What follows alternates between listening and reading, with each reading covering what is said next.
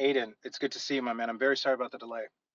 No worries. I didn't know if I still had another 40 minutes or so, but Central Mountain Time versus the other time zones. So, but hmm.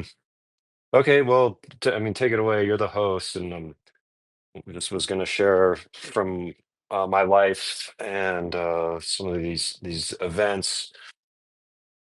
I Yeah, have. so Aidan, I want to ease into this. Everybody, don't put your clothes on if you've already taken them off. Grab that bottle, grab that bottle of whiskey, sink into your lazy boy. Um, if and really, what you, okay, what everybody should be doing, pull over the car, close your eyes, then pull the car over, and what you should be doing is waking the old people up who've already fallen asleep, and, and you should wake all the kids up, get everybody into one room. And if anybody is easily angered by aliens, NHI, the talk of the deep state, now's the time to push them over the edge. Just play this on accident, stream it to a Bluetooth speaker of a neighbor you hate. Um, I think it's time to fuck around and make other people find out. So I want you. I really want to. I want for people to know who you are, right? I mean, your name is in your handle. Is it pronounced Aidan Right. Shaffer? Is that correct? Ye Yeah, I go by Aiden. Usually my first name is Martin. That's a family name. And then Schaefer, boy, what we are Dutch Pennsylvanian as far as I've done my genealogy, but I'm in New Mexico. I've grown up around the nuclear weapons industry due to my mom, Martina Schaefer, who is deceased. She was a DOE employee for most of my lifetime. So that she had a security clearance. She got involved with the DOE and Sandia Labs back in the 70s, right when computers were becoming a thing. So she spent most of her life as a database analyst. And But Aidan, I want to uh, get into all that. So we have a lot of nuke shit going on right now, right? And there's a lot of tie into right, the DOE in your background. right. Can we? Your your you're Aidan Shaffer. Am I allowed to say your age? Is hmm that okay? Yeah, that's Do you fine. want me to take a couple years off, 10, 20 years? Just tell people. I'm No, I'm joking. I'm 48. Uh, are you single? Are you looking for anyone, Aiden? Ladies, oh, ladies. yeah, I would love to be Yep. married. Send your DMs. You can slide all the DMs in there. You live in New Mexico. Aiden, I'd really like to start from the very beginning. Is that okay? Can you tell me just to Sure. start off, um, where you grew up and what the environment was like, what your dad was like, what your mom was like, and Okay. any bleed in into UFOs? Like, were you the only one? That kind of stuff. Just paint the picture for me of like what's Aiden like, however, whatever you want to get into from like 0 to 12. Well, so at that time of my life, my name was Bicentennial Jones, BJ for short. Um, because I was due July 4th, 1976. So I don't know, this is a generational thing. But that was here in the United States, that was the bicentennial of the Declaration of Independence. So I was born, actually came out on Bastille Day, but I was born under auspicious circumstances. At the time, my mom was a DOE employee. Why this is important is because the NHI, the non-human intelligence that is monitoring the nuclear systems here in New Mexico and in various places, I've found that they have, there are servicemen people that have been enlisted and gotten into these things, and then you've had people like myself that or these hybrids, human hybrids, and as this story evolves, or as my history and recollecting things continues, you'll see why I'm considering myself a hybrid now. But so yeah, my dad was not around. My mom he stayed up in Taos, New Mexico. He was just a hippie watercolor artist. Tom Noble was his name. He's deceased. Both of my parents are deceased. But growing up, I spent, I guess, like the first 10 years or so of my life in Albuquerque, just doing little normal things. It's nice to see Ursula here because, like, when I was really young, my grandmother was out at Mexican Springs, which is just a little bit northwest of Gallup. Was in the Navajo or Dene territory, and was a trading post. So when I was younger, we would go out there. Um, One of the things I remember vividly was sitting in the car seat, and we're driving towards Gallup in this big old, like, a 1965 pickup truck that my mom had. And as we were going past this refinery that's to the east of Gallup, I just remember the smell from the cracking, the fracking, and then all of a sudden I was connected to, or there was a voice in my head that was asking me how old I was. And I was like, I don't know, maybe like one. And it's like, oh, good. So you're 1 years old. How old are you going to be in 10 years? And I was like, well, 10. And then 10 years after that, I'll be 20. And then the voice continued to do this up until I got about 50. And When did then this it'll be voice like, first show up? oh, I was in the car seat. Well, I remember vividly sitting in the car seat with my blanket. I had a polka dot. There were two at that time, yellow and blue, and I think I had the yellow one. So, I mean, I was about a year old when this ego of that I'm using became aware. And did you hear it as an audible voice, or was it an impression? Uh, Internal dialogue. Okay. So yeah, it was a um, that's kind of set the stage. Like my inner life is, I don't know. Over. I am telepathic, or I am. My inner life is kind of complex sometimes, and that does, telepathy sometimes is like schizophrenia, but I've developed some ways of dealing with it. And this telepathy with the NHI monitors can be, I mean, part of the reason I want to have this space is to be able to address this publicly before people. So it's, yeah, I do hear voices. Sometimes when I'm talking with people, it's like there's an inner dialogue that's overriding the outer dialogue, and it's very annoying. But There's an It's overriding your own ego. yeah, yeah, or sometimes I'll be talking with people, but the inner dialogue is a lot louder than the outer dialogue. So I But just is kind it of pay attention to that. does it feel like your thoughts, or does it feel like another entity? Um, it's a bit of both. I don't know. I mean, I need to study up on some neural chemistry, but some, like, definitely, like, when there's a probe ship and I am thinking thoughts at it, the thoughts come back are very direct. Um, I wish my friend Rhonda was here because she and I have talked about it, but uh, Do you want to DM Rondo? I sent her a link. I'll maybe doing something. Make her- so yeah, I was just, it's been my first And Aiden, experience. you're cutting out a little bit for me. Aiden, I don't know if it's Okay. my connection or yours. Are you on a No, solid connection right now? it's going to be mine. I have to keep. I'm in Mountain Air. Doesn't have good Because Verizon service. you're good right now, but before that, when we were talking about Rhonda, it was breaking up a little bit. Yeah. Yeah, I have to keep my phone in a specific position. I'm using a window frame as a service booster or signal booster. Okay. So I'll just leave it alone. Yeah. As long as you're comfortable and we can hear you. Tell me a little bit about. You said you wanted to do this space because you wanted to talk about the monitors. Now I want to get into that.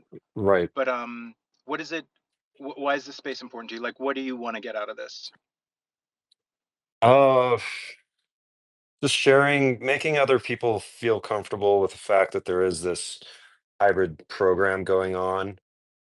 Because I think what stimulated this space was a space from a couple nights ago where you were talking about asymmetrical warfare, and that brought up some of these experiences. There was this a list of events that I wanted to cover, or kind of keep our narrative to, but it was stimulated also by Representative Boebert's question of Mr. Lou Elizondo, if he knew anything about the human hybrid program. And over the last, over this summer, um, I've come to the conclusion I'm definitely a hybrid. And after the close encounters, there's been changes to my physiology. Um, my health is being monitored or controlled by little gray brother, or AKA the what I call the NHI monitors. Um, because I've grown up, like I said, I grew up around the nuclear weapons industry. Um, so childhood was, spent in Albuquerque. Spent a couple of years up at Los Alamos, attending elementary school and like a Montessori school. And that's where I started to learn about nuclear physics. Because when you're living up on the hilltop, it's, everybody up there that's living full time up in Los Alamos. It's also known as the hilltop because it's up on the side of a hill. But everybody has a PhD, every other person, let's say. Except And for 𝗶𝘁𝗶𝘁. um, uh, um, yeah, the when you were growing up, you said your dad wasn't around. You said no. he drew. He was a watercolor hippie. My grandfather was a watercolor. I guess at some points he might have been a watercolor hippie. I don't think he dropped any acid. Mhm. But do you know of any? I understand he wasn't in your life, but do you know, did he have any NHI encounters, any military background, any psychedelic Yeah, encounters? I don't know. Tom and I never tripped. We would smoke some weed together occasionally. He told me about one. This is a hidden sighting or a hidden incident, but in Taos in the late 60s, near the Martinez Hacienda, there was a flying saucer came down and hovered over a group of trees near the Martinez Hacienda, and it did that angel hair thing where it excreted a bunch of material that looked like wispy white hair that was all over the trees. Can Um, you for let's say, because I've never heard of this angel hair thing. So for someone like me, oh, what do you mean UFO dropped down and did that angel hair thing? Can you give me well, details?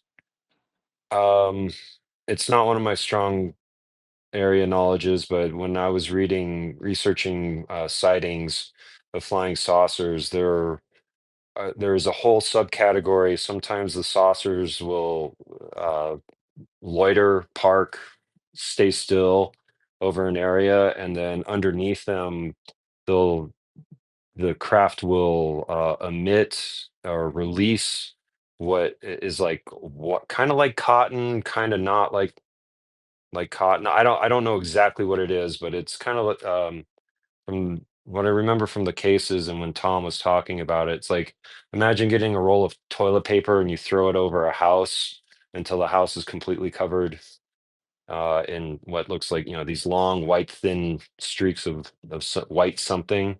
So there are these some vehicles have come to Earth and have done this release of this white quote angel hair close quote material, and it doesn't last very long.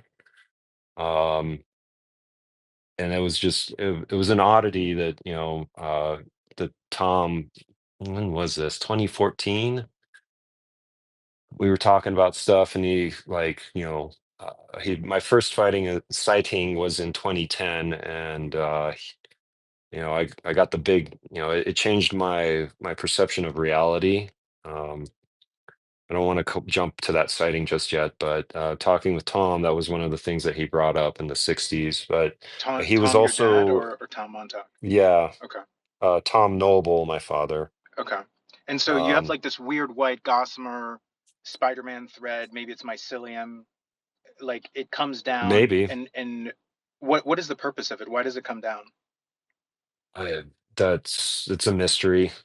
Like I said, it's not one of my strong areas of knowledge, but Tom said that it happened in the late 60s in Taos, and it brought up there were scientists from Los Alamos that came up and collected a sample, and the stuff doesn't last long once it's out of the vehicle and disperses. So maybe it's a mycelium. That's an interesting hypothesis. I just know it's called like it's UFO angel hair. Yeah, we need this is it'd be nice to have what's his name? Dave Marler, or the National UFO Records Center.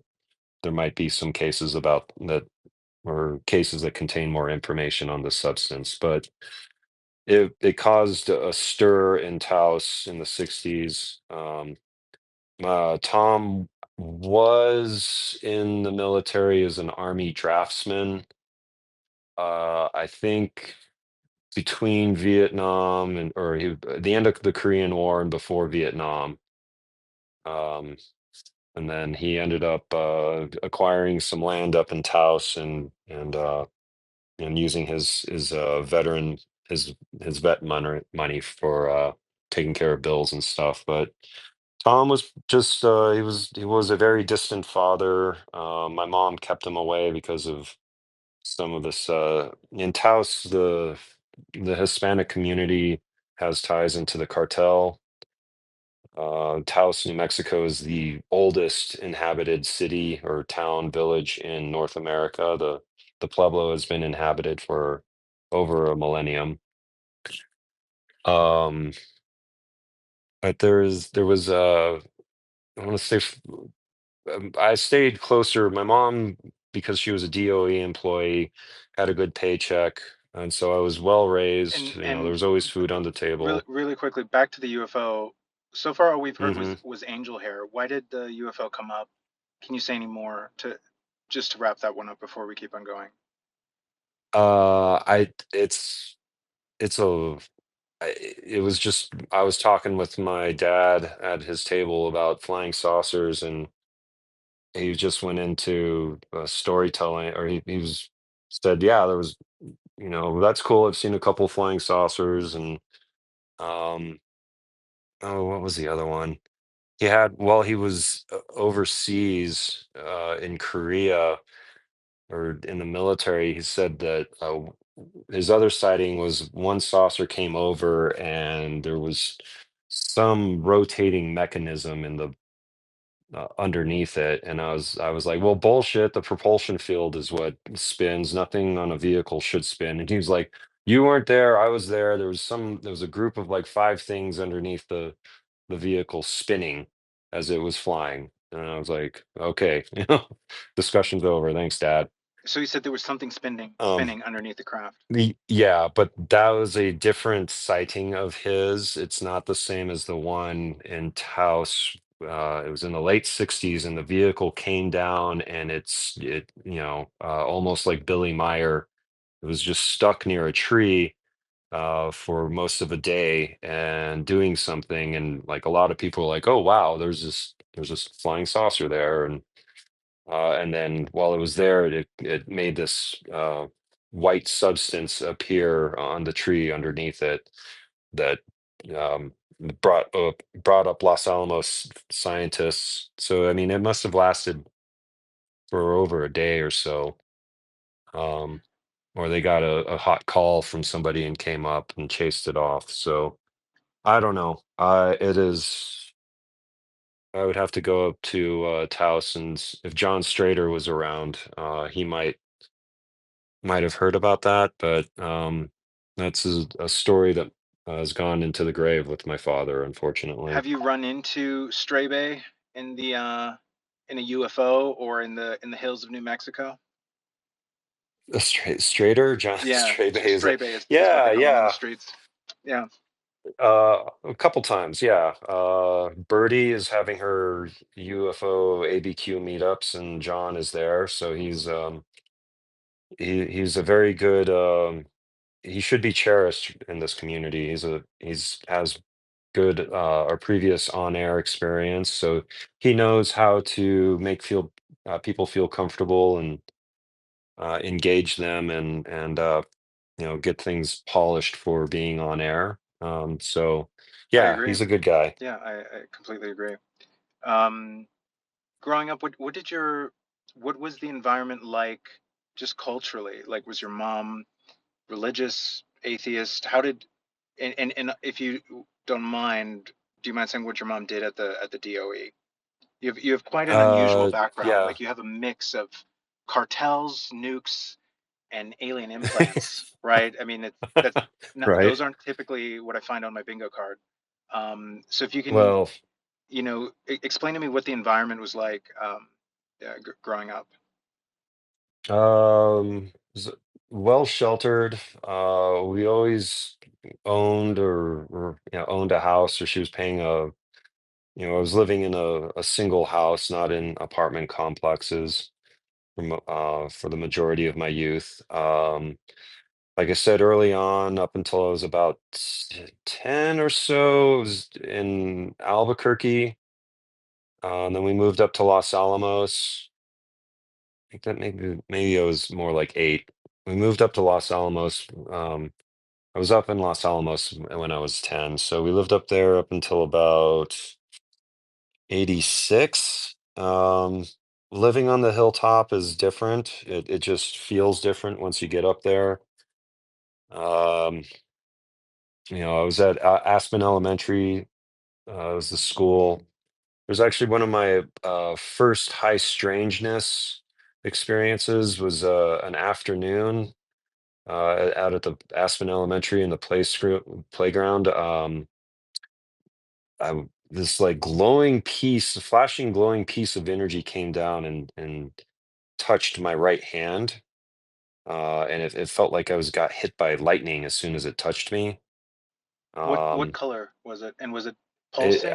it was pulsing. I don't know how to put it. Like pulsing clear, like Like clear white light, kind of like supposedly.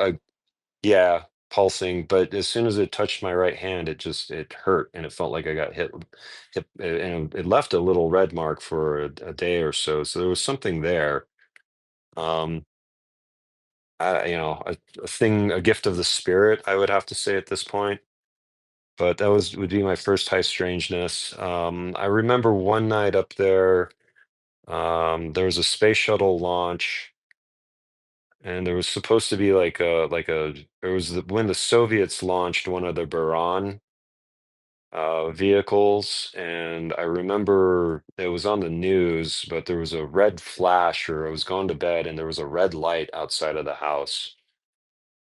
And that was during the winter, so this would be somewhere in like 84-ish, 85. It's just an odd memory that popped up during this discussion, but one night I just remember there was like red light all around the house. And Anyway, growing up in Los Alamos, as kids, we were pyromaniacs. Like we were always,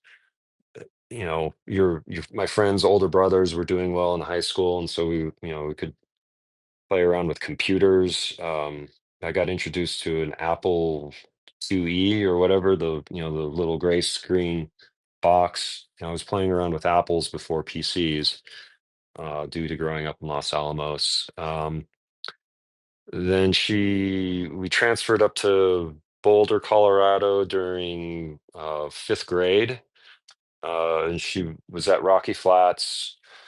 She was doing database management for most of her career. And so she would come home from the labs and just start bitching about how crappy working on computers were. And that kind of made me, Made me go, geez, if she's having that much, like, it doesn't sound like it's fun, so I don't really want to play around with computers much. That's funny. But Oh, like, what was she complaining about the computers? I think it's at that, I mean, these are the databases for Los Alamos, which everybody, up there, they call it the bomb factory, or Los Alamos is where nuclear warfare started. So it has this onerous burden of being, I don't know, called a bomb factory. So she would just complain about the work conditions, or if you get close to Sandia Labs and the engineering environment, um, uh, I mean, there are demons. Nuclear warfare is a demon on this planet. If we want to abstract it to the extreme, pure spiritual state. And so there is just this dark, nasty undercurrent of emotions that run through Los Alamos and Sandia, and probably a couple other DOE facilities. When nuclear ordnance is being made, like the DOE owns all of the fissile materials. So while your nuclear ordnance is being manufactured, it's actually owned by the DOE. And then once it's completed, that ordinance is signed off and transferred over into the DOD. Does fissile mean So used for fission? Like, what does fissile mean? fissile, yeah, it's another word for nuclear materials that are radioactive. And Uh, what was the first conversation you ever had with your mom as a kid growing up about UFOs? I assume you oh, weren't 1 or 2 years old and you said, "Hey, I have this no, overlay quite of to the voice." opposite. Yeah, what was that Yeah, like? no. My mother and I never talked about flying saucers or anything. To answer your question about her spirituality, I would say that she was kind of Wiccan in practice. She taught me the love of protecting our environment, and some of that came from, like, she would do like candle magic for when there were some storms and really bad hurricanes. So I remember several times growing up there, TV would be talking about a hurricane going to hit somewhere or something, and she would just set up candles and try to do think about sending people light, if I have to extrapolate. My mother and I, yeah, she when I was young, I actually stopped talking to her for several years. She did something that I can't remember, but it pissed me off. And my first word to her after, I think I was like nearly four, I said hippopotamus to her, Whoa, because I okay. I thought you were remember. saying like in your teenage years or maybe as a young adult, you're saying No, you stopped no. talking to her like when you were still like When a I, toddler or 3 years old or something. Like how yeah, I got that's unusual. Do you know how old you were when she upset you and you said you're not going to talk to her anymore? um probably around two. Because And I was always fairly cognizant and when I was younger. so you have no idea, or you have a hard, if you do remember during the space, please just interrupt me and bring it up. Um, and so you said you were four maybe, and you Hmm. broke your, what is it called when you don't, yeah, Silence. you broke your silence with the word hippopotamus. Do you know what caused you to break it? Yeah, there was a cool thing on TV. I just remember PBS. This is back in the early '80s when there were four channels. ABC, CBS, NBC, and PBS. And I was watching something about the hippos. And they're probably playing the game Hungry Hungry Hippo back in the day. And I can remember watching the memory of it, and the hippo opening its mouth and its ears, little ears flapping, and it's going "Rawr." And I was in bath time, and I was like, "Hey mom, hippopotamus, hippopotamus," and started splashing the water, and she was like, "Oh, so the wonder child speaks again." or something. And you So didn't speak it's with anyone, or was it just your mom? I don't know. I had friends when we were super young. So yeah, I would talk with people, but that was just I don't know. It's an odd memory to come up. It's actually her birthday today. Is the No way. yeah. See, sometimes her birthday was on Thanksgiving. This is one of those years that it would have been her birthday, but she's killed herself in 2016 with her opioid thing. We'll get to that. That ties into the cartel stuff a little bit down the road, um, Aidan, but growing up, thank you for doing this today on Thanksgiving. There's a lot of people who would much rather tune out or they need a break from their hmm families. You might be hmm saving lives right now. So uh, I want to say thank you to you, and I'm deeply sorry about what happened with your mom. Yeah, opioids are a hell of a drug. But so growing up with her was fine. We were always, like I said, there was a couple years between fourth, fifth, and sixth grade that I was the new kid because we were moving around. She had just a DOE security clearance. I don't know if it probably wasn't Q level, but I always remember her badge being super thick. Because where she worked up in Los Alamos, or there was all of the lab employees had to do dosimeters, which to measure the ambient radiation of the environment. So she was in one of the buildings that was close to fissile material several times in her career. So, but it was just always like, what was this stuff? Vax VMS, which I don't pretend to know, but that was like a type of predates Oracle software. Um, so she was just, in the beginning of her career, she was probably handling those giant reels of data because, before floppies, they had these large reel-to-reel machines for inserting data into the computers. But so yeah, Sandia Labs, Los Alamos for a while, then for half of fifth grade, the first half we were in Boulder, Colorado. She was working at Rocky Flats. Um, she may have been in the wrong technical group or something, but for the second half of my fifth grade year, we were out at Pantex, and then we moved back up to Boulder. So this is like 1988, 1980.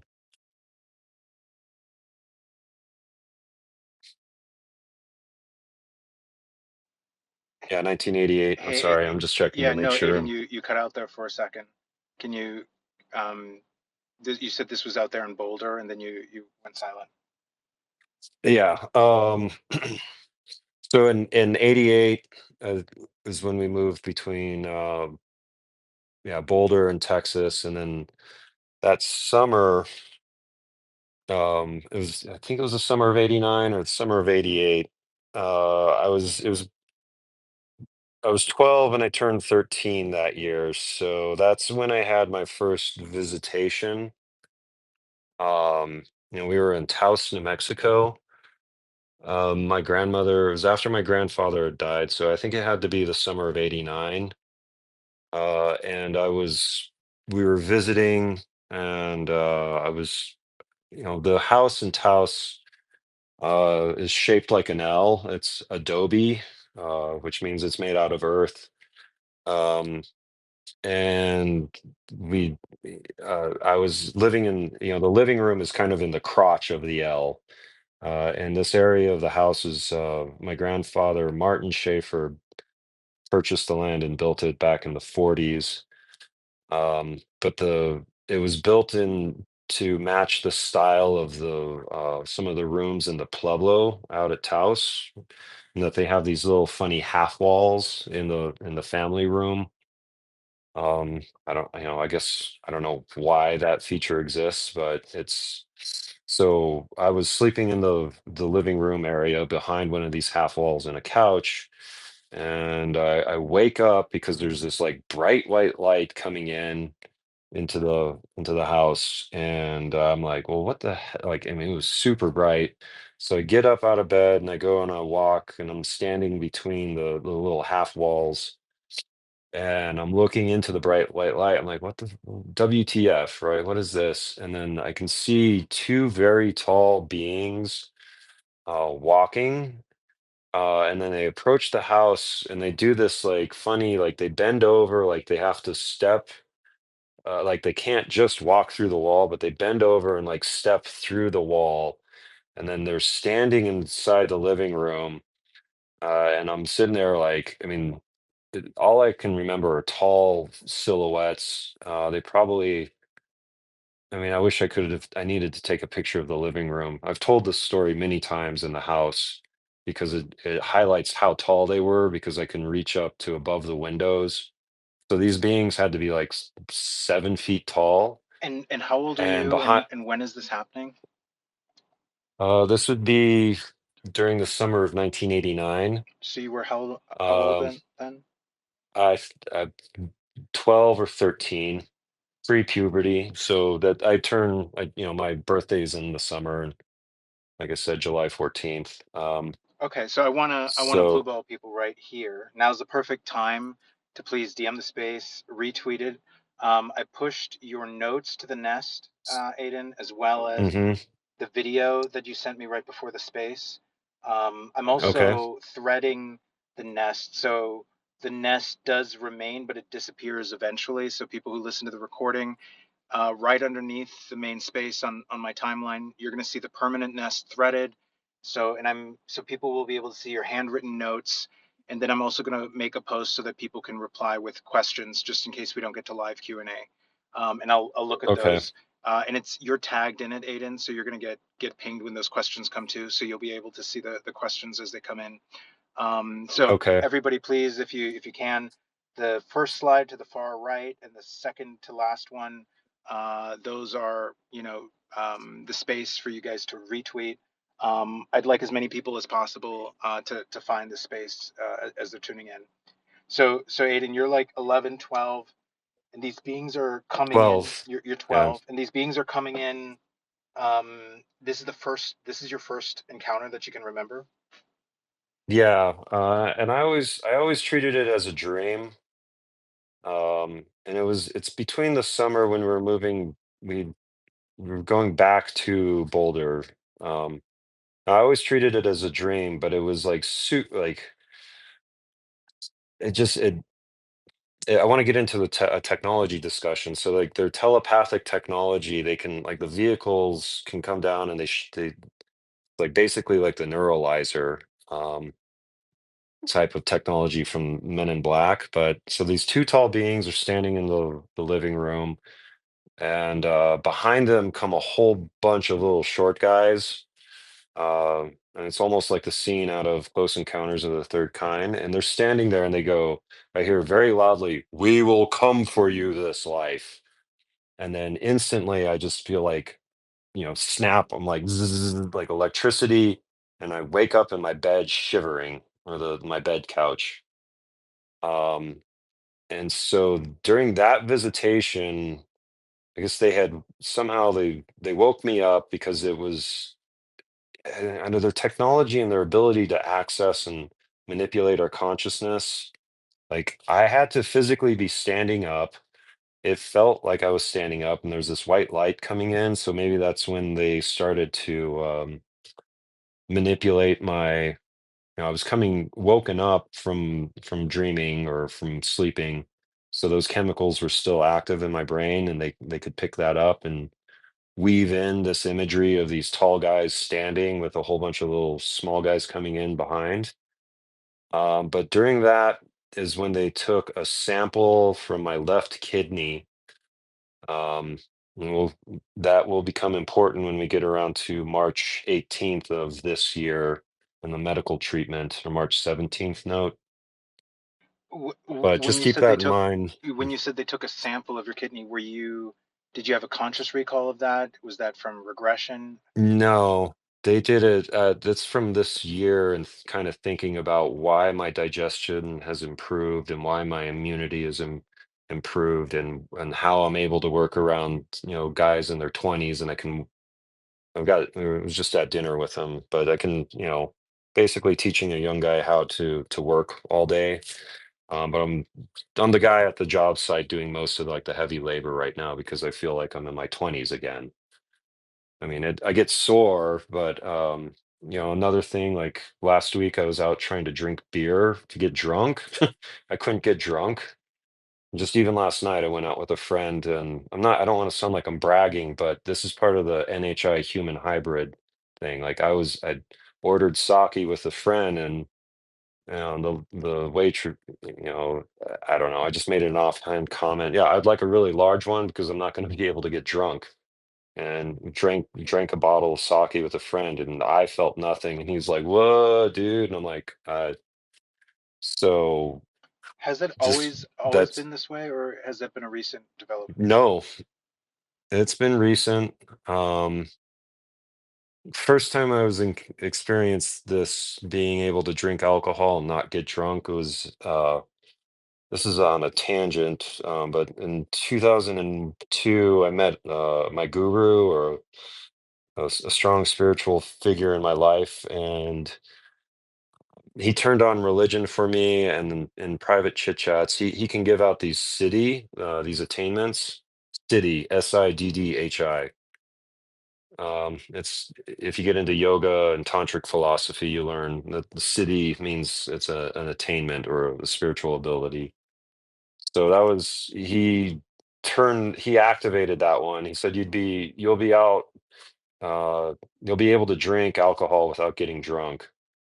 And but if you talk about these attainments, they go away. But this one, I've experienced it for a while. It disappeared. I mean, there was for like during COVID, I was an alcoholic like everybody else. And then over the summer, not that everybody was an alcoholic, but anyway, over the summer, it's come back. Like the what I call the NHI monitors, they are maintaining my health at this point, which is, I've, and this is something that's in my classified file. Um, I'll have to get into that in a bit. I know I have a classified file, but because of one of my aerospace mentor that I met in 2014, he's signed national security oaths, and he was my entrance into the secret aerospace college that does exist. Like, Sarfati would be one part of it. APEC, the Alternative Propulsion Engineering Conference, is kind of officially the surfacing of the secret aerospace college. Um, but where to go with this? So, but yeah. Anyway,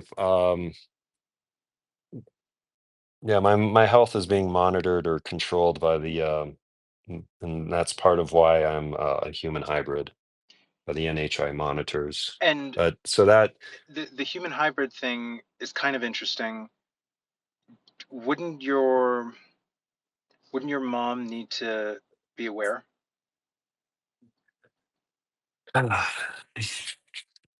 probably, um, when she was younger, or when I was very young, she was very strong for some reason.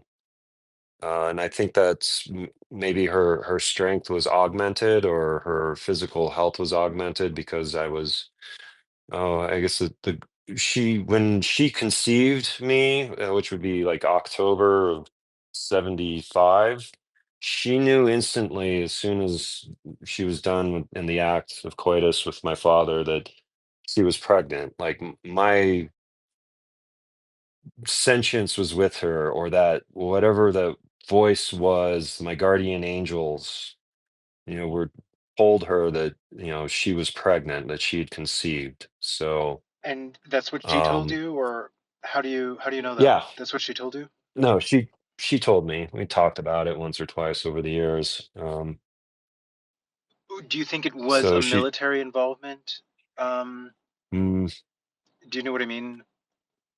I, Yeah, I I assume your do. dad would need to be aware of that as well. Yeah, dad, Tom was out of the military at that time. He was, being a watercolor artist, smoking weed and Wait a second, going. Aiden. You didn't tell me he had a military background. I Oh, did. you I did? said I'm yeah, he sorry. was a cartographer.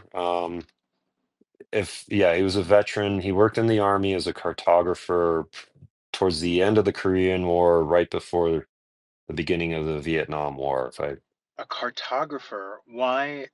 I'm very ignorant when it comes to history in general. But why did the army need cartographers for around Vietnam? uh, this was before satellites were invented or deployed. The start of the Vietnam War was this they had was when they had their first satellite uplink.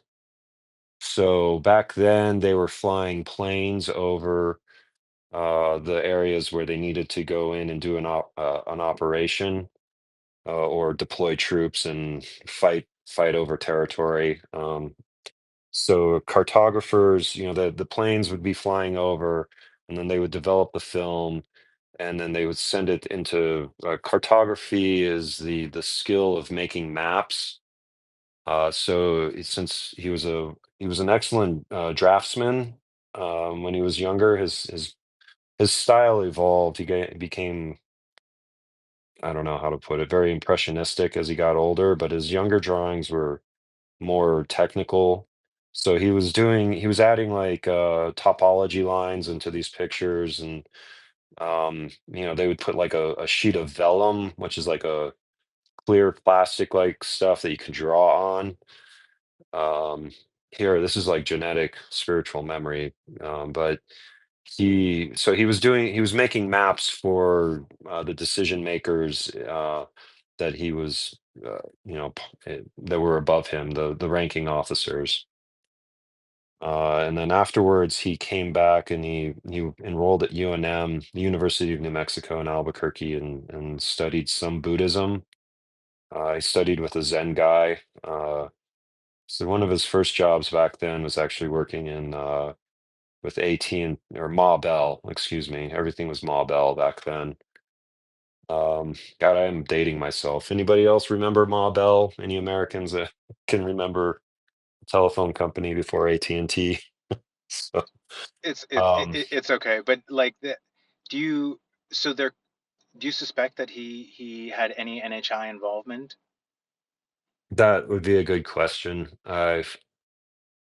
I'll have to do a seance and see.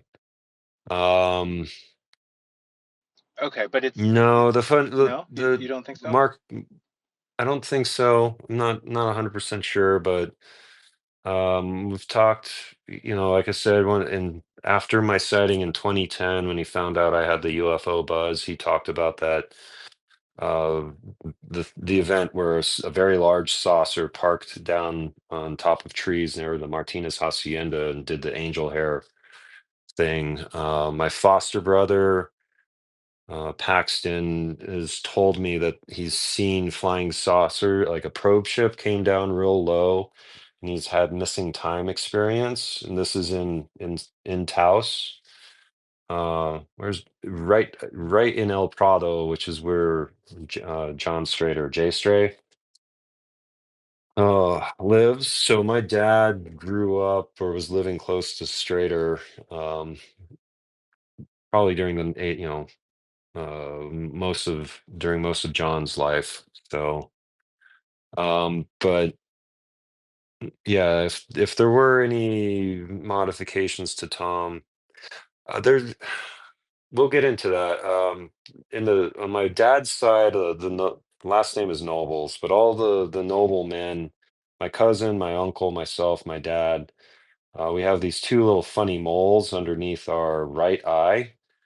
Kind of look like snake bite or something, but um so there's some sort of spiritual influence or a genetic, like, they're birthmarks that were transferred from my paternal grandfather. Both of my dad and my uncle have them. My cousin has these two marks, and my as do I. So within this human hybrid thing, like, these funny moles in certain positions on a body, or and there's another one that I've seen on anyway. I don't know. I mean, what I'm getting at is are marks of enlightenment, which is another tangent, but it may these marks of enlightenment are caused by, birthmarks are caused by like blood affecting the womb, the fetus as it's growing in the womb. Um, so if there's any sort of, I've talked with a couple people that have had of Craig and his wife. We were talking about him the other day, but it's part of how I figured or learned about the abductions and how little gray brother works. That there are the NHI monitors are in a symbiosis with humanity, and they are, they do use women. They implant something into the womb, and then they'll let it gestate for a little bit, and then come down or come back, 2 to 3 months later, and remove whatever they're gestating. And this guy Craig, I met him 2017, 2018, and he talked about having a whole series of visitations by little gray brother, and eventually, it ruined it ruined their marriage. But he said, in the beginning of this discussion, he talked about the first encounter where, he heard a knocking at the door. This is the west rim of the gorge outside of Taos, which is called the Mesa, but it's not really a mesa. It's just, but anyway, he heard a knocking at the door, and he went and opened it, and there was a small guy with really big eyes, a really big head, and said, "Hey, can we come in?"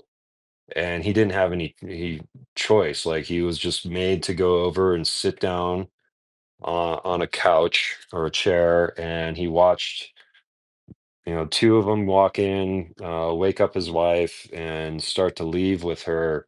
And it was like pissing him off, and like he was trying to break the control. And one of them noticed and came over and was like, told him, "Oh, you're really not okay with this. Here, hold on." And then he just passed out. Um, he started remembering the encounters before she did, and she was very, very programmed to be very defensive about the whole situation and say, "No, it's okay. What they did to me was okay. We're fine. I don't want to talk about it." And I've heard that sentiment from Daryl Sims and a couple other people at the Roswell UFO Festival. And Um, Aidan, forgive fr- me, I had my app crashed. Who is oh, this? Is this your mother, or who is okay? Who this said they were okay? this guy Craig. He is for a while became known as a UFO guy around Taos, and so people would come up to me and tell me stories about vehicles that they'd seen and stuff. And he was the first person that told me about an abduction experience. So he's probably still outside of Taos, but he's living off the grid at this time. God, when this would be probably the aughts, 2005, '06, '07. I've tried to meet up with Craig again and get more details, but we were talking in like 2018 about this experience, and he had already been divorced, and he had his daughters, which were teenagers. And I think I've wondered if his daughters came out or are hybrids as well, because they were born after these experiences where uh, the monitoring system was trying to make more parts for itself. What I'm getting at, what I've have been given knowledge of, both from my aerospace mentor and through telepathic discussions and stuff after my close encounters, is like the reason the head is so big is that they have a second central nervous system, a second lobe, It's more towards the front, and it's where all of the little uh, pieces of technology are implanted that make telepathy with humans possible. Um, and so that the telepathy, they're cultivating a central nervous system in order to generate, the structures within the brain evolve generationally. Like if you were to go back a couple hundred years and get a functioning human brain and start looking at it as a neuroscientist or a brain surgeon would, you'd see that there's these different structures in it. So um, the monitoring system has to continuously create new central nervous systems for future versions of little gray brother in order to uh, keep up to date with how we think and how we think and why, not why, but how we are thinking. And then part of that gets into, and I wish we had like Gary Nolan here or something, but Somebody talking about the, please get Gary Nolan in this room. yeah. Please DM him. Gary Nolan, if you're listening, just hit the big mic button in the bottom left. Um, so little gray brother, that's your term for them, LGB, Yeah, for the smaller grays. skinny Bob. Yeah, they're yeah. This summer, while I was having close encounters, Richard Bandurek is the professional I spoke with. I felt comfortable with speaking with him.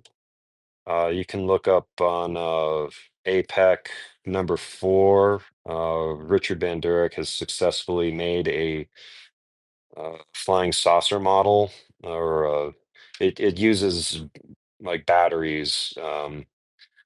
His and it's DARPA level. I haven't signed a national security oath. I don't know why I'm feeling any hesitation.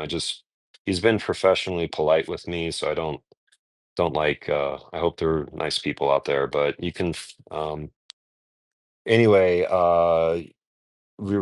I was trying to process some of my close encounters from the summer with him, and he said, they're an android. Their primary purpose is to help resolve emotional issues. Um, Yeah, and I don't know, whose emotional issues? other experiencers, or like myself, I was suffering from PTSD from having my property taken away up in Taos. So and that also was affecting my performance last year when I was working with Mark and Jeremy and Michael, Mark Sokol, Falcon Space Labs, Jeremy Reese, the alien scientist. Michael's being kind of quiet. Jared Yates is another part of the crew. So I was inside the paid group, or the inner circle behind APAC. Tim Ventura. So I need to be honest here, and you lost me, and we can go straight into the alien stuff if you Okay, like, but I just want people need to understand, how did APEC happen, right? Like, I assume you know right. what I mean. Like, how old were you? Did you take an interest? This is a common thing with experiencers, but I assume it wasn't like a magazine advertisement. Hey, do you want to work for APEC? No, Right? no, not at So all. tell me how you wanna go with this. We can go straight into it. Um, Um, Oh, yeah, we're kind of APEC. I was employed in APEC. If you look at my notes, there's something March 24th, March Madness. That was kind of when I quit working with the group. How I specifically got involved with APEC was Dr. Tom Vallone. I was friends with. I met him through the Tesla Tech conference and also through Dr. Stephen Greer and his Serious Disclosure. Anyway, Dr. Tom Vallone worked in the U.S. Patent Office and was uh, partially responsible for making T.T. Brown's work more popular. He had picked me up at a Tesla Tech conference And during COVID, he read me into this clean energy circuit called the Manila device. Um, it basically, simply stated, it uses a 12-volt battery, um, conditioned magnetic ceramics, something that's called a blocking oscillator or a jewel thief, and the conditioned ferrite has a magnon, magnon. This is clean energy technology, and so what the magnon is a state of condensed matter, a Bose-Einstein condensate, but it's a spinning ring of voltage, high electric current. So you'd use a 12-volt battery, um, a large chunk of ferrite, which is a magnetic ceramic, and then these three coils, X, Y, and Z. And the magnon is running at 180 volts, and it's trying to find thermal equilibrium with the temperature around it. So it actually runs cold and produces, it's using 12 volts to keep 180 volts spinning, and you can draw that off. The Manila device was continuously outputting 70 watts of power using 25 watts. That breaks the second law of thermodynamics under classical physics. This technology has been understood and used. It's part of the clean energy technology that's being suppressed. So And why at were that you at the in why were beginning, you involved in this? um, Dr. Vallone felt that I was qualified or capable. I was younger. The Tesla Tech happens every year. Steve, what's his last name? Steve is his first name. Steve puts on a wonderful job of hosting the Tesla Tech conference, but it is an older. There are regulars that go to it all the time, and it's getting older. There's not young people coming into it. So I was asking good questions. So he felt comfortable at giving me a packet of information, with pictures and circuit diagram, and the basically the classified part of this presentation that happened at the Tesla Tech conference right before, yeah, so 2019. Um, how APEC got started was there was this uh, the secret aerospace college would put together conferences. It's called STAIF, STAIF, and it would bounce between Albuquerque and Boulder, Colorado. And it had, I don't know, it got started after the millennium, but the late teens, some of it STAIF faltered, and then there was this Estes Park conference that would happen. And Mark Sokol attended it, and COVID started, and Mark Sokol grabbed the Estes Park mailing list and just said, fuck it, I'm gonna do it. Mark's a really good networker. I don't know how he got to know Tim Ventura, but Tim was the guy behind American Anti-Gravity, and Tim is very knowledgeable on some of these technologies. So they early, God, that would have to be 2019, wouldn't it? Because it's 2020 when I got involved. So yeah, the early Apex stuff was just Mark said screw it and put it on there. We had like Mark McCandlish, that Richard Van Durek was in APEC number 4, and then his presentation has been certified for public release. But it was, he successfully built a small saucer-shaped platform using like aerogels and graphene, excuse me, an aerogel coated with graphene. Um, he has the hull does what's going on inside of his saucer is he has 2 discs. One of them acts as an artificial ground, and then the other one is a composite disc made with a bunch of, it's probably like an aerogel or something, but he has a bunch of little small spheres coated in silver. Um, and then he runs high voltage underneath the ground disk, and then this other one's spinning, and it picks up a charge. And these spinning disks, the spinning spheres, generate an eddy current and excite the shell of the vehicle. And the next thing you know, the vehicle generates a field and then pulls itself off the ground. And um, so Banduric, his vehicle uses conventional electricity, um, or like batteries and stuff. Doesn't have much of a flight time.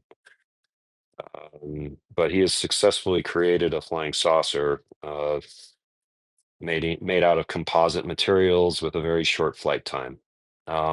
But during the summer, when I was having close encounters this year, I guess they reminded me to talk with him, and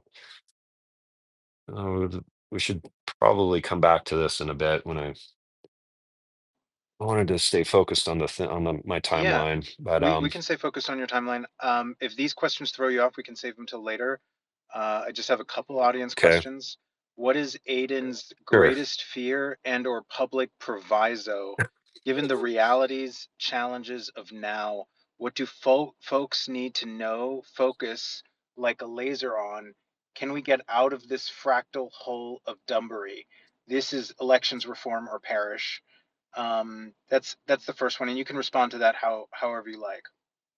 What so what is there's that is a It multi-layered is. question. What is Yeah, and you're tagged in this, by the way. So like I put up a post where people can put their questions. I'll read it again. What is Aidan's greatest fear and or public proviso given the realities of challenges of now? What do folks need to know, focus like a laser on? Can we get out of this? Like, what's your oh biggest fear and what do you think we should be focused on? people are my biggest fear. Um that's people are dirty. We're I all think he full means like of greatest fear in we're terms of suspicious. outcome, you know? Oh, I'm not worried about nuclear warfare. The saber rattling, the monitors are programmed. That is their one mandate, is to prevent nuclear warfare, preserve the ecology of the planet. Um, Homelessness, I think, is my biggest fear. I think, seeing we're going to go through a change, a transition. Um, we are in World War III right now. It started with COVID, and we're in World War III is destabilizing the American petrol dollar, and you're seeing they're going to try to get us more onto digital currency and away from the petrol dollar and the BRICS consortium economic group. So my greatest fear right now is just like homelessness and seeing more people lose their home, like a basic, our civilization losing basic decency. The American economy is based off of the game of Monopoly and tyrannical landlords. People just, I mean, seeing more homelessness is what's happening in California. It's disgusting. Why can't we take care of our fellow human? So I guess seeing more, it's more of capitalism, seeing cold-heartedness, or people doing things because the numbers, instead of doing things to bring us together and keep us from hating and killing each other. Um, you're not worried that NHI might set a nuke off since they've also been been able to arm No, it? they don't want us. Yeah, um the monitoring system has a fundamental control of causality on this planet. I don't want to sound like a Y-Files episode, but like there has to be something to like the Mount McKinley, the pyramids underground, or whatever is underneath the paws of the Sphinx, for example. But they have this monitoring system has control of the planet. I suspect that if it needs to, it can briefly reverse time. It like in this case, like imagine a spaceship. Why there's a monitoring system on this planet that is, it's what Carl Nell refers to as the one that's like here to stay. It's there are, imagine Han Solo is coming over and he got done with the Kessel Run and he sees Earth and he's like, oh wow, that looks cool, but he stops down in like the Gulf of Mexico and dumps out his bilge water from the Millennium Falcon into the Gulf of Mexico. And the monitoring system is looking for problems like that. So if our biology, if an off-world bacteria gets released, it's like, it's biological warfare. The Virginia case where the guy got scratched by the little creature and he was dead of a bacteria infection 48 hours later. Um, and that one, people, I don't think we're tracking too well on that one, but so that's and then the electroscalar, a part of that,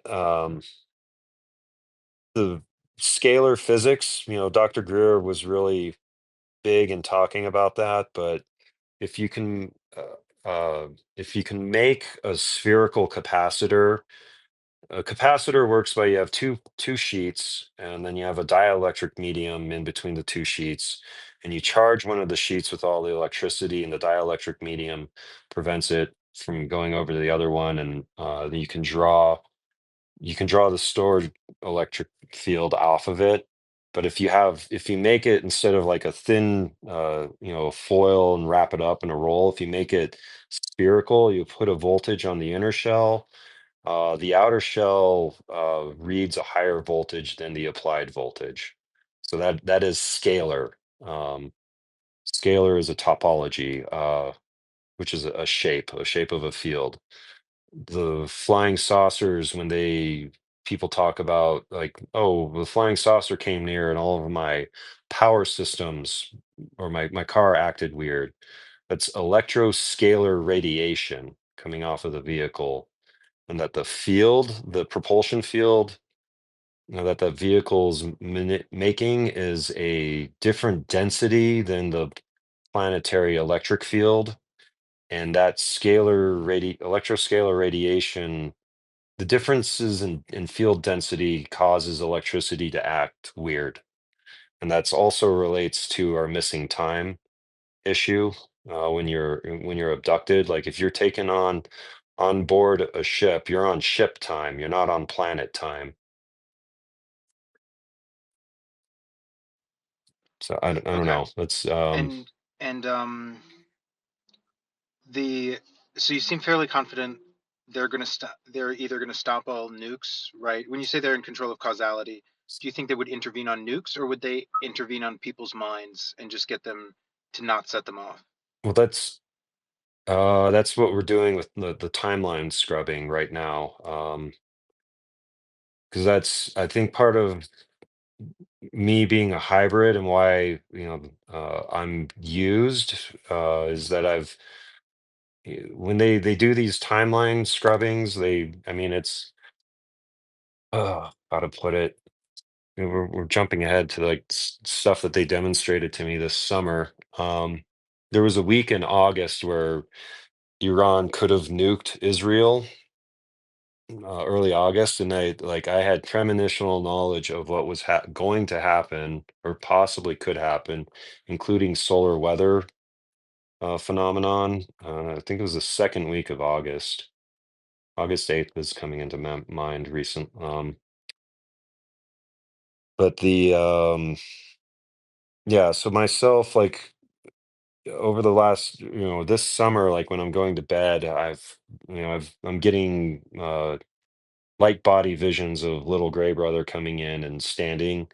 Sometimes I'll have to open my eye and see if there's actually something there, but most of the time there isn't. So what they're currently using me for is kind of like an anchor, because my timelines, this goes to the 2010 May 29th sighting. It was two probe ships came down and they released a flotilla of small spheres that cloaked. They were erasing all of my timelines that involved me going to the hospital um, in the Holy Cross, or maybe they are adjusting it. Maybe I end up going back up there, but as a hybrid, I haven't really suffered from many physical ailments. When you Um, say, oh, so it's, but that's part of it. What I want to focus more on is like we have at any given moment we're probably about a half an hour away from nuclear warfare, um, or 27 minutes or so, like, because it's nuclear warfare currently is based off of submarines. Um, I actually worked with 𝗬𝗓𝗏 and Robert Hastings on the UFO and nukes documentary.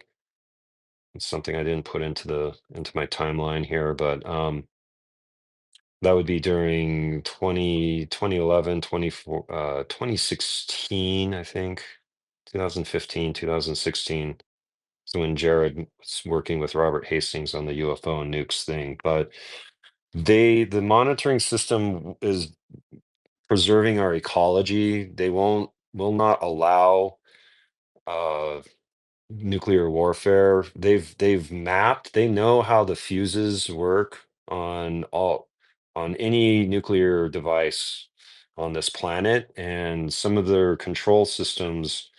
They have some type of like quantum computing where they can scan our electronics. It's all very simple. They probably were spoon feeding us ideas on how to make things. Like, you get into UFO lore and it's debatable whether or not humans invented the transistor or we recovered it from Roswell. But with their system that's here, they can do something it uses this electroscalar radiation. They use the planet itself as the antenna, and they just go blink. They put out some sort of carrier waveform that works with the fuses, and it just deactivates them, instantly nullifies them, or makes them inert, so the nukes won't be able to explode. Um, in my bag of UFO stories, um, this would be during the 2011 2014 era. I had a friend, Chance Angel, up in Boulder, Colorado. His name's literally Chancellor Angel, spelled with two L's, so Chance Angel. Um, he employed a technician, a bench technician who had previously worked at Sandia, and this guy's father was a Vietnam veteran, and then during the early 70s, he was after Vietnam, he was down.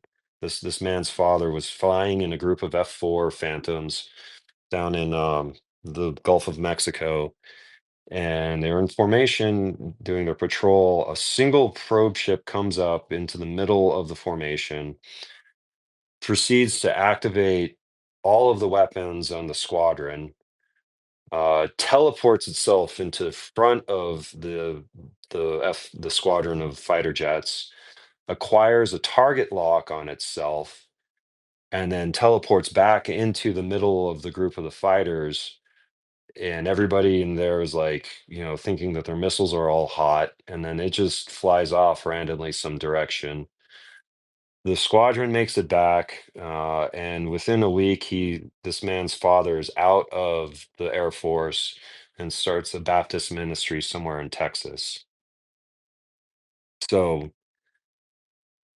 probe ships, like, I mean, they can have continuously shown that they have complete control over our war machines. And then part of this is why within the nuclear arsenal, the nuclear doctrine, our military wants a man in the middle in order to ensure that the nukes can't be accidentally set off by, some group of NHI that are here.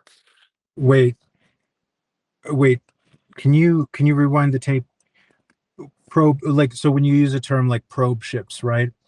M- Everybody Yeah. has an idea of what that means, but I don't think anybody knows exactly what you mean by the. How is a probe ship different from another kind of ship? But what you just said, Um, everybody needs a man in the middle. I assume you mean, Man in the middle doctrine. Yeah. I mean, I assume you mean like a human man, right? But you said so that the Yes, NHI don't set off the nukes. that's correct. I mean, think about it. I mean, we're seeing AI, we're seeing robots go wild this year. AI was last year. But the military, as a result of all the like our ground out of the nuclear arsenal here in the United States, all of the ICBMs are worthless. They haven't upgraded the hardware in any of the bunkers. They're still using those like big reels or like I don't know foot sized floppy, foot 12 inches square floppy disk, the old tech. But the man in the middle doctrine is an actual real thing that's part of the 509th uh wing. But basically they being the Joint Chiefs of Staff and the Pentagon and our fighting forces, they want to make sure that there's a human there that has like, the guys that, the president has the nuclear football, which is made in New Albuquerque. The nuclear football is a case, like a suitcase, and then you open it and there's a control mechanism that goes to the doomsday planes or satellite uplink. Um, and he has the option of giving the command, to arm the nukes and start nuclear warfare. Um, so the anyway that's the source, right? The president has the nuclear football is what it's called. It's a briefcase that ties into the airplanes that are flying around, and they have these ELF, extreme low frequency antennas that they're so they can connect to the submarines underwater. But our land-based ICBMs, they have two men that are always down there. They're still stationed, and it's underground, and it's a high stress job. But there are people there instead of just like, hey, hit the button, the big red button in the nuclear football that says, go. And they want people there because they know that the probe ships, a probe ship is what I call, the vehicles that I've just been given I assume that there's four little gray brother or four of the androids in each probe ship. But people talk about the orbs being, these plasma orbs, which are a propulsion field around a physical vehicle. Um, that and then inside of that there are the people or the little gray brother, the androids that are telepathic. Because if you wanted to see a flying saucer, come to Albuquerque and hang around Sandia, Nob Hills, a nice area. On Sundays, the majority of my sightings were on Sunday because the military is at rest. Everybody's going to church, and they'll come down and they'll, turn on the alien mind control rays, and they're monitoring thoughts of like family and, good thoughts that arise from going to church. Church isn't always good, but you know, ideally you go to a church and you're having thoughts about family. It's social networking. You're coming together, meeting people, reading spiritual scriptures, and trying to think about good things instead of like, our normal life. We got cut off from traffic. Hate this. I got to pay bills. Fuck this person. That person did this to me. I want to get even with that person. Right? We have these dirty thoughts, and then church is supposed to, inspire good thoughts. So the monitoring system is using that. When you're thinking higher thoughts, it's actually activating your pineal gland, and their technology is looking for people that have bright ideas, and then they are encouraging that. So this gets into the idea, the concept of a timeline. Very simply, a timeline is your entire existence from when you're born to when you're going to die. That's, you can draw a straight line usually, one day at a time. And Aidan, Um, we definitely want to get into timelines, but if NHI are going to prevent nukes, why would there be a man in the middle to prevent NHI from setting off nukes?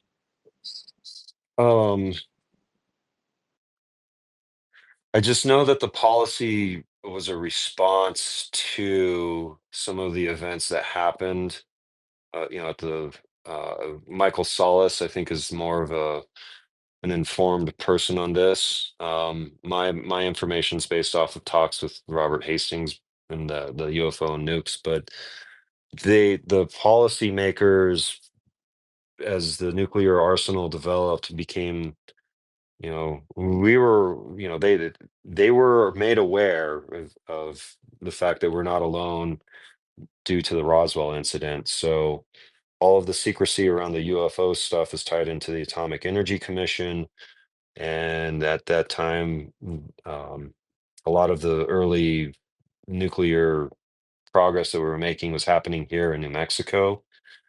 But it was closely monitored, by this, the monitoring system, the NHI monitors, and other sentient beings from different civilizations were coming here. But the policymakers here on Earth, the guys in the Pentagon, were concerned about, they must have had some examples where people were, had their minds erased or just taken over. Because little gray brother, like as soon as you make eye contact with it, you are under its control. Um, Okay, so so they, are you saying there's one particular NHI that will intervene against a nuclear detonation, or are you saying that there might be some NHI that might precipitate one? mm, I'm saying that it's what I call the monitoring system, the NHI monitors. That it's that persistent, continual presence that's here on Earth. What, 2 days ago, there was sightings of glowing vehicles over Washington, D.C. There's the drones, quote, drones over a certain Air Force base here in the United States and the UK. Guaranteed those bases are where the nuclear arsenal, our nukes are being stockpiled and readied in case somebody wants to get frisky over in Ukraine. Because we just, a couple weeks ago, we had that first demonstration of a IRBM from Russia, and they dropped a sequence of MIRVs into Dnipro. MIRVs is multiple reentry vehicles. And do you think they intervened Uh, on those? they were well, they were aware that they weren't. I mean, the news cycle said that they were inert, right? Because we saw that, these things just came down in a pretty pattern and there weren't any explosions. So um briefly, and this is from my experiences, the NHI human hybrid system, part of what they've cultivated, have been cultivating, is the ability for people to have a really well grounded astral space. Like, I'm talking like you close your eyes and you open your third eye and you can see around you and you can start to see some of the spirits. The ability to know the future, prophecy. Um, so over the years, they've cultivated that, and we are in symbiosis with this monitoring system, these human hybrids such as myself, and like what Is they're it your understanding that it's all one NHI species, or are you seeing multiple? Because I'm seeing a conflict between multiple NHIs. Are you seeing they're all of it as one, like agree, whether it's different species or not, they're all in agreement and they're all functioning the same way? What is your conception of this? Yeah, that's um how there are different species that come here years ago, and I was living in an Earth ship, and it had a glass meditation pyramid, and I had a vision from a Buddhist wisdom deity, and it showed me about 7 different species. The insectoids, a couple tall humanoids, and then 4 or so very short species. One of them had like large wraparound raccoon eyes, like the eyes were bulging and went around on the side. But so it was kind of like from tall to short in this vision. So I was shown 7 different species. Personally, I don't believe in reptiles, but like the tall grays, tall whites, aka Nordics, ant person. This summer, I had an ant person in my astral space, which was very interesting. Or the mantids. Um, and then, what I've learned over the years is that the bigger the world, like if Earth was bigger, we would all be smaller because gravity is stronger. So if you're dealing with these smaller species, they're coming from larger worlds that it's just it's kind of it's the reverse of island dwarfism. Stronger the gravity is, the smaller you're going to be. If you're come from a smaller planet, the species will be taller, Right, but I mean, in because terms of intention, like, why would we assume oh that they mhm. all have the same influence and the same intention when it comes to? I'm asking you, how do you square the circle between, like, we have what, 540 nukes, something like that, 500 and change, for us to have a man in the middle policy to prevent against Mhm. NHI interference for setting a nuke off is hard to reconcile with your conviction that they will always that that all NHI will have a benevolent intervention against nuclear detonation. I right How do you reconcile those two I, things? I don't I honestly I don't think it could be quite possible, like the mantids, the ant people are trying to egg on nuclear annihilation. um what I've been given to think about through my close encounters is that the Zetas came here and they set up this monitoring system a while ago, a long time. I don't know. To quote Bob Lazar, they've been here for 36,000 years. Um, it's my personal belief, and well, so yeah. Over the last couple of months, I've been fond of saying, there's this one quote in Hinduism: "Know one God to know the other 1,000 gods that are out there." So my all of my encounters, all of my sightings in Albuquerque, the majority of my sightings have been in Albuquerque. The phenomenon did follow me when I went out to New Jersey in 2013. I have some footage of sightings over there. And it's also, I've learned that the probe ships, when they're over Sandia, if I formulate crop circle images in my head and will them or to talk with the ships telepathically, they'll send imagery back. They'll communicate with me in crop circle language. So the monitors are here to stay. They are the ones that are cultivating the human hybrids, such as myself, Rhonda. I don't know. There's probably other people in the group, I hope, consider themselves hybrids. Can we get really specific Um, for people? The monitors, at least in your experience, are the small grays. Are we also including the set hundreds of drone sightings on military bases as part of the monitors?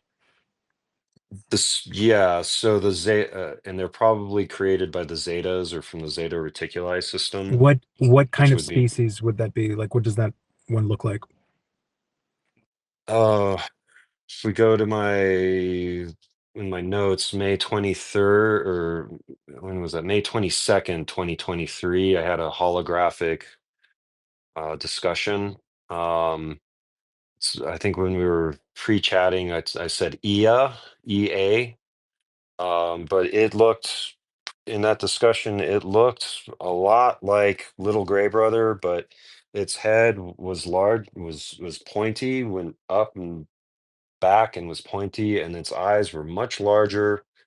and almond. What's the word I'm missing? Almond shape. But it had pupils and iris. It had like a well-defined nose.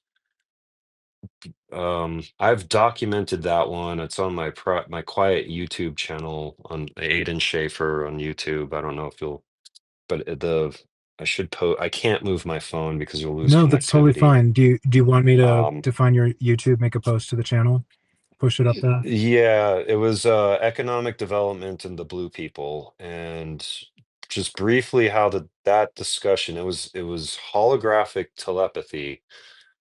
I had gotten back from Latvia. I'd gone over there on a enlightenment quest, and I came back. It was like a super long day. Friday, I got back to Jersey. Jeremy Reese was down at Falcon Space. We were chilling out. Saturday was just kind of odd. I couldn't, like, I had all that energy come, like reverse jet lag. I guess when you come back to the United States from Europe, you have reverse jet lag. So I was up all night.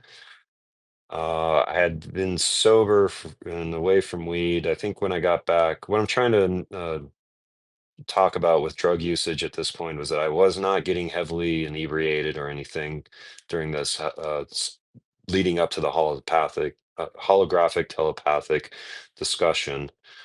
Um, but I went to bed in the house that we were renting for the lab. I had my own little apartment that year.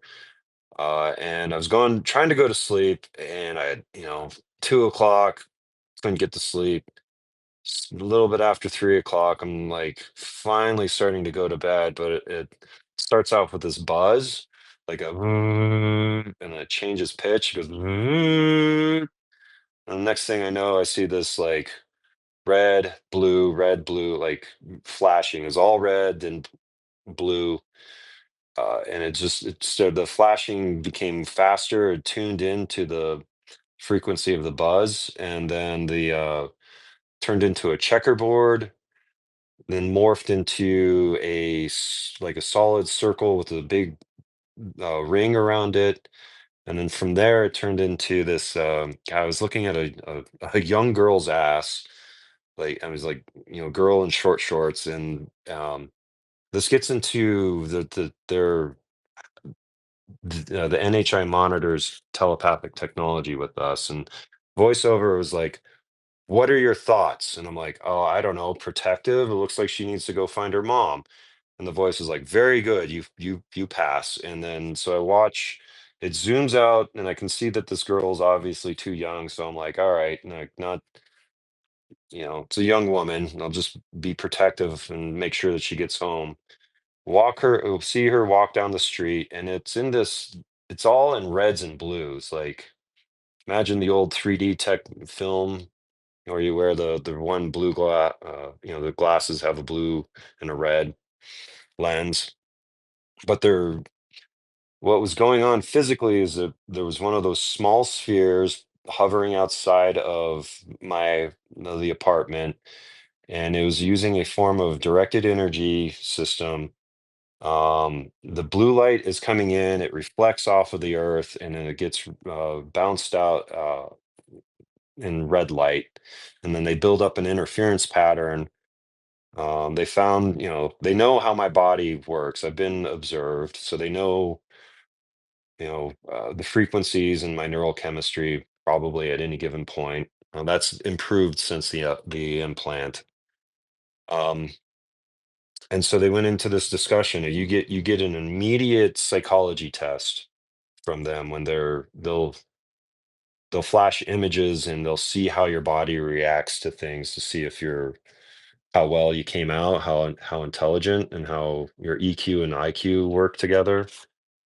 How Um, what is their understanding of, if I can be honest with you, and I'm not doubting any of your experience, but when it comes to grays, my understanding has been that many people don't fare well psychologically, and it's actually mhm. humans who are helping them with the integration. Like when I listen to Eric Mitchell save hundreds of lives from suicide, you know, it doesn't seem like they have a deep understanding of trauma therapy it seems like they wipe memories, and then they're left with the rest of the world that is denying, the abductees are left with the rest of the world denying Mm-hmm. this experience.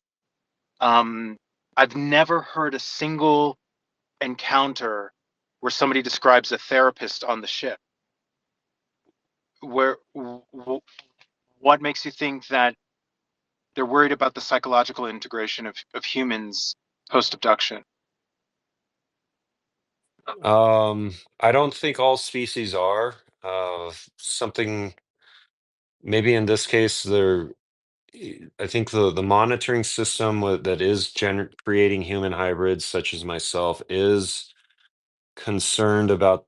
I know I've suffered a lot of PTSD from how the sheriffs in Taos have treated me and the stuff that went on. Ulrich and I, we talked about this last night, but um, and so that they were concerned about my mental health, like humans and the sheriffs and law enforcement here in New Mexico have damaged my connection to humanity. And the monitoring system has worked over the summer to, rejuvenate me physically, like injecting stem cells from when I was 13 back into my kidneys to improve my immunity and health. So, you know, um, Tom Reed, who's a personal friend, he was had close encounters with the ant people, and those encounters were much more negative, but they also did medical procedures on him and his brother. And this is like back in the 60s. Um, so something that I've ferreted out, like little gray brother, the ones that are made here for humans to interact with humans, they can be either given to other species, or there may be, interspecies conflicts, that involves, like, the ant people came down and Rick Doty talks about an incident where the ant people came down into the Air Force Base in upstate New York in the late 70s and dismantled a nuclear warhead and left it out, parted out on a table. Um, but my understanding is that sometimes little gray brother has been taken from the grays, from the tall grays, and abduction encounters where people end up back in bed and their clothes are on backwards. um they're really rough, they feel like they've been raped or abused.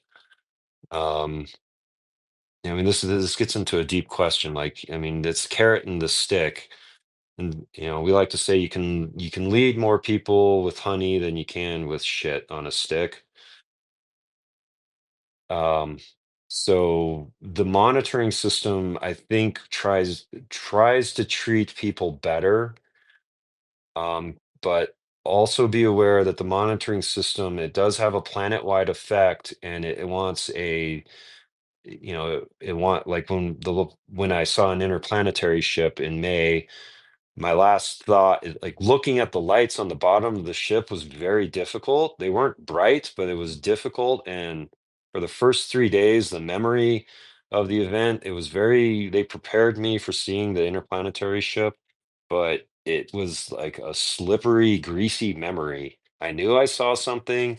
And even during the time, I was like, fully, there's a giant tube with a row of lights just right there. And I don't even know what I'm looking at. I'm not seeing anything. I'm seeing like Starlink flying through a cloud, and now the cloud's sideways and I'm seeing Starlink in front of the Andromeda galaxy at like 3 in the morning, right? Like, that's what I'm getting at, is that incredibility, the like doubting mind. That's part of their technology.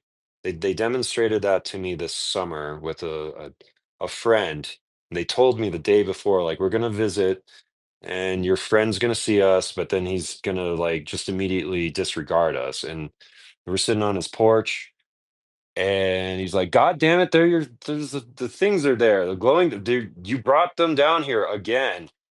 And then the next thing he says, like, "Nah, that's just a fucking bag in the sky." And he went and sat on the porch, and I was sat there. I actually have film of that and filmed it, and I started having like a 3 to 5 minute like uplink session with it, and he was just sitting there the entire time going, "No, it's just a bag in the sky, man. There's nothing there. What are you doing?" And he just immediately ignored it. So the that's part of the telepathic technology. It's part of the post-hypnotic suggestion is that they're doing something to manipulate us to adjust our timelines. The closer you get around to nuclear warfare, I think the more heavily you will be have your memories are not erased, but have your potentials for the next day erased, such that the order to deploy all the nukes in the F-35 and then fly over not Ukraine, but over into the Kursk region of Russia or wherever the strategic assets are. They're trying to prevent things like that from happening. You talked about seeing the future. I'm not going to hold you accountable. Nobody's going to say like, oh, I mean, future is still probabilities. There's still free will, different decision tree Hmm. branches. But what is, do you see anything for the next, let's say, from now to the next 3 months? And do you see anything further out? Let's say now, 5 to 10 years out. What are you seeing, or what are you intuiting? Mm. Um, how China approaches Taiwan, and part of my knowledge is based off of this platform, X, Twitter. I'm in there's an open source open source intelligence OPINT or OSINT, excuse me. Um, how Taiwan approach or excuse me, how China approaches and tries to take over Taiwan. The company that they're fighting over is called the TSMC, Taiwan Semiconductor Manufacturing Company. That affects AI and humanity's future and how well we integrate with AI. That's something that they gave me to think about. Most of the stuff that they showed me, this ability to know the future, to see the future during the summer. I posted it, the hurricanes, the back-to-back hurricanes in Florida, the Iranian missile strikes. I knew the first one. I knew 4 days, but you're wanting to know next year. Um, Yeah, just like, right now we have this transition, right? A lot of us, yeah. including myself, think there's going to be an attempted subversion. But I want to know, maybe like, you've been monitored, but don't you get some sort of, don't if you take X out of it, are you getting anything from your Hmm. little gray brothers about what the unfolding future is, like short term? Um, yeah, there were in the astral realm over the last couple of weeks, I could see nuclear explosions happening. So they were very concerned about that. So that's, and then there was all these drone sightings over the base where the drones are. They're not drones, they're probe ships. But That's where the new. Aiden, when you say that, I Mhm. just need to be really honest. I have no idea what you mean. What's the difference between a drone and a probe ship? Like, what is being probed? Well, uh, mm, we are a drone would to me would be like a quadcopter, an octocopter. It is a catch-all term currently used in media in order to explain something that's flying. We don't quite know what it is, but I mean, we all know it's drone is bullshit. It's the new UAP, right? But when you say they're right, not, right. so when I hear they're not drones, I guess what I'm hearing is like they're not extraterrestrial drones. But maybe that's not what you mean. Like, what do you mean by probe ship? Because when I hear a probe ship, my mind Flying goes blank. saucer. Okay, a flying Yeah. saucer. Yeah. The interplanetary ship that I saw, I would call it a launch ship. The large cylinders, like the cigar-shaped vehicles, they've been reported. That's the 𝗬𝗲𝗂 UFO from 1995.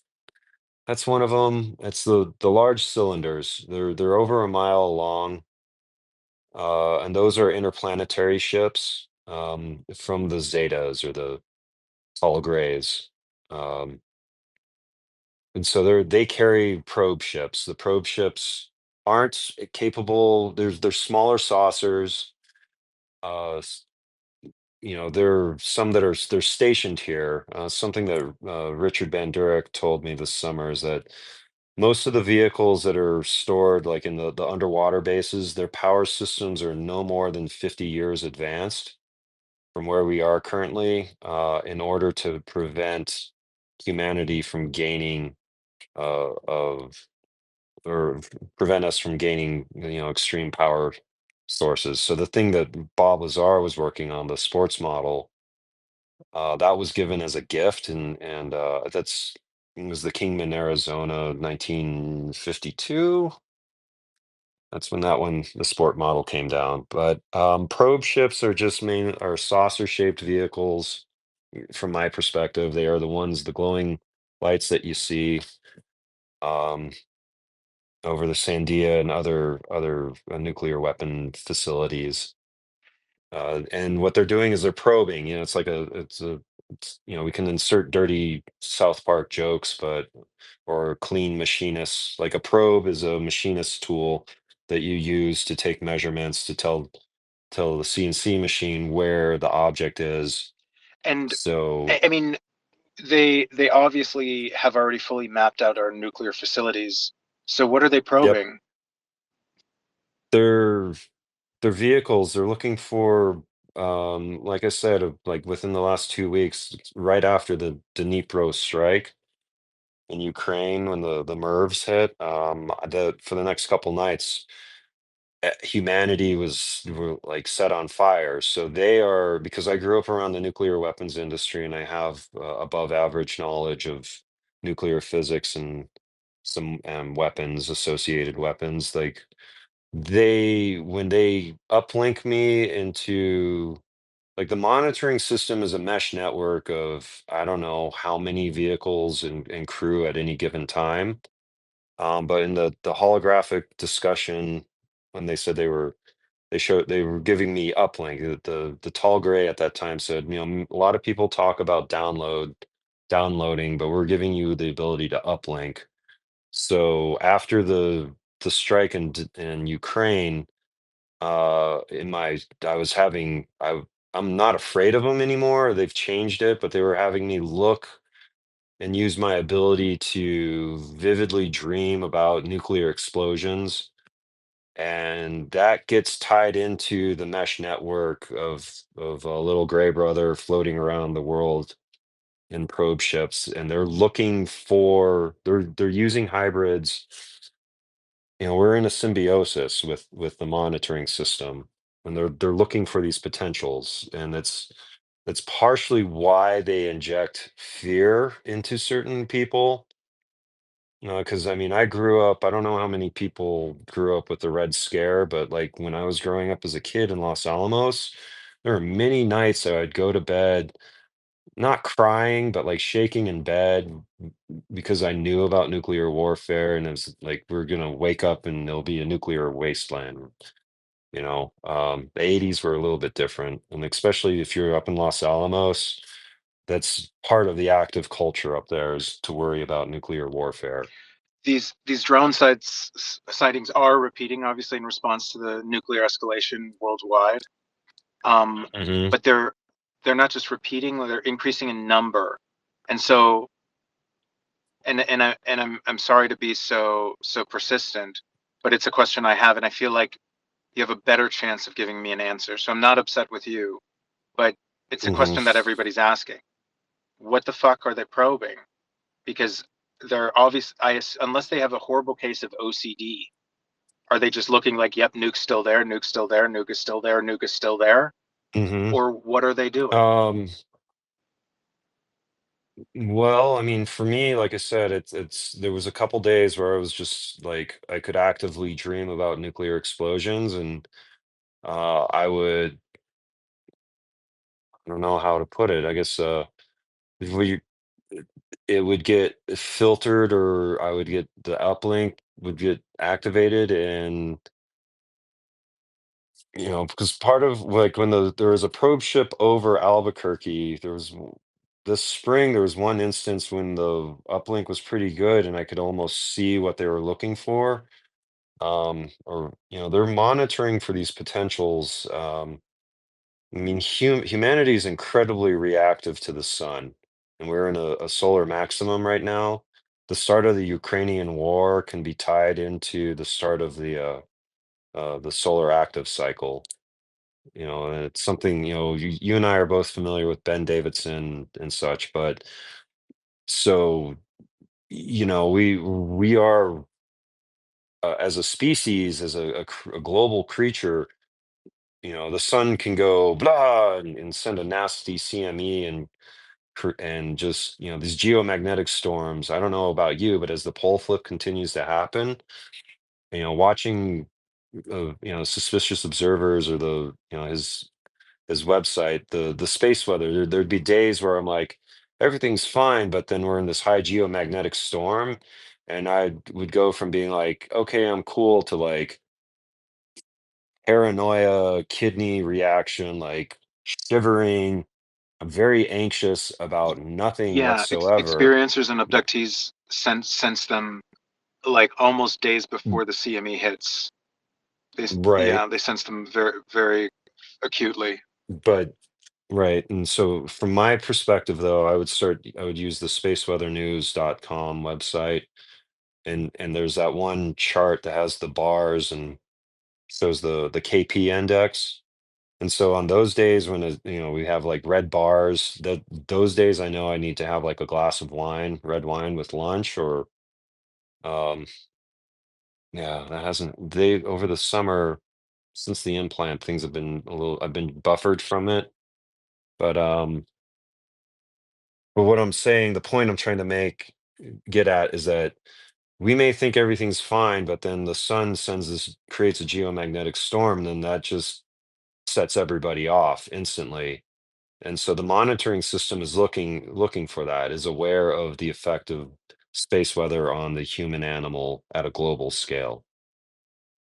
And it just Right, but that wouldn't explain why they're at nuclear bases, right? Like I oh, guess I mean, if I'm really listening to you, I don't want to put law words of in your mouth. causality. Well, I mean, Hmm. wait, what kind of causality?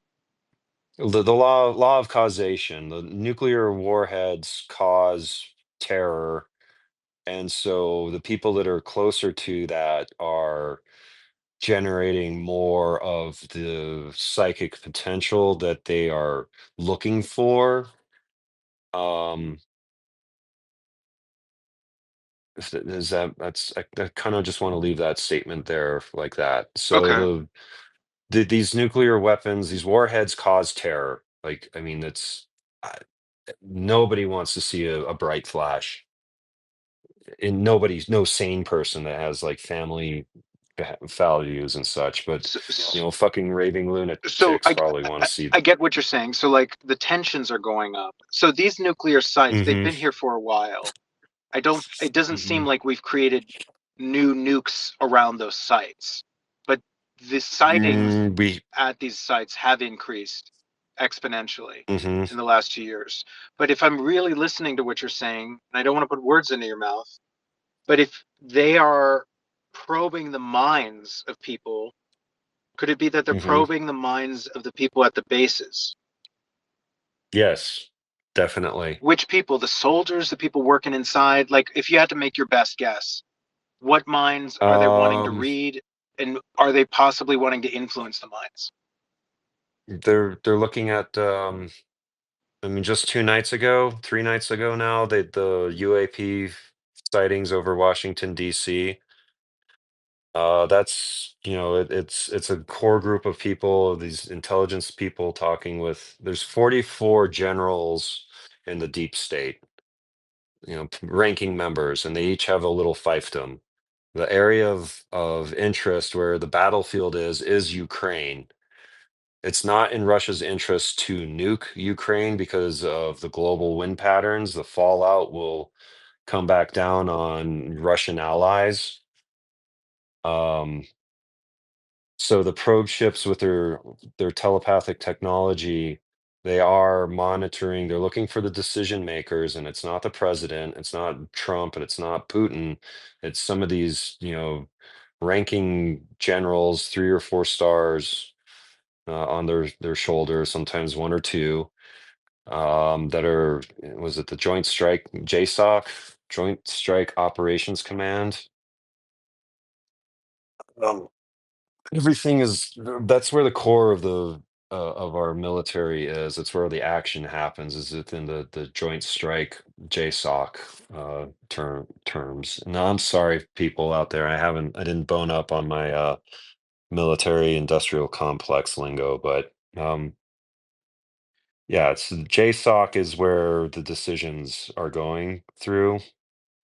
flowing through, and then like the Navy gets people there, the Marines, you know, pile out of the ships, but the Air Force is, the F-35 is capable of delivering these dial a nukes, dial a yield.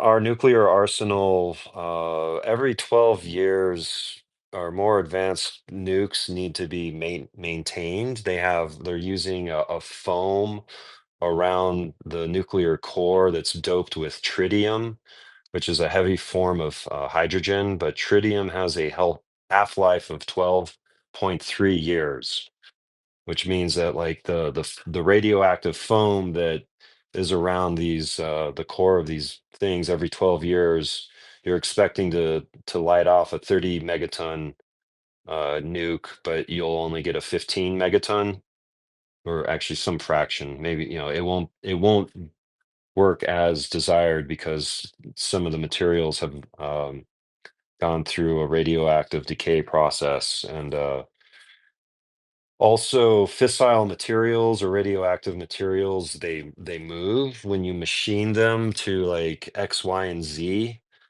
in tolerances, like to 10 thousandths of a millimeter. The material deforms as it sits. So some of our nuclear arsenal, most of them, it's like a fission. It splits, then it fuses. The outward expansion causes fusing within the deuterium core, or excuse me, deuterium and tritium within the foam. It's actually tritium, and then that fusion generates excess heat, and which causes the rest of the inner core to explode. Fission, fusion, fission. Aidan, what do you make of this astral? I asked you, what are your sort of visions or remote viewings of the future? And you're saying they're probing your mind. Like, hmm are they? Who's thinking these nuclear explosion thoughts? Are they putting those thoughts into your mind? Are they asking you to have No, them? Are you intuitively having them, and they need you to remote view for them because they don't have the psychic potential? What is happening there? um, I think your average little gray brother doesn't have much psychic. They're telepathic. All of them are telepathic with us, but some of them, I mean, mm, who is doing it is humans, right? I mean, it's policymakers No, I mean, that policymakers aren't engaged in remote viewing. I'm saying, like, when you're in your astral realm no. and you're seeing these nuclear explosions going on, hmm where are the images coming from? Is that combine everybody thinking about it somewhere creates the consciousness. Like, I want to refer to Jesus Christ at this moment, but like, Christ is in the mind. There's no dude walking on this planet right now that's Christ, but everybody that's a Christian knows that, like, if they look within and open their heart and then think about the Christ, they'll get a warm, loving kindness feeling going on. And where is that coming from? Well, that's coming from somebody else thinking about the Christ. So there's this aggregated, every little person on this planet thinking about the Christ adds up to the sum total of Christ consciousness.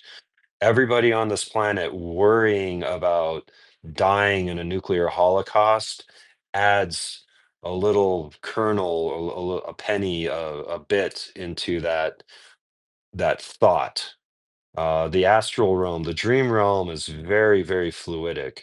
I don't know if how many people have had super lucid dreams, but some of these ideas they float through the dream. Like the dream, I don't know if you've ever seen a transition, like you're standing at the beach and then your friend's next to you and you guys start talking and the focus of the dream becomes the talking and you start walking and next thing you know you're in downtown somewhere, not near the beach, but there's no transition from being on the beach to being in that area. In the dream, the focus goes from, hey, wow, look at that view. We're talking. The shift focuses to the talking. And then something in the topic shifts to you making you guys being downtown. Okay, so you're tapping into the collective But unconscious, and collective, yes. okay, so you don't think you're tapping into something that's going to manifest. Um, I, it's something Rhonda and I were discussing. Like the human hybrids, such as myself, we are gauges. We are a gauge, a ruler, and how I react to some of these visions gives them a threat scale, or it makes it either actionable or not actionable. And I think it's in my psychic inner life over the last, I don't know, last weekend, I was like, okay, I just need black. Shut off the visions, give me some rest. I don't need to see things right now. So to backtrack a little bit, you wanted to know what I see in the immediate future. I'm still projecting that China is going to try to grab Taiwan within this next year. I maybe things are changing. We know from current events that there is an escalation of nuclear war since 2007, 2006. I've heard talk through both my Russian uncle and who's deceased. I used to have a Russian teacher that worked for Senator Feinstein, and he was her backdoor into the FSB, aka the KGB, but the FSB is like the equivalent of the CIA or the I don't know, or it's the Russian intelligence community is called the FSB, and I don't remember what it stands for right now. But so since 2007-ish, I've heard the term limited nuclear exchange. And that's because these younger people that didn't grow up going down to Johnson Atoll and Bikini Island and going out to Area 17 in the Nevada nuclear site, they didn't see all of these explosions. So these younger people have forgotten the fear and the terror. Just this like, I've heard it was Yes Theory did a really wonderful thing where they talked with one of the last surviving witnesses to the Russian nuclear program. And he's like, when you're watching the bomb go off, you just know that something really, really, really bad just happened. Like it's this, and the policymakers, the people that have the itch to see the bright flash, they don't know about the fear. They don't know what I don't know. I mean, this is where I wish we could have full disclosure in one of our, you know, an actual, a little gray brother talking with us and giving us some of their perspective. But um, Well, I don't wait a know. second. I don't. Can't we have that? Don't you have enough of I their would. perspective, or can't they just reveal themselves? Um, they, yeah, in my close encounters, they've. When I was getting medical treatments, was the vision. Well, they let me be so awake, but like at this level of being awake, I don't know. It's kind of like a game of like how far out of the matrix do they want to pull me out of? You know, how this I don't know. When you start having close encounters, you start seeing human society a lot different. You know, I get tired of being prejudged off of some things, but I'm not staying focused. So through me, I guess they are trying to give voice to their view of things, but sometimes I feel inadequate, and I would like it if one of them would just manifest and be like, "Oh, hey, yeah, let's have a recorded conversation." But that we're not there yet. Like maybe, I Well, mean, Aidan, why aren't they mhm, there yet? a good question. Why are you guys not willing to show yourself? I mean, they're still what they've let me know is that they're willing to let humanity play with its weapons all the way up to nukes. They don't want the fallout because that hurts the other, like the dolphins, the humpbacked whales, the wild mongoose, anything else it has that enjoys living on Earth.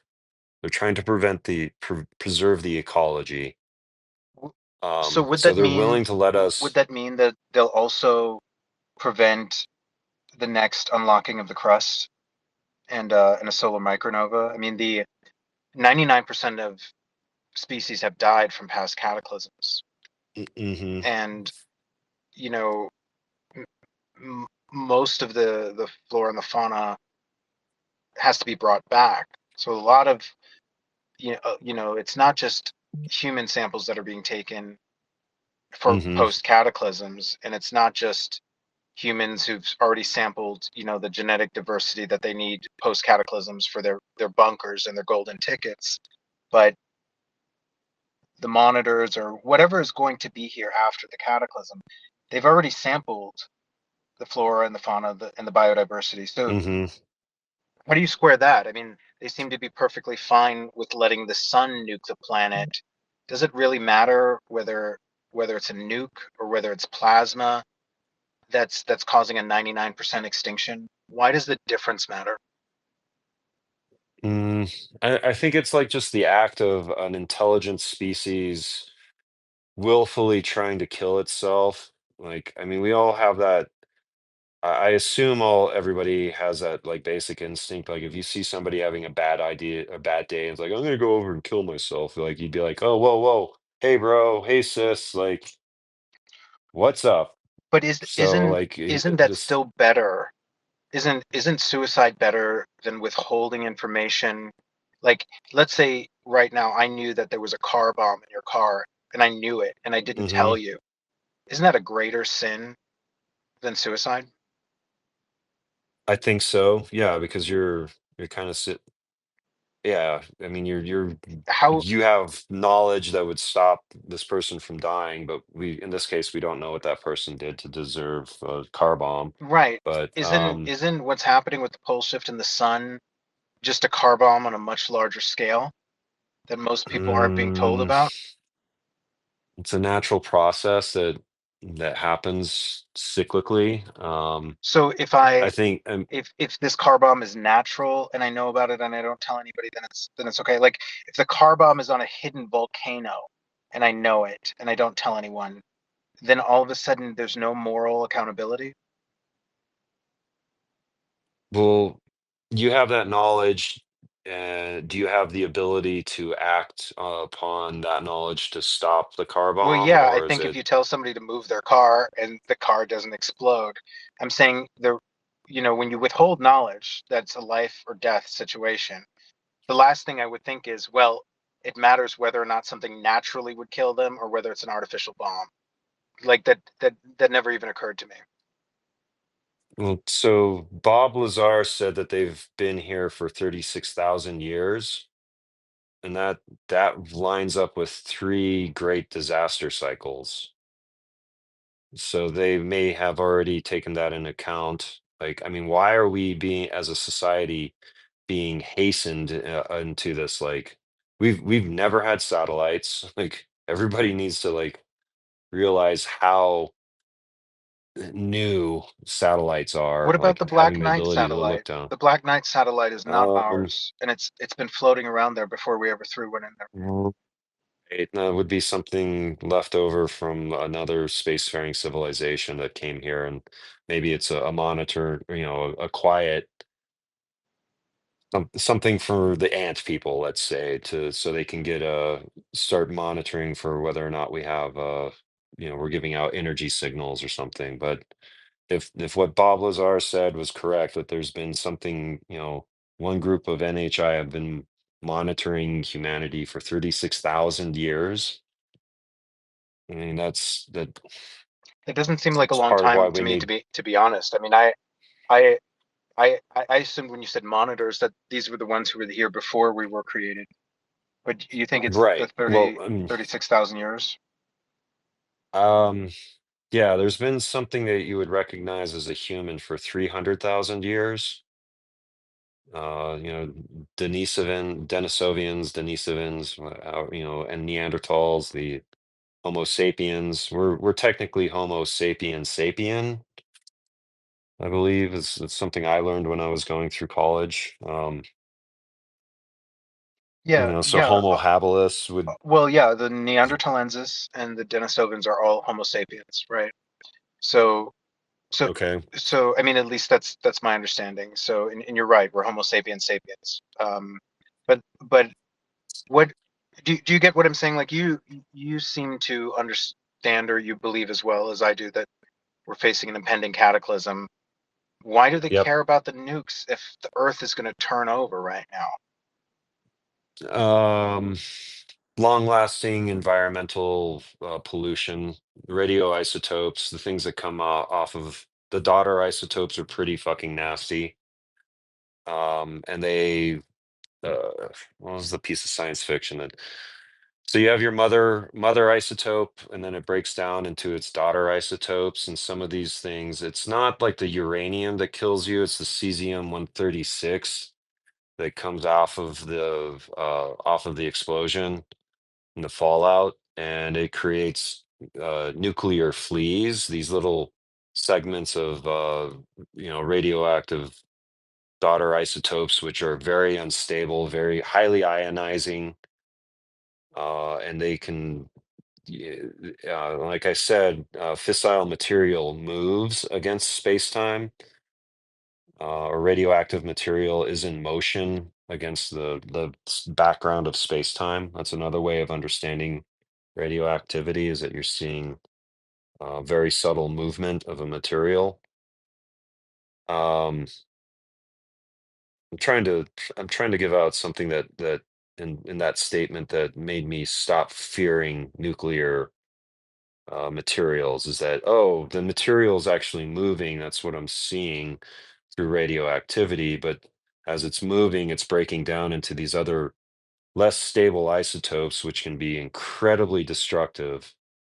Um, So do we just it's need to just take all of our nukes and shoot them into the space before the world nukes all of us, so that the Earth isn't contaminated after us? I mean, why are these beings not telling us? It doesn't seem like they care that we're all about to die.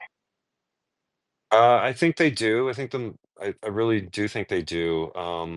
Let's go back and, like, my mother, remember, she bounced around between Sandia, Los Alamos, Pantex, and Rocky Flats. Rocky Flats no longer exists, and what they were doing up there was milling and machining plutonium, parts the plutonium part of some of the hydrogen bombs, right? They're a fission, fusion, fission bomb. And in the beginning, they slam plutonium against uranium. That's the uh, that's the fission part. Fissile fission is splitting, fusion is putting together. So Rocky Flats no longer exists. Where did all of that? There used to be a really bad nuclear super site near Walla Walla, Washington. it's not there anymore. A lot of the manufacturing process is all underground now at Sandia Labs. And this is where it'd be nice if Rick Doty could, he would be able to clarify on that a little bit. Um, And I don't want to miss anything. Aidan, feel free to take a look at your notes and feel free to pick a spot and keep on going from there. I just know nukes are really on a lot of people's minds, and you have a lot to say about them. right. So I don't want to miss Yeah. anything. I don't want to gloss over the nuke stuff. Um, so I think over the last couple decades, the NHI intelligence that's here trying to prevent nuclear war and preserve our ecology or environment. They've used some of their telepathic technology on decision makers within the DOE. And the DOE is one of the biggest criminals in, they do things in the name of national security that would get Exxon locked up, so to speak. They've done things in the name of national security. Like I was talking about it last night. There's like a concrete pyramid. It's not quite a pyramid, but a trapezoid in near Rocky Flats where it used to be. It's a lot of the plutonium. They put them in 55-gallon drums, and then they encase it in glass, and then they put all that in one area, and then they build a concrete pad and poured a concrete trapezoid on top of it, and then they put a big fence around it, and it's just outside of Golden, Colorado, and Aurora or Arvada, excuse me, and it's just sitting there on where the property used to be, and then so there are. No, we're off in the weeds. Um, they're using to go back to that asymmetrical warfare concept. I'm sure that they've used their telepathic technology in order to influence policymakers, and such that a lot of the manufacturing process for nuclear weapons has been uh, brought underground into the Sandia Labs environment. Uh, just how deep is the state? This is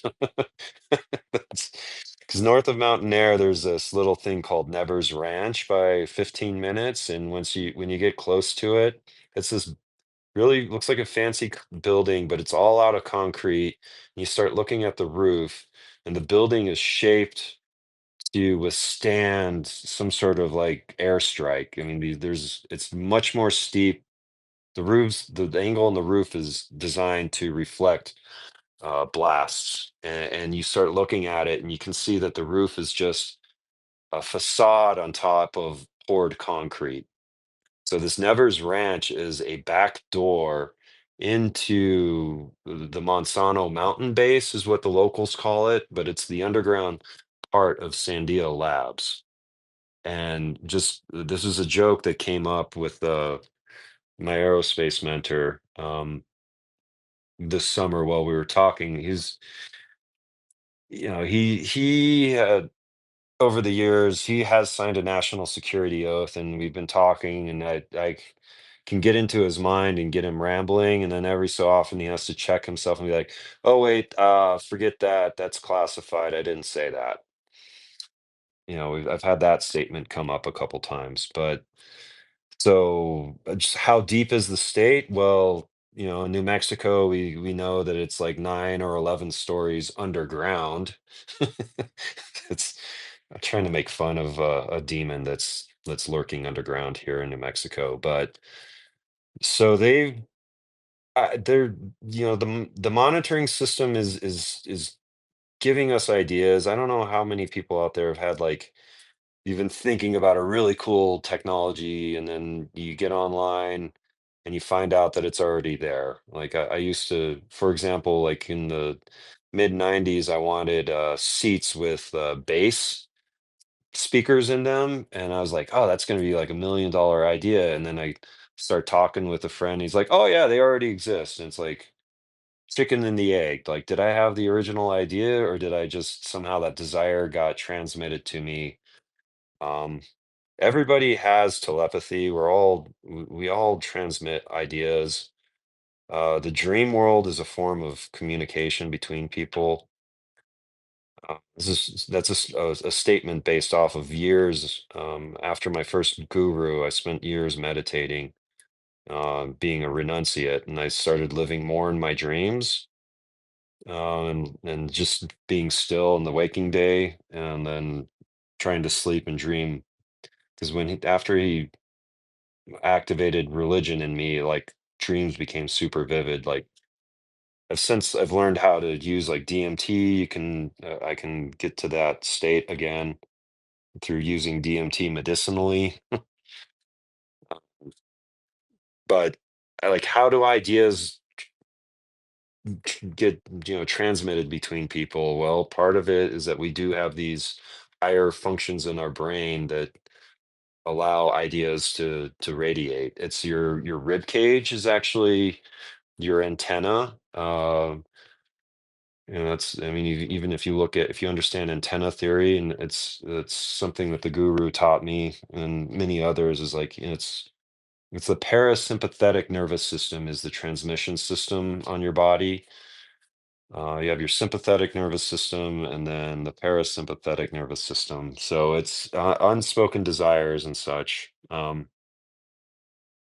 transmitted through that. But your brain stores things. It's your heart. It's the heart brain connection, which is the major access of motion, of transmitting thoughts. But it's your rib cage that is your uh, transmission device. Um, Aidan, where do you want to go from here? I know you know a lot about the deep state.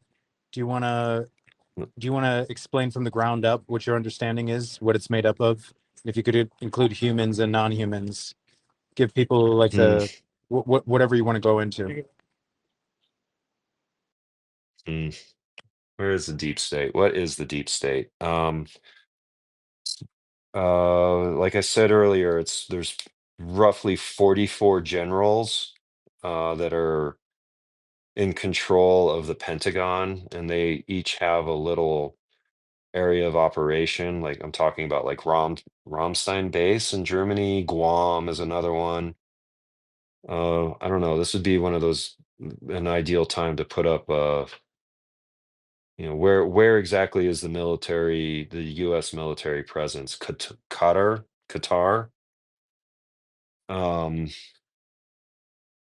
anything that's being developed is being manufactured underground. All the really fancy, fun stuff is underground.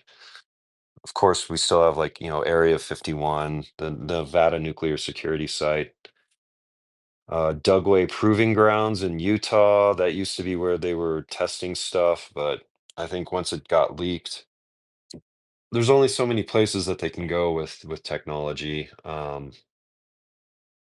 But overall, the deep state would be comprised of these, like, these generals and their support staff. Um, I don't know. It's I can feel some sort of hesitation coming in through the network on this one. Okay, so when you say you're feeling some But sort of hesitation coming in from the network, my uplink capability, can we translate that to English for people? What does that mean? um, difficulty of thought. I'm kind of that's a good question, and it's not an area that I've thought about. They wanted me to be more scientific, so they being the NHI monitors. So I haven't written down a bunch of thoughts, and I haven't well researched exactly where these 44 generals are. I mean, where they are, I don't Um, think people really care if they're in Hawaii or in Florida, right? But are you saying that something is censoring you? I think my desire for truth and accuracy in what I'm saying is censoring me at this point. So So you don't think it's them, you think it's you. You're censoring yourself. I might be. Um, because I don't, I mean, I know that there's an underground component to Sandia Labs here. You know, I know that there's, God, what was it? I wish Eric Hermanson. I was in a there was a senior vice president that came out of Los Alamos years ago, and he gave a presentation to the New Mexico Science, Telecommunications, and Technology Board, which is a bunch of state senators or state representatives. And he made an offhand comment. He's like, "Oh, there's, you know, part of the myth of Los Alamos is that there's an underground base or there's underground tunnels that go out to Dulce, and that we have aliens coming down." And, and he made it as a really bad dad joke, but if you take it as a factual statement, because he was on the record giving a presentation to senators, and he's like, "Yeah, Los Alamos gets advice from aliens," and I'm paraphrasing and back quoting a bit, but Eric Hermanson about this time last year went to the effort to find that statement and make it public and bring it up again. Um, Eric Hermanson was a MIT level engineer. He's gone blind due to something, so he took himself out of UFO Twitter and offline. But anyway, that's a tangent though. So I don't know. I'm kind of looking at my notes here. I'm looking at the Yeah, and implant, the September. feel free to backtrack if there's stuff. I know I threw a bunch of questions at you. I wanted you to have Hmm. the freedom to get into the weeds. Yeah. How deep is the deep state? Well, it depends on how deep your underground military bases are in that state. So California's deep state may only be about 5 stories below ground. New Mexico's deep state is probably like 9 or 10 stories below ground. Why do the stories matter? It's just it's a pun.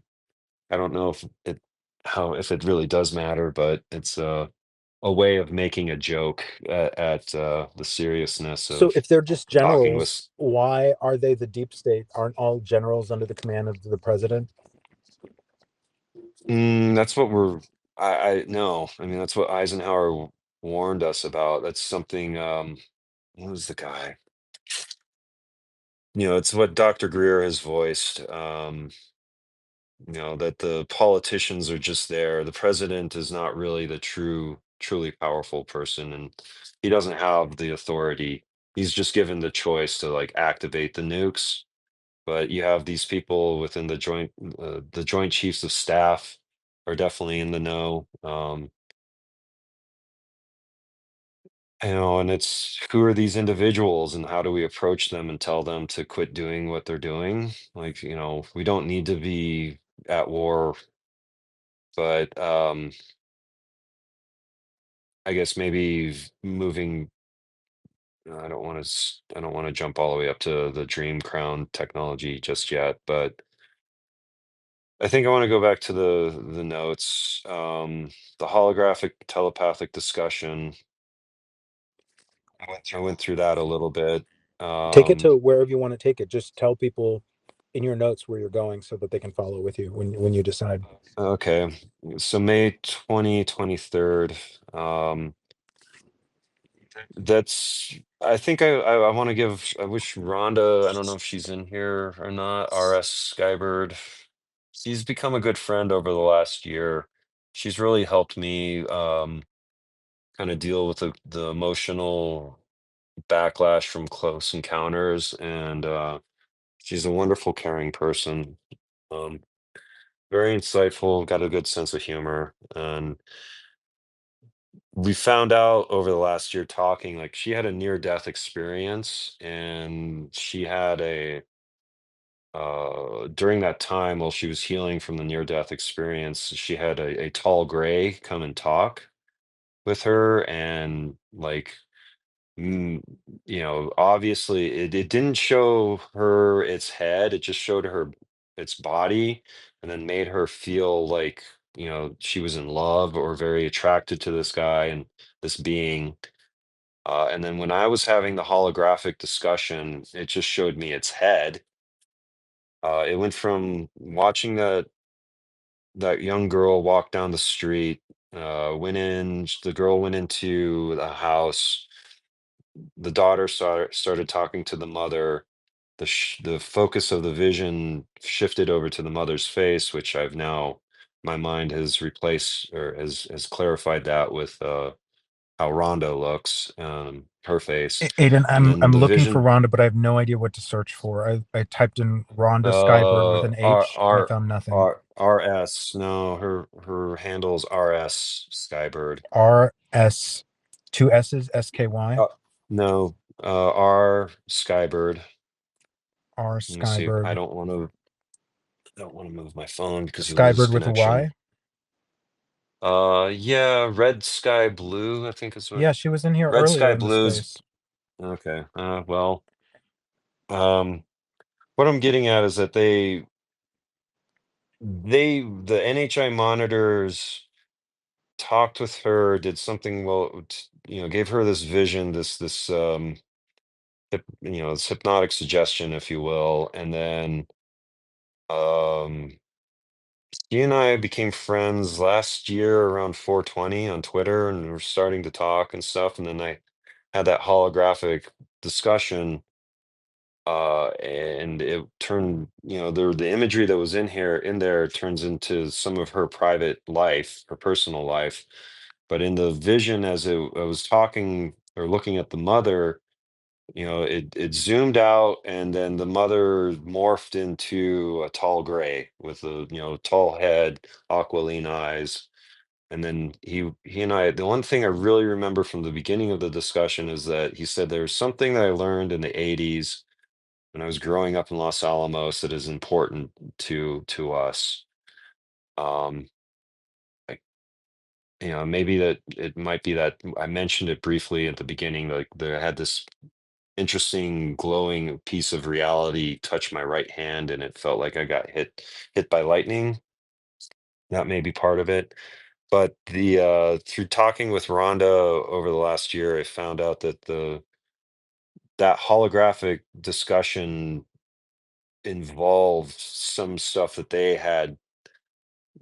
I don't want to use the container concept, but they had some concepts, some feelings that they had implanted in her. And so as I was suffering from PTSD last year, she became very helpful in helping me normalize and try to process some of these things. So what I'm trying to give people in the audience is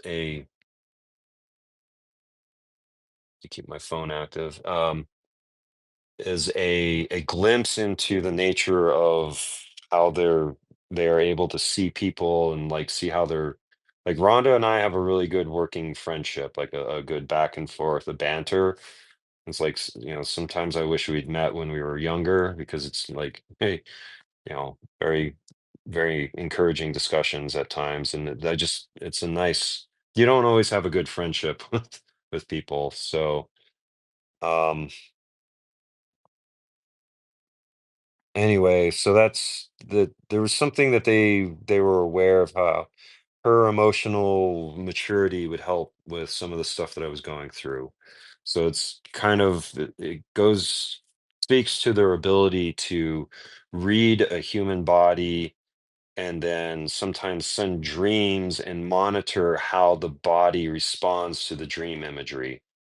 Because like I said in the beginning of that holographic discussion, they showed me a girl's butt in short shorts, and I was like, oh, started thinking about Hawaii and stuff, and then it zoomed out, and I could see that the girl was way too young. I was like, no, this is sexual attraction to a young girl is not appropriate, and it's like the voiceover was like, very good, you pass, and proceeded. So, and at the end of that discussion, they said they were going to give me an uplink capability, and it felt very interesting.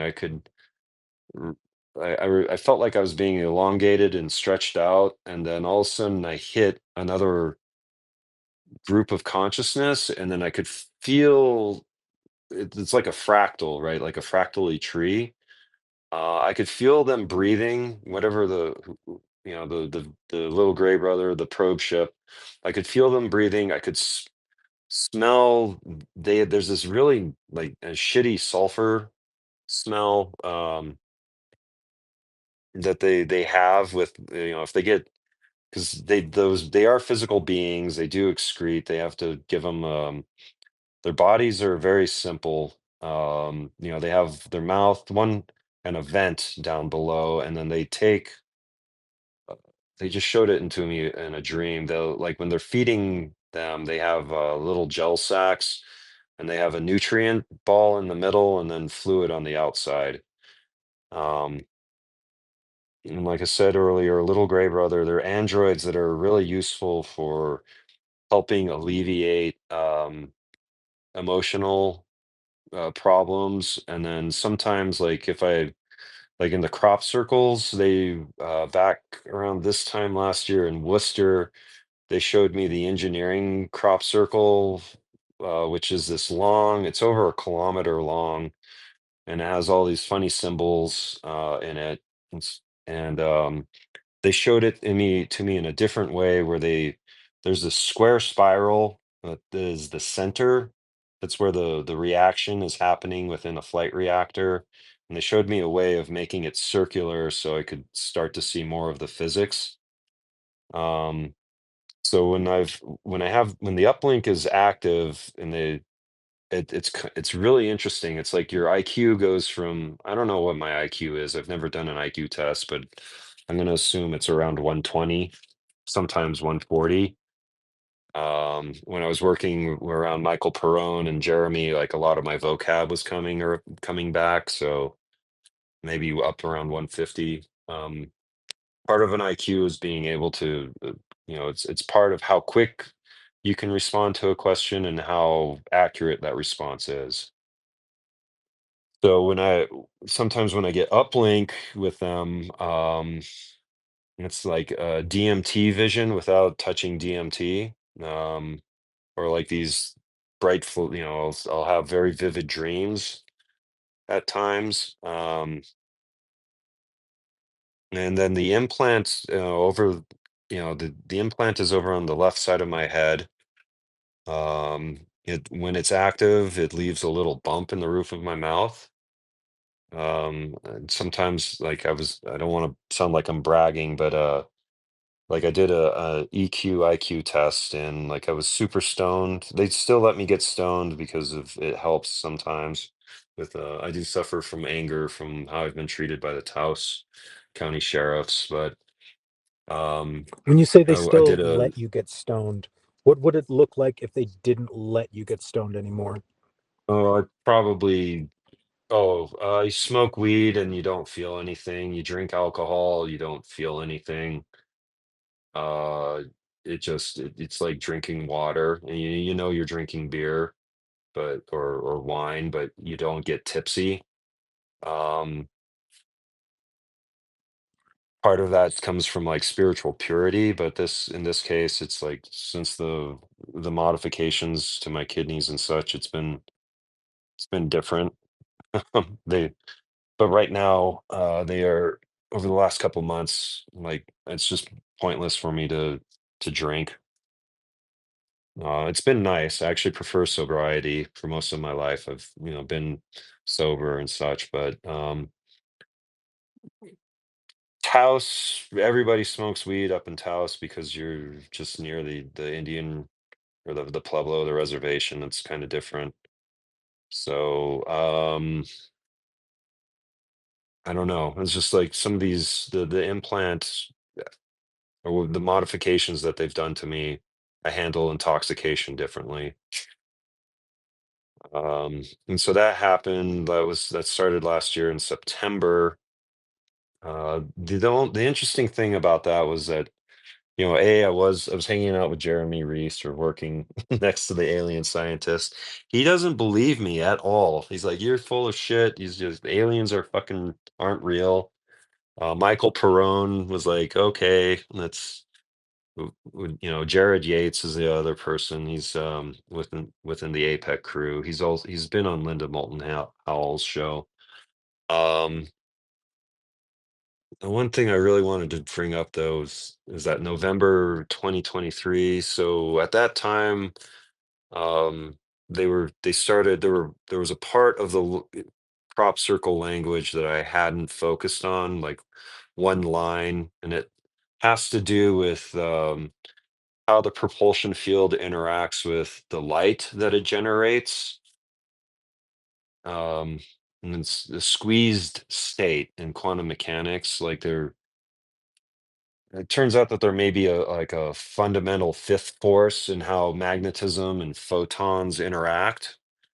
And then that's part of how the flying saucers, like, there's reports of us shooting at them, and then the bullets just hit the propulsion field and drop off, or they fall. We can't physically shoot flying saucers down. We have to use directed energy systems on Does them. it have to do with the weak nuclear force? That is the coupling of the electrons to the nucleons, and that's you got to be careful with me because I don't. I've Yeah, the weak nuclear force. If we get into grand unified theory, I don't believe in a graviton. I look at the energy equivalence principle, and the strong force has a lot of energy in it. And once you start understanding, there's been a new revelation or a change in nuclear physics, in that growing up until about 3 or 4 years ago, when I was studying nuclear physics, you have your protons and your neutrons, and each one is made of three quarks. Proton has two up quarks and one down quark for positive charge, and then a neutron has two down quarks and one up quark for a neutral electric charge. Up quarks carry 2/3 of a charge. A down quark has a negative 1/3 of a charge. And so, for the standard model has been taught over I don't know, since the 70s or so. Quantum chromodynamics actually came into existence. I'm as old as quantum chromodynamics, which talks about the play of the quarks. QCD is the physics of how the quarks interact. So they've always publicly taught that there were three quarks, um, but now they've let out that there's, those three quarks are the valence quarks, and then you have body quarks, which is this, there's the proton's mass, something I've watched over the years as I studied astrophysics. Like, the size and mass of a proton have been questionable. Sometimes it's much greater, sometimes it's smaller. It hasn't been like the size of a proton is consistent. It has been observed to change. And what they're finding out is that as this quark model has changed, um, the body quarks, which is like the soup of quarks that are bouncing around, uh, the universe has three energy densities to it, the three generations. In quarks, it's up, down, strange charm, top, bottom, with each generation being more and more massive. So within a proton, why protons are stable is that uh, something's happening between the valence quarks and the body quarks, and that it's able to dip into the second generation of matter. And what we're talking about was this, this was a huge argument with, well, not huge, but it was a ongoing discussion with many physicists. But within the last year, AI, there's a really good PBS space and time thing where it says, did AI prove the model of the proton wrong, or make observations of it? And so these three generations of matter are very important. Where my view of reality in these clean energy technologies is like zero point energy is the psyop. This is something I tried to talk with Jeremy about. Like, Hal is genius. He's done some wonderful stuff, but zero point energy is a fucking psyop. It's understanding the three generations of matter: an electron, a muon, and a tauon. accessing these three densities of matter. That's where real power density comes from. Here we're more into physics and whatnot, but that's if you see my November 2023, the dream teaching of a magnon and a quasi crystal. That was I was in Worcester, and it was a super vivid dream where I was just working with Michael and Jeremy in an incubator in Worcester, Massachusetts, and I walked into my bench, and this magnon is the secret sauce for clean energy. Um, I was just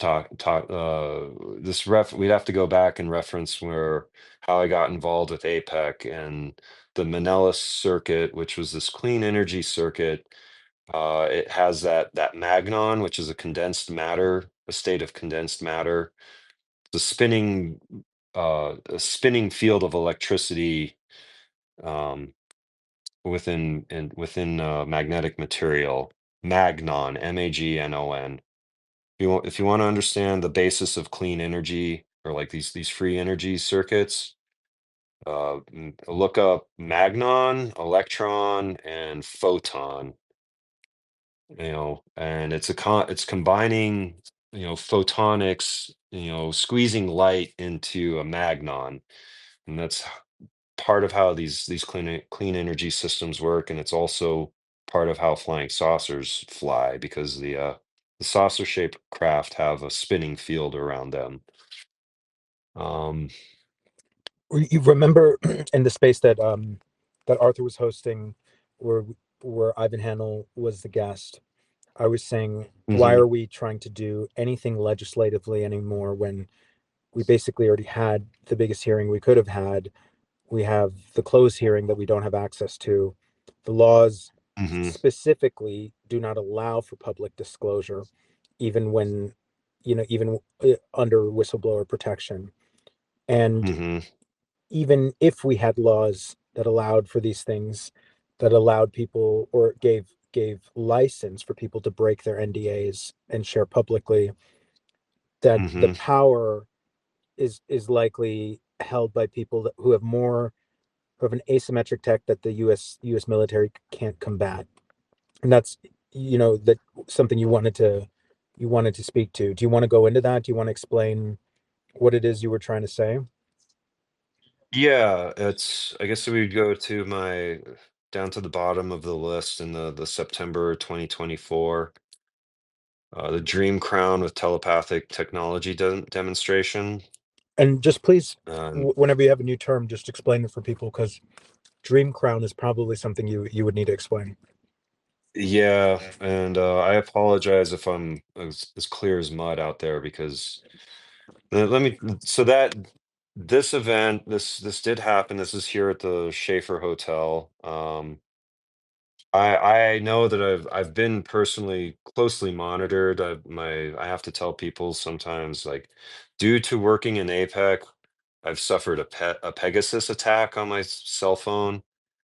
Um, the intelligence community, like, I don't use the telephone, the green, like, I have an iPhone, the green telephone thing, like, me using that and making a phone call is kind of a rarity, because my phone is monitored.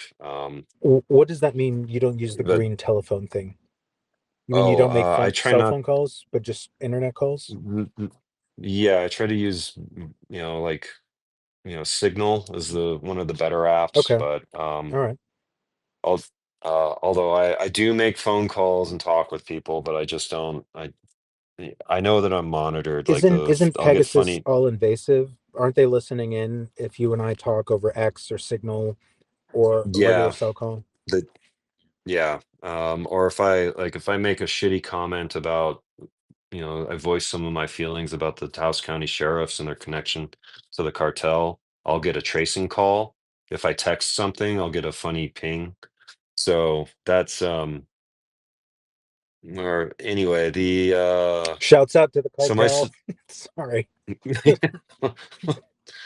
not the cartels, it's fucked up. The CIA created the drugs thing, then the FBI. So fundamentally, the CIA and the FBI are giving each other work by bringing in drugs and then creating issues so the FBI has to go around and arrest people. But anyway, and then the cartel, or there's the Mexican cartels is what I'm referencing. So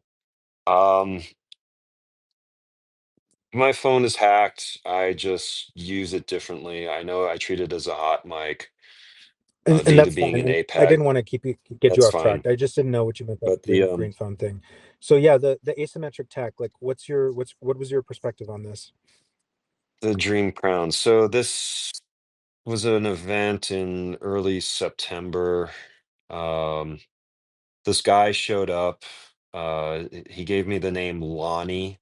Maybe he's trying to make me think about Lonnie Zamora, but he said his name was Lonnie.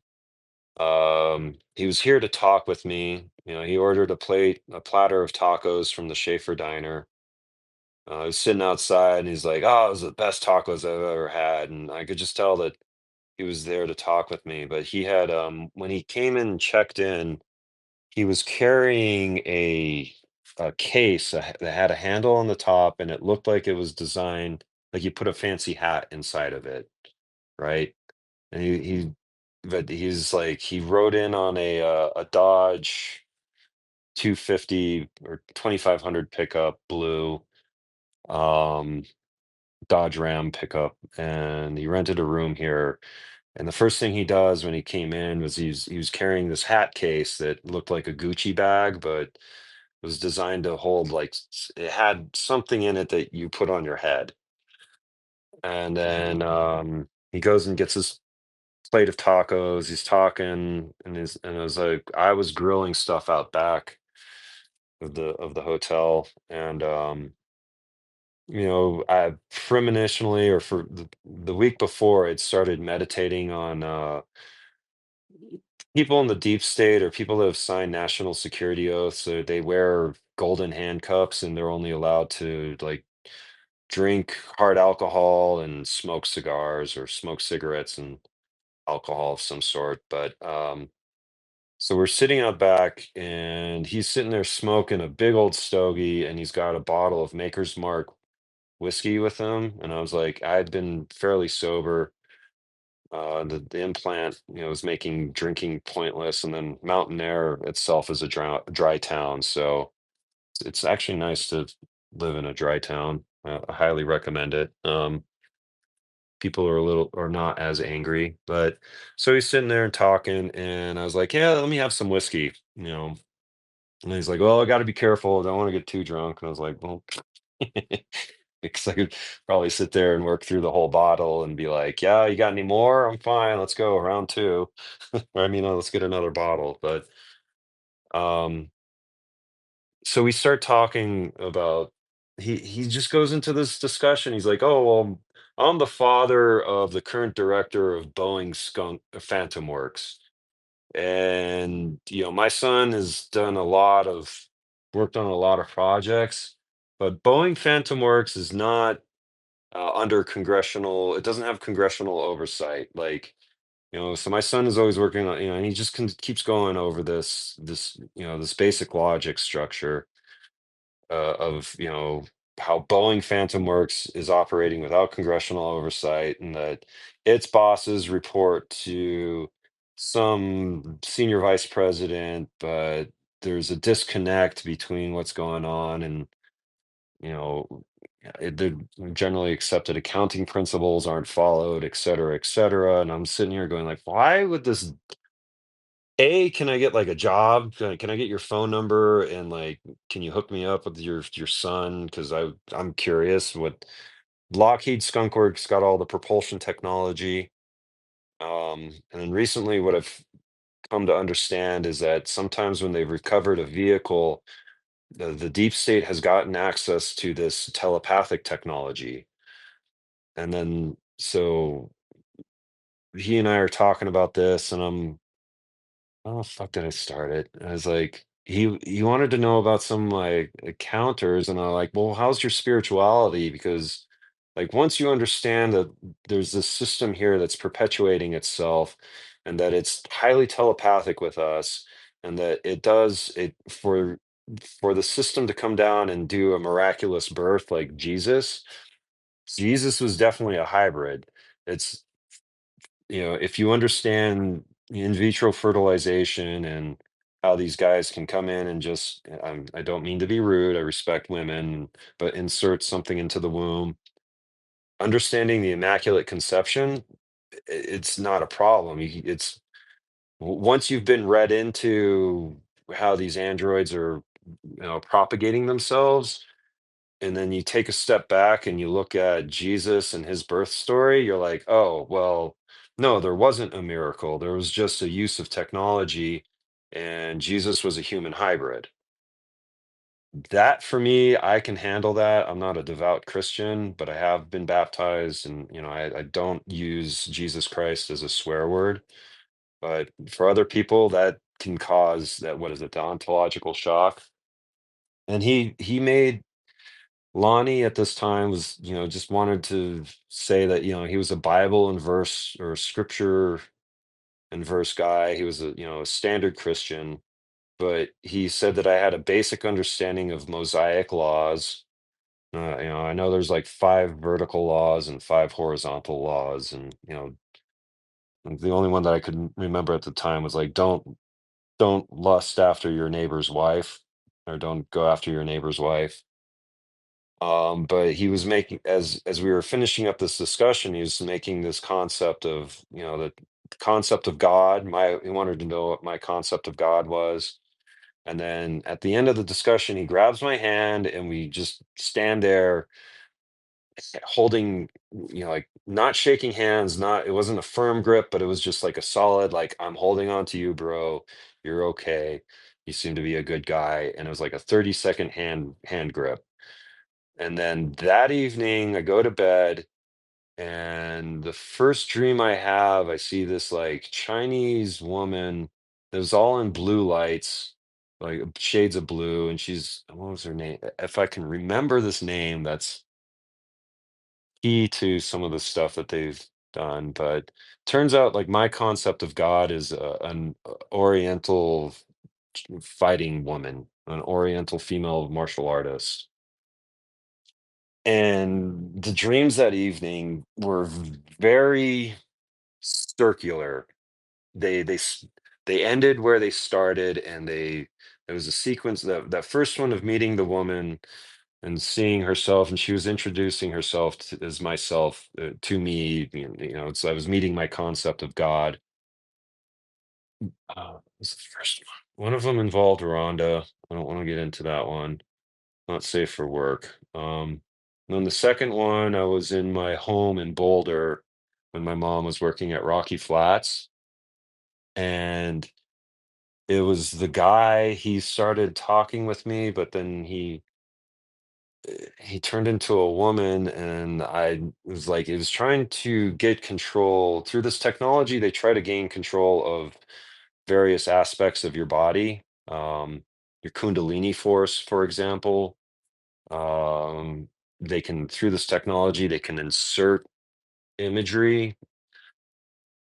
They have, what they have demonstrated to me over the past couple months is that I guess Boeing Phantom Works has developed it, or was given access to the telepathic technology from certain crashed vehicles, and that there is a part of our intelligence gathering apparatus. What's the right word here? But there's they have recovered telepathic technology. They have reverse engineered it to field deployable status. They demonstrated it on me because they were aware, of who my aerospace mentor is. He's a friend now because I'm not really doing much aerospace work, but I keep in touch with him. It's part of the family program. It's kind of like a newer uncle. They were definitely like, backing up briefly, that when the May 29th of 2024, this year, when I saw the interplanetary ship, that was on the same day as 2010, as my first sighting. So they made sure to like kind of celebrate or actively intelligently, they being non-human intelligences, when they dropped down the interplanetary ship. The next day I called up my buddy, David is his first name, and I left a voicemail, and then I texted him. I said, oh, on the discussion, and normally my, like, I guess the safety word, I call him maestro for whatever reason. Master, maestro. Who is it that you call Maestro? Maestro. David. I won't say his last name because he's signed national security oaths. Right. But Uh, what role does David play? Like, where does he fit in here? he has worked on everything stealth since the 70s. Like When I was USG getting to or contractor? contractor, he's as people die within the intelligence community, like Paul Murad, for example, there's this handing off of there are people that are read into these programs, and David's been read into everything regarding propulsion. Um, he kept, because the monitoring system showed me optical cloaking twice. Once that, on the May 29th, 2010, when the two probe ships came over the Holy Cross Hospital and released a group of spheres that cloaked. And then again in August 2012, a single probe ship I was down in El Paso, and it was aware that I was watching, and it was ordered to move directly overhead and release a sphere. So I saw optical cloaking from underneath and could see the pinwheel effect as the propulsion field sheds off its visual spectrum.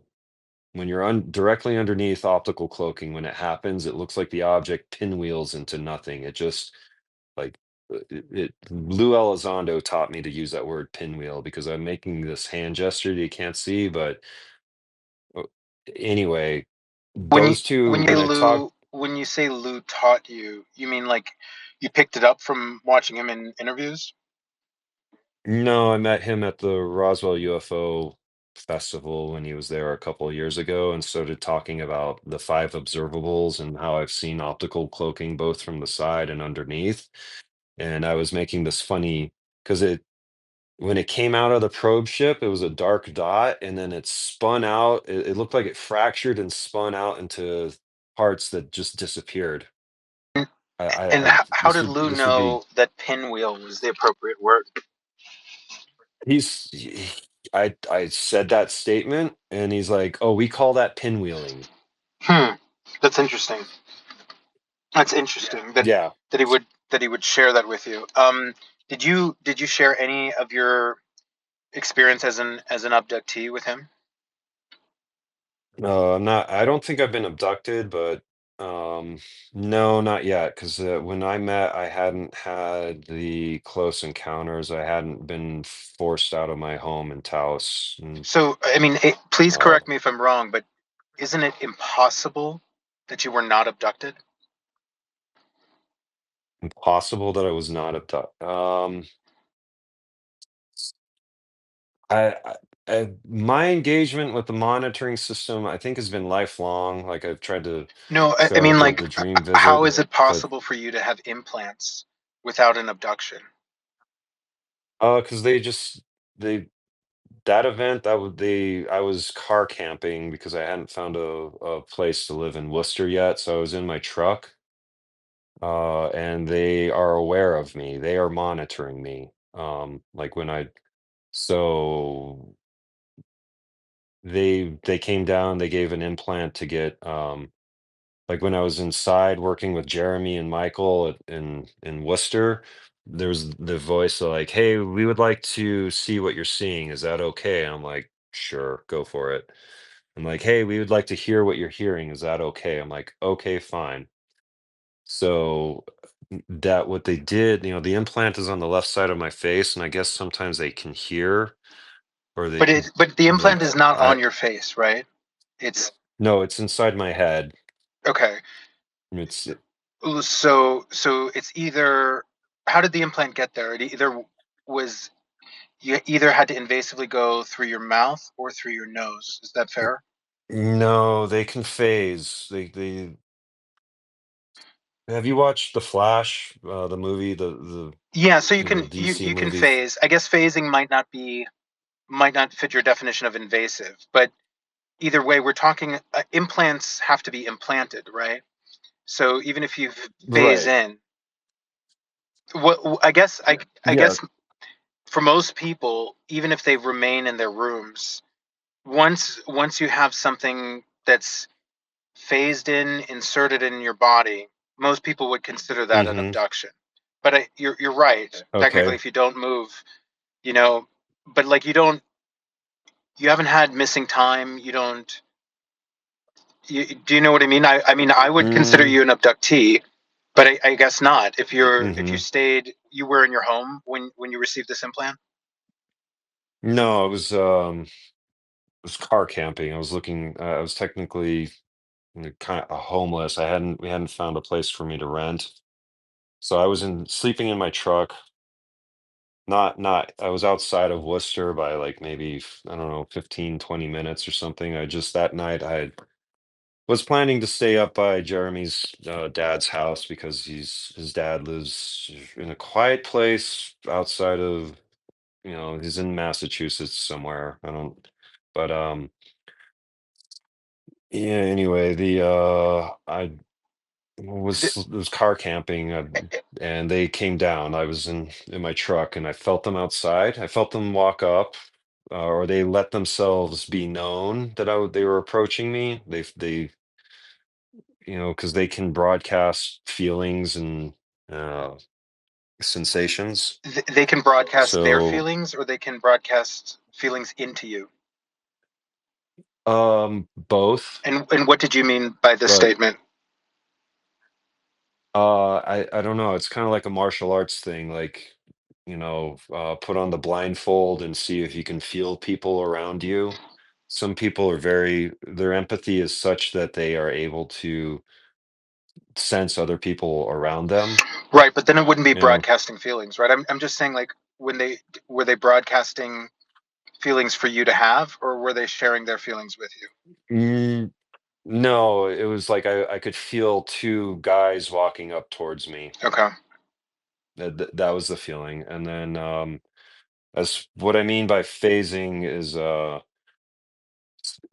dynamic nuclear orientation and like part of gravity. Like so everything is a vibration, right? And everything's vibrating.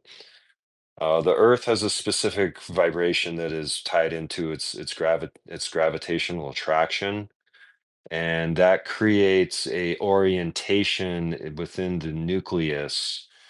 Those who remember these nucleons. A nucleus is comprised of protons and neutrons, and within those you have the valence quarks and the body quarks, and they're all jittering. Everything is jittering at the subatomic level.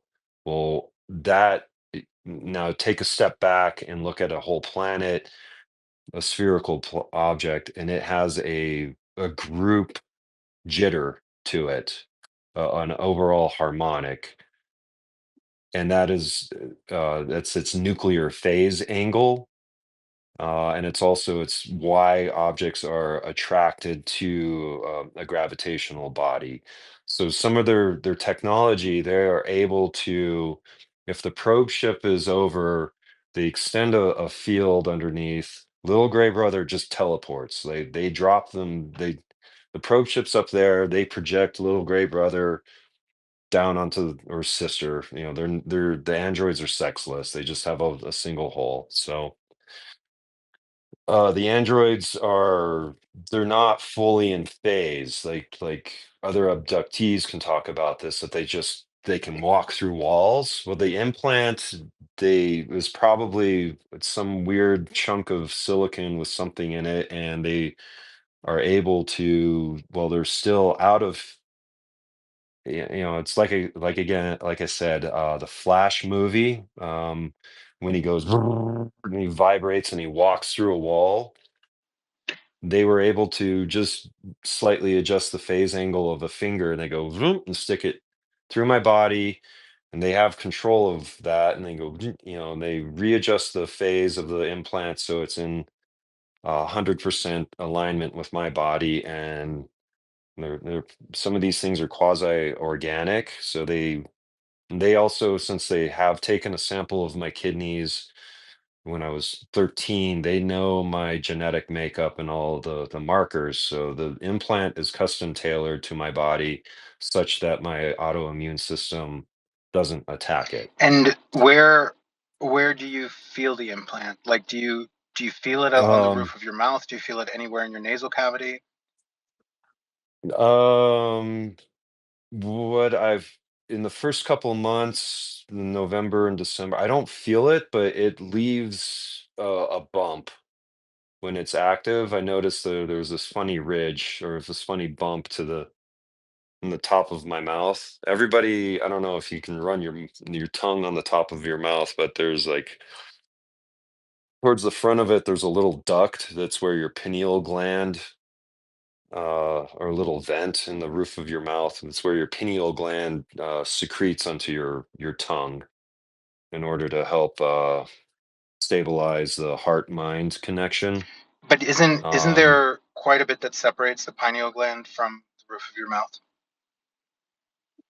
Physically, yes, but there is a duct. There's a little thing. This is like esoteric knowledge, or high-level tantra within yoga. It was one of the first things the guru taught me in 2002. Is like run the tongue up the tip of your tongue up the center line of your mouth. There's a ridge. There's a center line that you can feel, and somewhere up there you'll feel kind of like a funny bump, and then you rub your tongue sideways across it, back and forth, and you should be able to get that bump to raise up. And if you keep stimulating it, it will get cool or metallic. And that's you physically stimulating your pineal gland. So the bump when my implant is active, the more I talk about it, it may start to decide to move. Sometimes I need to go get a CT scan, but on me, it's to the left and a little bit behind. I don't of that duct that connects up to your pineal gland. So like Your pin. the roof of your mouth, right? You're saying like you feel a Hmm. bump there. Shouldn't an oral surgeon be able to cut out? Presumably the implant is underneath that, right? It's superficial enough that it Yeah, could be or may excised. yeah. Um, I don't want it because I actually yeah, David and I were talking. I don't want it to be removed because something like when they dropped the interplanetary ship in Park, the bright lights were doing an upload or scanning my body, and also the reality.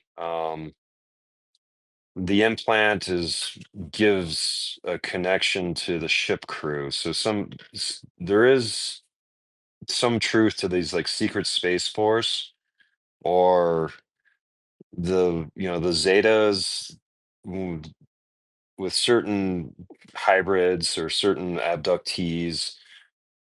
They put these type of implants because when you're doing an interplanetary transit, you're basically in a stasis chair. It's like interplanetary travel and Star Trek are not the same thing. Like the vehicle's warp drive works by doing a bunch of consecutive short jumps. Um, and the power systems go in, they're using these generations of matter. Like, think about the MH370 movie videos where the orbs spin around the plane and they create a tunnel and the plane gets sucked into it. That's a demonstration of warp drive. So the tube ships, these launch ships, when they're going in between planetary systems, the warp drive is like the analogy that I like using is the rock skipping across the river, and where the stone and the river intersect, that's what you see. But these vehicles are constantly making these little short warp jumps, The crew, there's an AI system on there. The crew are basically in stasis chairs, and each time the vehicle goes through warp space, your physical body needs to be stopped, or so they're in a type of hibernation, but their brains, they're in like a group virtual reality, um, where they're able to interact with each other and then also interact with the ship and the sensor systems, but they're in kind of like this perpetual holodeck. And so with me, they're like, because I was in this sweet little valley with like hot springs next to it. Taos has 3 hot springs within 15 minutes of it. So they were using the implant to record just some of my like wandering around, and because to them, like, you're stuck in a ship in a stasis chair, but you would like to experience what Earth is like. And their virtual reality technology is like realistic dreams. Like, that's what the dream technology that they showed in September was. So the reason that they came over and did this demonstration, bring it back, is after I talked with David. I have a crazy cousin. Um, I call her crazy, but she's not really. She's just one of these, like an MK Ultra person. She found me through Facebook and started saying, she's like, "Oh, my name's Carrie Schaefer. I like the Schaefer Hotel, which you're related to." And I was like, "Okay, I have my genealogy figured out. I know where the branches are." And she kept referencing like Grandma Schaefer, and she should have said this one person, but she never did. So I was like, "Okay, you're not, you're part of the deep state." Okay. But after the ship came down, I called up David, left a funny message. And the next thing I know, Carrie, who I hadn't spoken with in a couple of years, is like, "Hey, I'm at St. Vincent's in Santa Fe. I want you to go over to this guy and like this tiny little area and bring me a bunch of drugs." And St. Vincent's is like the crazy hospital. And I was like, I don't think so, Carrie. I don't think I need to like bring a bunch of drugs and walk into a thing. So like the questions that I asked, I told David, because he has one of his other students is Pais, excuse me. Salvador Cesar Pais. So David has taught quite a few professionals, and he's been working as a red-in security. How to say this correctly? A retired graybeard aerospace engineer with national security oaths and probably top secret security clearances, and he's had his fingers in a bunch of anti-gravity research groups. Like he knew Amy Eskridge as well, and that group of people that she was part of. Um, and so I called up David and I said, "You need to get on the horn, call your friends over and the Space Force in Colorado, and take a look at Moreno Valley, south of Taos, on this date between after 3 a.m. but before sunrise. And you're gonna have to use the space-based infrared system in order to see this vehicle because it was barely visible. It was like I was just looking at a very faint red large tube with a row of bright lights underneath it." That phone call, went in on a Wednesday, and by Thursday afternoon, Friday and Saturday, I had my crazy cousin urging me to come down to St. Vincent's to check myself in to see how I'm doing. So full stop, right? Like, and on those conversations, she's like, "Oh, well, yeah, I can't tell you, but I'm calling in for this like 3-star general with classified data that is," she was referencing the phone call I made to David a couple days earlier and saying like, "Yeah, we believe that you did see a vehicle and da da da da da da da da da." And I was like, "Okay." Like, The veil has been removed. How deep is the deep state? A person that I thought was a cousin actually is just an implant, like an MK Ultra person. I mean, you can find her through my Facebook. I don't use it anymore, but and she's over in Arizona. She's a nice woman. She doesn't need to be harassed or anything. She's very creative at times. Um, but and she's very psychic, which was interesting. I could have some interesting discussions and then some dreams with her afterwards. So and it just if you know, over this last year, I've been learning more about the MK Ultra stuff and trying to take it serious, and especially after this Dream Crown thing, like that technology, it has a commercial application. What's his name? Deep Neuron, Deep Prasad. He is he made one post about telepathic technology, and that there's so there the Air Force, or the deep state, they are getting ready. If things go well and the conflict with Taiwan mellows out, you're going to see an evolution of our smartphone technology. Like once some things with Neuralink gets figured out, like I mean, they're going to bring into market. This goes back to answer a question you asked a while ago of like, what do I see happening within 5-10 years? Well, some of the stuff I've been tied into uh, prophetically is the evolution of our smartphone technology, and that we will come into this point, like the singularity is about to happen.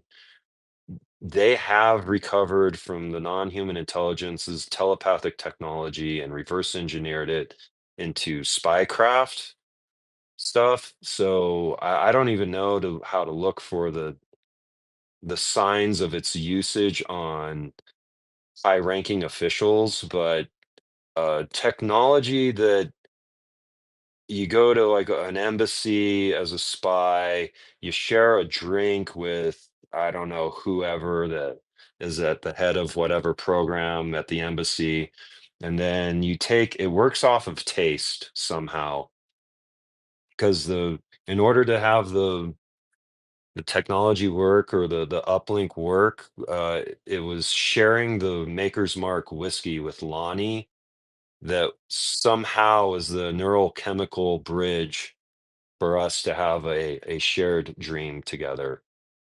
So this technology has been reversed engineered to field deployed status, is a type of asymmetrical warfare, and they are, they're already the AFRL has a research laboratory in Silicon Valley. So this technology is getting ready to be released to the general public, and I think I've posted about it in the last couple months.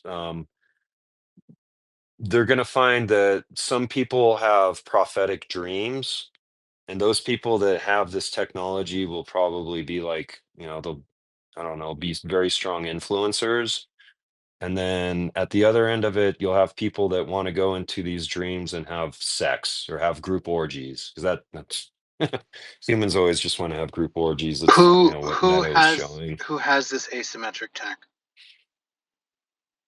Um, I was given, I was told to research, or Lonnie kept referencing Boeing Phantom Works. That's like So you'd have the to look at skunk works of Boeing. yeah, you'd have to, and from here they just have quasi-governmental organizations. So the technology is hidden in some corporation that's sheltered, that's a contracting with Boeing Phantom Works. Phantom Works itself is operating without congressional oversight, and this technology is just out there. It's And it's a forgive me, like mhm. this technology, because when you described it, the the I tel didn't understand it. All I heard was Maker's Mark and sharing dreams. What exactly are we saying oh, here?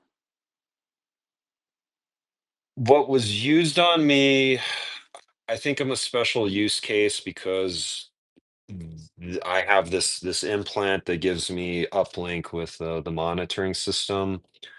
Um, it was I've in a couple of these dreams where I was interacting with these people.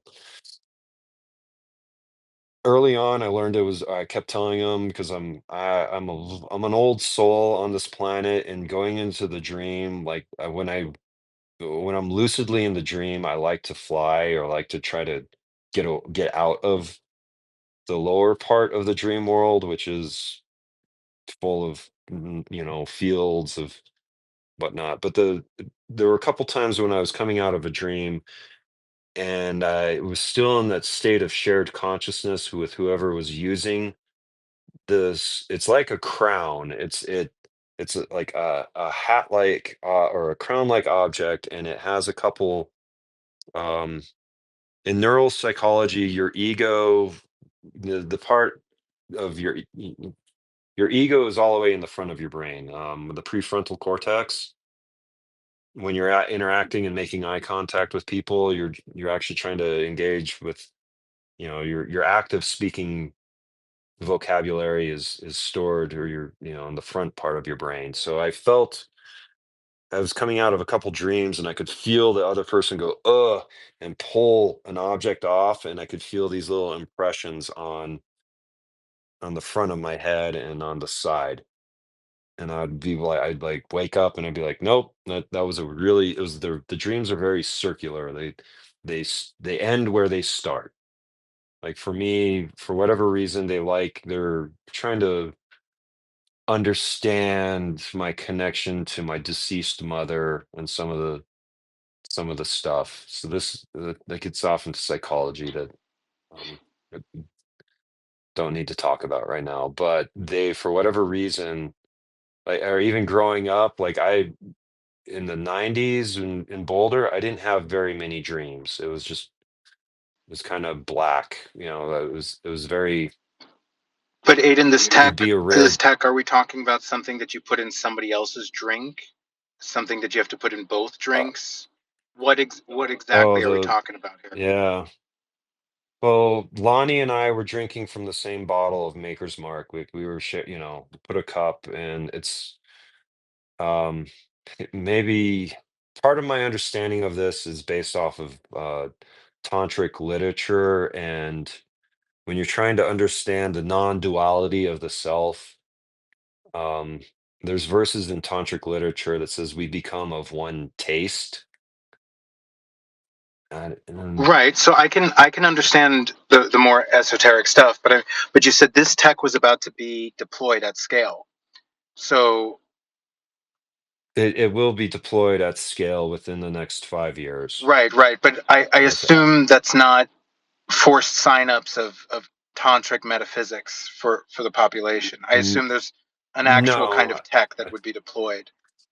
What's your best right. understanding It's like, of what the tech actually is? Like, not how it works, but how it's used.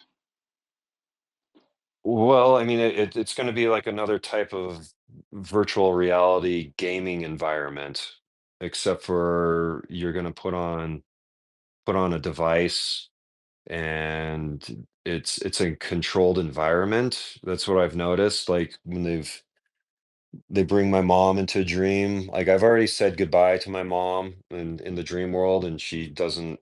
I don't. It's every time they've been bringing my mom into the dreams, they just go bonkers and haywire. But I'll do things like I'll walk up and there's a glass, like they're making me go through my home in Taos, which was taken away from me. And I'll go up and I'll knock on the windows. I'll try to punch through the windows, and I'll be like, bonk, hit it, and the window doesn't break. And I'll be like, okay.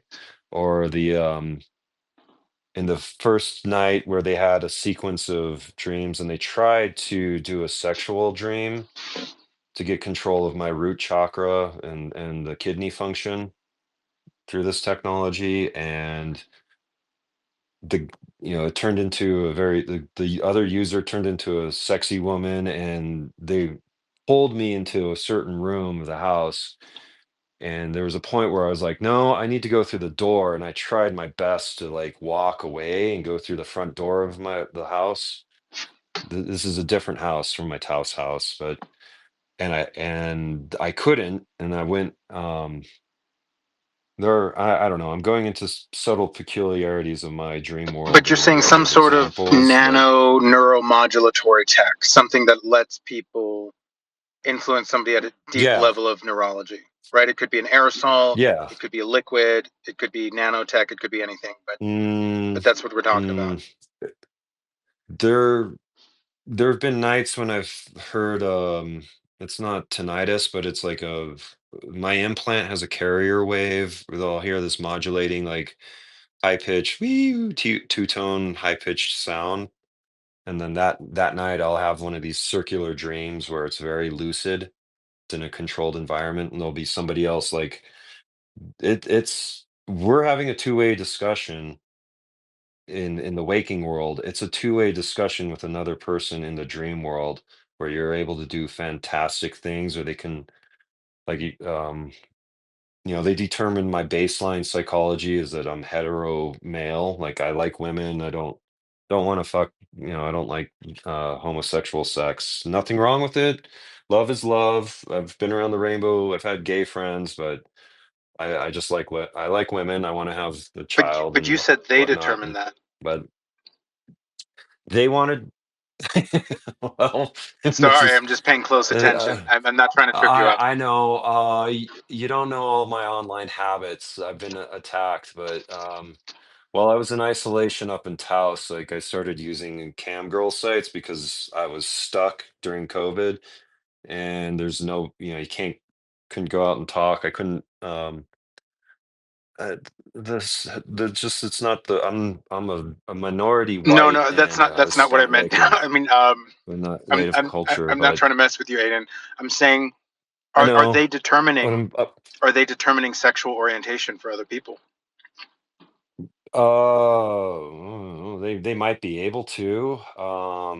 I could see that this technology would have because when you go into the dream state, your whole body is relaxed. You're able to get into these deeper um, states of concentration, or your ego isn't in the dream world. Your ego isn't as active. It's more. Mm, this is where I need to do some psychology research. I don't understand all of the neurochemistry of dreaming and whatnot. So I think I'm an experiencer and not a subject matter expert at this No, point. that's totally fine. S- That's totally fine. But the asymmetric tech, like the one of the problems I have is when you say they, I don't know when they is NHI and when or the monitors and when they is deep state, right.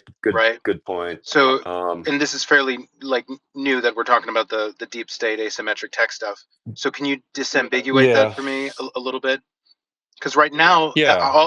right now I don't see a problem if it's benevolent NHI that are monitoring your emotions and they're always hmm making sure that your emotions, are controlled and they're okay. I don't see an asymmetric tech problem unless there's some sort of infiltration, unless this technology has gotten out of NHI's hand or unless malevolent NHI No, has infiltrated government. well, that I can't answer that question if NHI have malevolent NHI have infiltrated our government. I know the monitoring system can and has affected politicians. Um, Whoa! it Let's just stop there. it has Let's just hit the it cosmic has pause to button. have. Wait a sec. Hold, all right, everybody, kick off your shoes. They Crack open another Corona. What did you say? I I know that the monitoring system that's here has affected politicians in the past and current. Like we just had a flyover of Washington D.C. 2 days ago, right? Like I mean, other people must have seen that.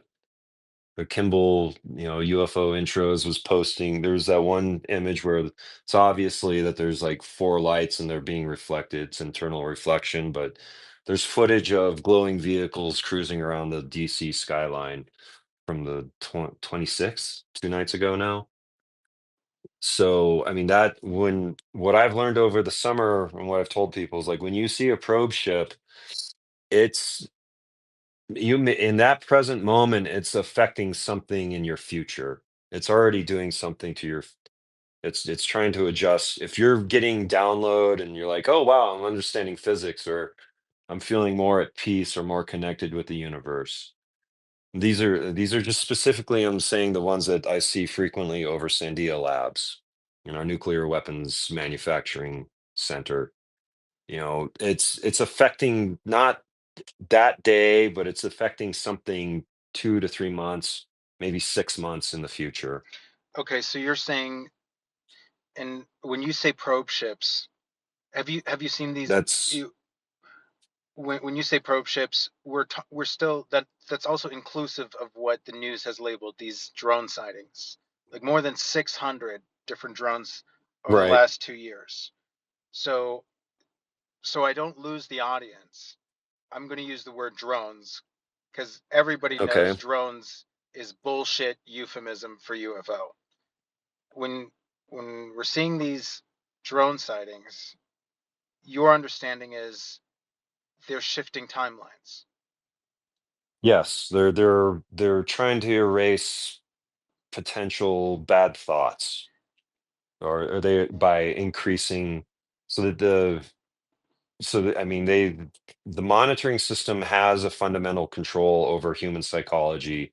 They've been manipulating us for millennia, so that's not a problem. The problem is that they've either the deep state people have either when they've in these crash recover excuse me, the NBC teams, nuclear biological chemical crash retrieval teams, when they've recovered some of these vehicles, they've gotten access to the telepathic technology that has been reverse engineered to a field deployed technology that I'm, like I said earlier, I'm a special use case because I have also had an implant from the non-human intelligences. So me going talking with me in the dream is I think easier, but they are, like I said, mulling over the use of the technology.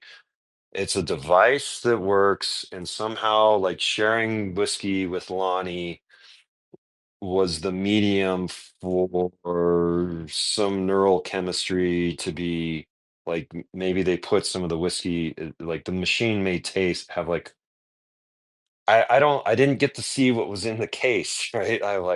But when he walked by with it, it just had this certain gravity to it, and my head was snapped to it, and I like focused on it, and I was like, "What is that case?" And he's like, "Oh, hold on," and just like awkwardly goes in the front door and goes up into the hotel and puts it in the room. So, but since that And we're discussion, talking like a there have been briefcase.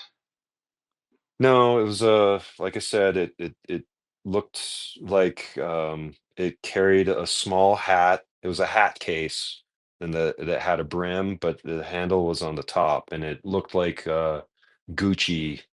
What was that like that certain Gucci pattern? Okay. And I was like, what is that?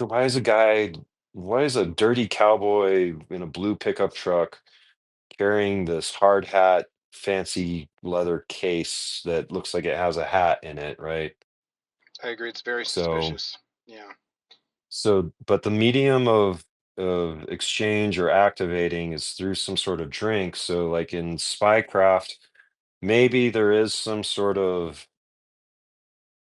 nanotechnology Yeah, it could be chemical some that sort they of put in. quantum mechanically entangled thing, right? He ingests it, you Yeah. ingest it, and you guys are on the same thing. And It's like an internet of drink. Um, the Yeah, oh, how did Max put it? Because he talked about something similar, like when he was teaching me tea ceremony, and you want to have better, that gets into alchemy. But sharing tea, you become of one. Like the reason people kiss, you're swapping DMT that's being generated on the fly by your brain and your pineal gland, and you're in a heightened state, and you're kissing each other, and that's how close lovers develop that telepathy with each other. I mean, there's neurochemicals that are native in our bodies, and why, kissing and sharing those neurochemicals through saliva increases, it's pair bonding is another word for it. But so this technology works off of something that's already part of our bodies. It's just, I guess they could add I don't know.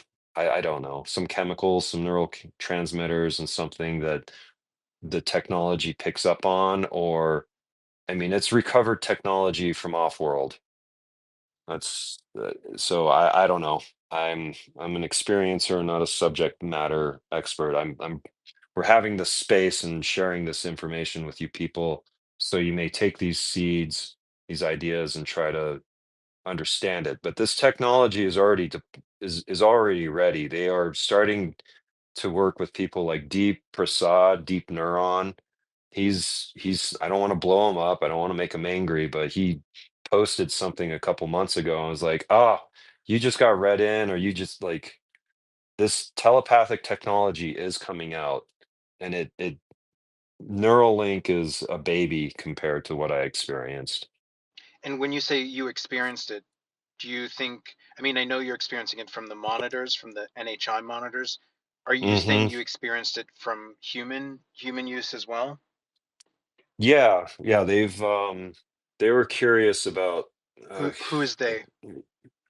I don't know. And you can But tell the pitch of my voice. but I'm I kind mean, of like, concerned, do you but think it's human they or NHI they? oh no, it's definitely human they. Last year I started to call into 𝗬𝗶𝘁𝗶𝘁𝗃's office while I was still employed in APEC. Because the big issue is, there's nothing on the books for how flying saucers fly. Started calling into 𝗬𝗶𝘁𝗃's office and trying to open up, make connections in DC so I could work with legislators and get the wording for field propulsion on the books. So we stopped saying, well, we don't have the physics. Like, fuck you, we have the physics. We've had anti-gravity since like 1952. The population has been educated to ignore it, and the mainstream media is just telling us, keeping us all stupid. The result of talking with 𝗬𝗶𝘁𝗃's office is that River Media, RIVR, out of Tennessee, they contacted me and said, "Hey, Mr. Schaefer, this is very interested. We're interested in talking with you. I want to talk about putting you on a program that's controlled by this very old family that's closely associated with the intelligence community. And this family has some concerns. We would like you to sign this or take a look at this NDA." And during that process, I mean, I've referenced Vladimir Markov, my Russian uncle, but I'm sure I have a secret of a mention in a Secret Service file or two.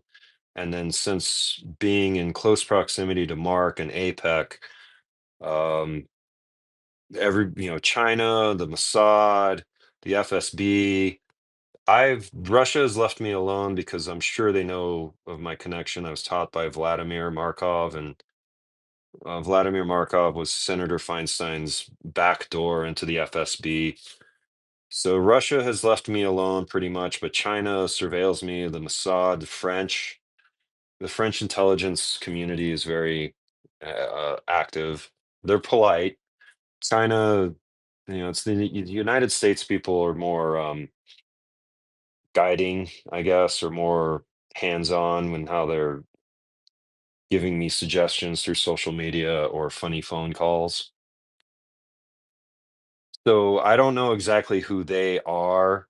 They are the family that's running the program in the intelligence community. Um, Isn't that called the deep state? I believe so. But I would agree. so they're running the 44 I d generals? um, yeah, I mean, because these guys, the general is they give the command to send the soldiers to war, but your average general doesn't have time to analyze satellite data, doesn't have time to compare that satellite data to newspapers of that city or that specific region, and doesn't have the extended network of spies that are just guys running and gals running shops, collecting word of mouth info on the street, right? So the intelligence community, the intelligence apparatus is partially satellites, is partially people on the ground. They're all moles, shall we say, but these people with the authority to authorize violence or use of nukes or, I don't know what, black helicopters, etc. They don't, they need somebody from within the intelligence community, and that's, the CIA, NSA, FSB, So Aidan, the I Mossad. have to ask this question at this point. Hmm. If you have monitors that, you think it's not a problem that they've been manipulating human behavior for millennia, Hmm. if those are the ones that put the implant inside of you, are monitoring you, and Hmm. they're there to protect us from our own thermonuclear self-destruction, Hmm. why are they allowing a deep state to hijack your implant? Um, well, David in our last discussion said that we have vehicles and we do have some of these little guys. So that begs the question, like, am I being played by our intelligence community? But we don't, I mean, we have recovered some where there is probably a secret saucer fleet. That's stationed down in Arizona. I don't know. I've kind of stopped. I would like to believe that why are they allowing them to do this to me? Because I think part of their ability, the NHI monitoring system has cultivated the ability for the human mind to be prophetic, to see the future. We as a species are collectively co-creating our future. Um, so Tim Ventura did that wonderful interview with Julia Mossbridge, and she talked about how light has the ability to prophetically know that it's going to go through the slit experiment. So it starts acting like the double slits are going to be there before the double slits are there, right? So humanity has this ability to co-create its future, but we as a species, we're more wired to act to negative stimulus. So the monitoring system that's helped evolve us to this, we're not physiologically, we're not the same as we were 2 centuries ago. We're bigger, we're taller. We've had, the Americans are pretty tall, we're big people. So why are they allowing that to happen to me? Maybe it's, they've done their part, they've stabilized me, they've there are a couple things they put into my subconscious that when they started using the dream crown on me, triggered, like so the other, like I said, my concept of God is a female Oriental mystic martial artist. And so when the deep state started using this, or whoever it was out of, in the intelligence community was trying to figure out why I have anger issues with my mom, those dreams never went well.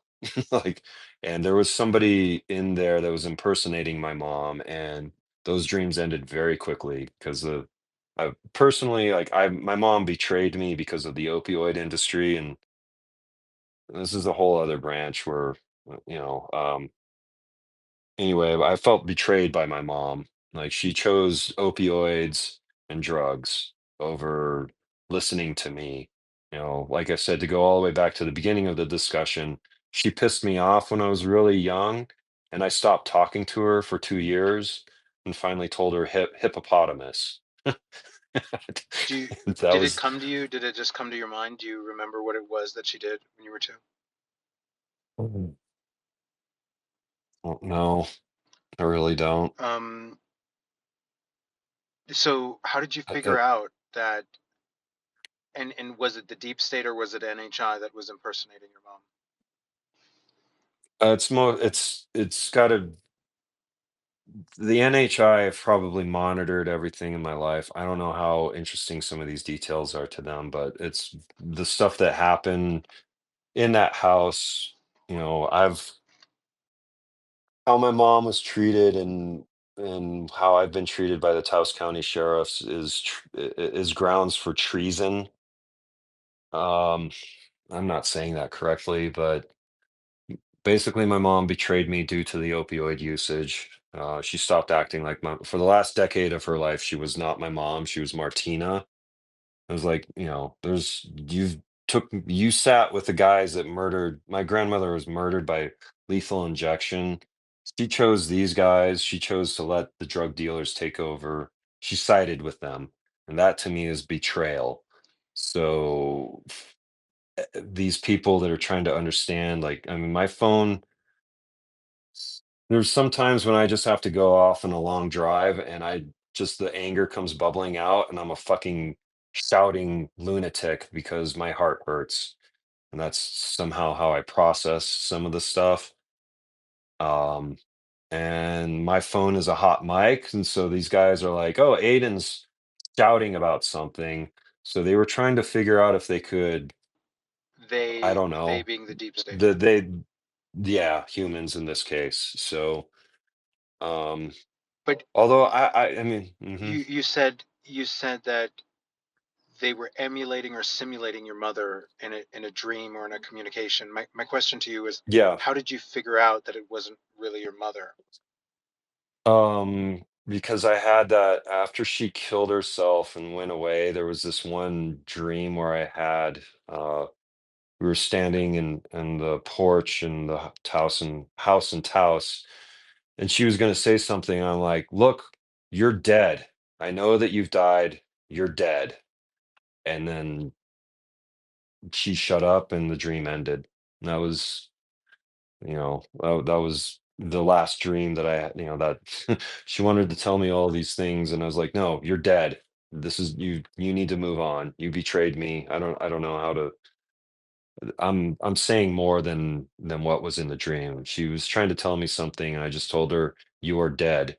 And I woke up and the dream was over. So, And can you help me and understand? I'm not saying you're wrong. I'm saying, like, how does that interaction, how did that prove that that wasn't her talking from the other side?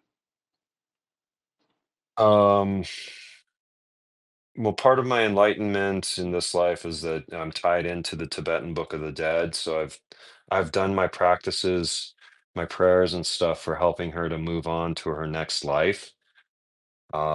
People and then I don't know. So that spark of that her soul has I understand, I believe reincarnation. I don't know. I don't know what the spiritual background of the audience is, but for me, I just accept reincarnation. Like going to heaven, very few people make it to heaven. Uh, and when you're up there, you're there briefly, and then you come back. Most people are after you die, you linger around your people that are close to you in their dreams for a little bit, but then your energy gets drawn toward your soul. Your energy gets drawn towards your next life, and you start, and then boom, next thing you know, you're a baby. You watch people having sex in the dream, and then blink, you're a baby again.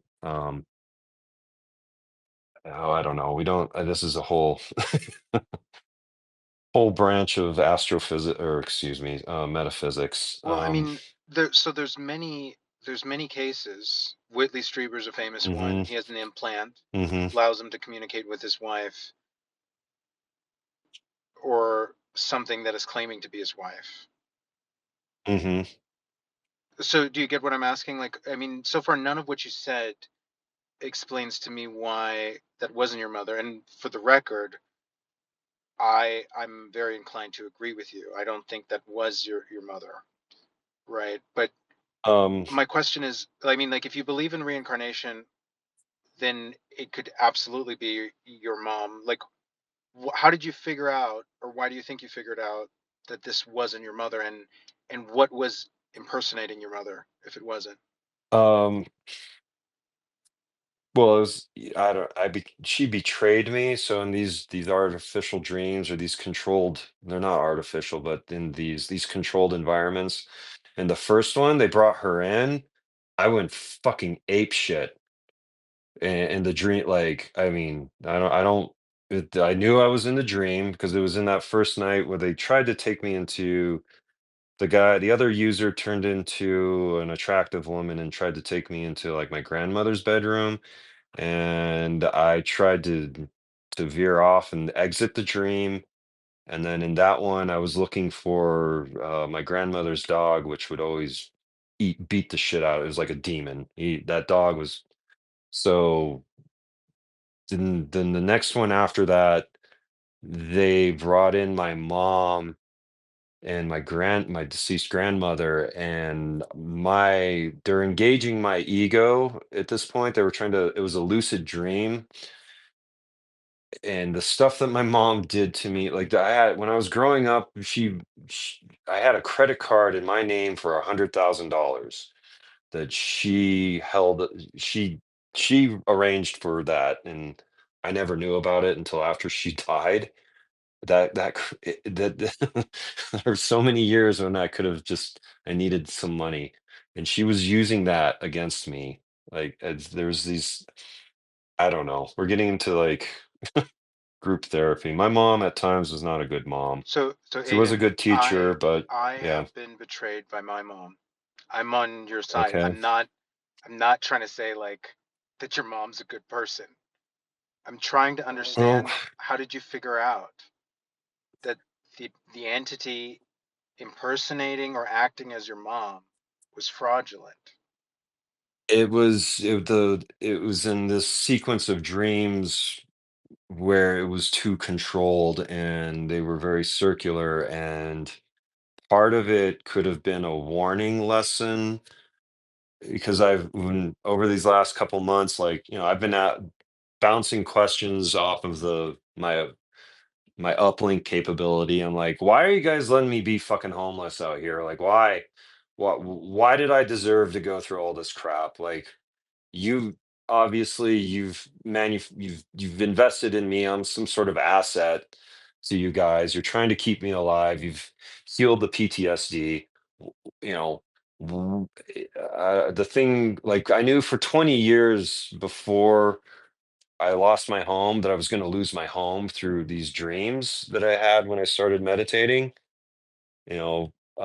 Like the day that the sheriff, I don't know, I'm in my emotional state, but the day the sheriff showed up and pointed a gun at me, like, I had a 9 millimeter. Uh, I went off to go pay the electric bill, and then I was coming back. I had the advantage. I had speed. I had my 9 mil. I knew they were at the house. Went around the corner, locked the gun, and I was gonna drive up. But as soon as I, actioned the gun, it just fucking flew out of my hand.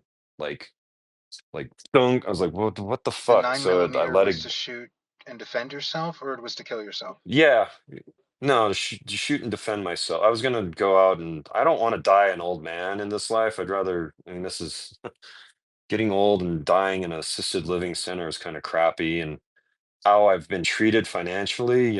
I'm stuck here in mountain air. Luckily, my great grandparents built a house or a hotel, so I kind of have shelter. But what my mom did was betray me. She used me for personal financial gain. She chose the drug dealers, and then she sold the house out from underneath me. And that those years that she was an opioid user was incredibly psychologically damaging to me. She was trying to kill her. It was a slow process, and it made me very suicidal at the time. Like, what's made me suicidal is my deceased mother's opioid usage. What's prevented me from doing that are the NHI monitors, you know, the ones that have been watching me for a while. You know, they've, like I've said earlier, like this, the sheriffs, modern law enforcement hurt my connection. The Democratic Party of Northern New Mexico hurt my connection to humanity. Over the last year, these guys, the NHI monitors have been trying to reestablish my connection to humanity so I don't go out and kill myself, right? Because it's like, I mean, one of my I've seen an interplanetary ship. It's like, why the fuck am I still on this planet? Yes, it's beautiful, but our civilization is just like, I hate capitalism, and it's we're at the verge of a nuclear war right now. I mean, this is World War III. And why am I still here? I don't want to be here. People always think I'm fucking weird, and they get like after a while they get that I'm intelligent. Problem is in New Mexico, the demographic here, like the Hispanic community, they're starting to really inbreed in northern New Mexico. So they're, you know, and I just wasn't quite good enough to get into Sandia Labs. And all of that's because my mom fucking dirtied up my public record. You know, she sat with these guys that, you know, she betrayed me and chose these dumb fucks from Flint, Michigan, who murdered my grandmother, set the house on fire, embezzled stuff. You know, I'm getting too emotional about this, but So, Aidan, this is not my place to say as the truth, but I'm going to give you my perspective. Is that okay? sure.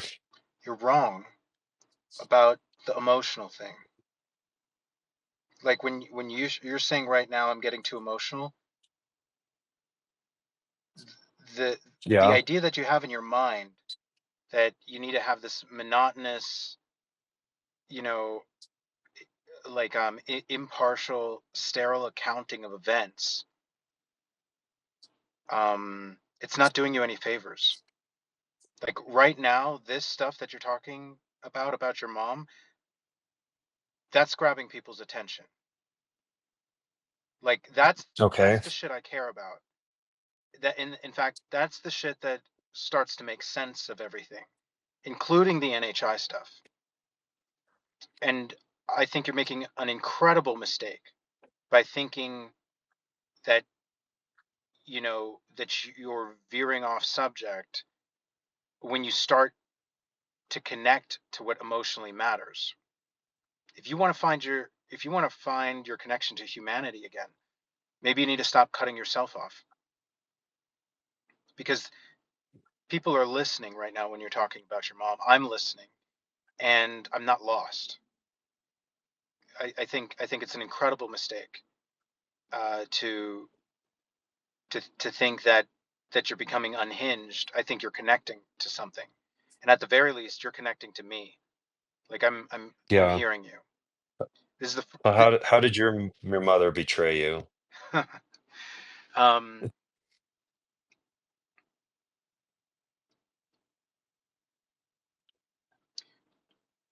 my mother was. It has to do with my two sons, and the new woman who was in my life who'd moved over to Connecticut. Um, she was pregnant. She was about 4.5 months pregnant, and my oldest son had just been released for maybe 9 months from a residency, and we almost lost him to suicide, and we also almost lost him to the system. So, first mother of my first child, um, she she and I did not agree on most things on how he should be raised, and I moved to Connecticut with the help of my family, my aunt and my mother, um, because my son had repeatedly stated he wanted to kill himself, because of school. Mm-hmm. He didn't like the way his mom was nagging him about the homework. She wouldn't let me tutor him, even though every time I did, like his grades went through the roof. He was doing well, but she wouldn't let me be involved. So family helped me move over to Connecticut. And on the third day, this was around this time in 2020, on the third day, I mean, I had seen him every day, but before I took my first shift at work, she threw him in for a third round Yale psychiatric ward. And this time she,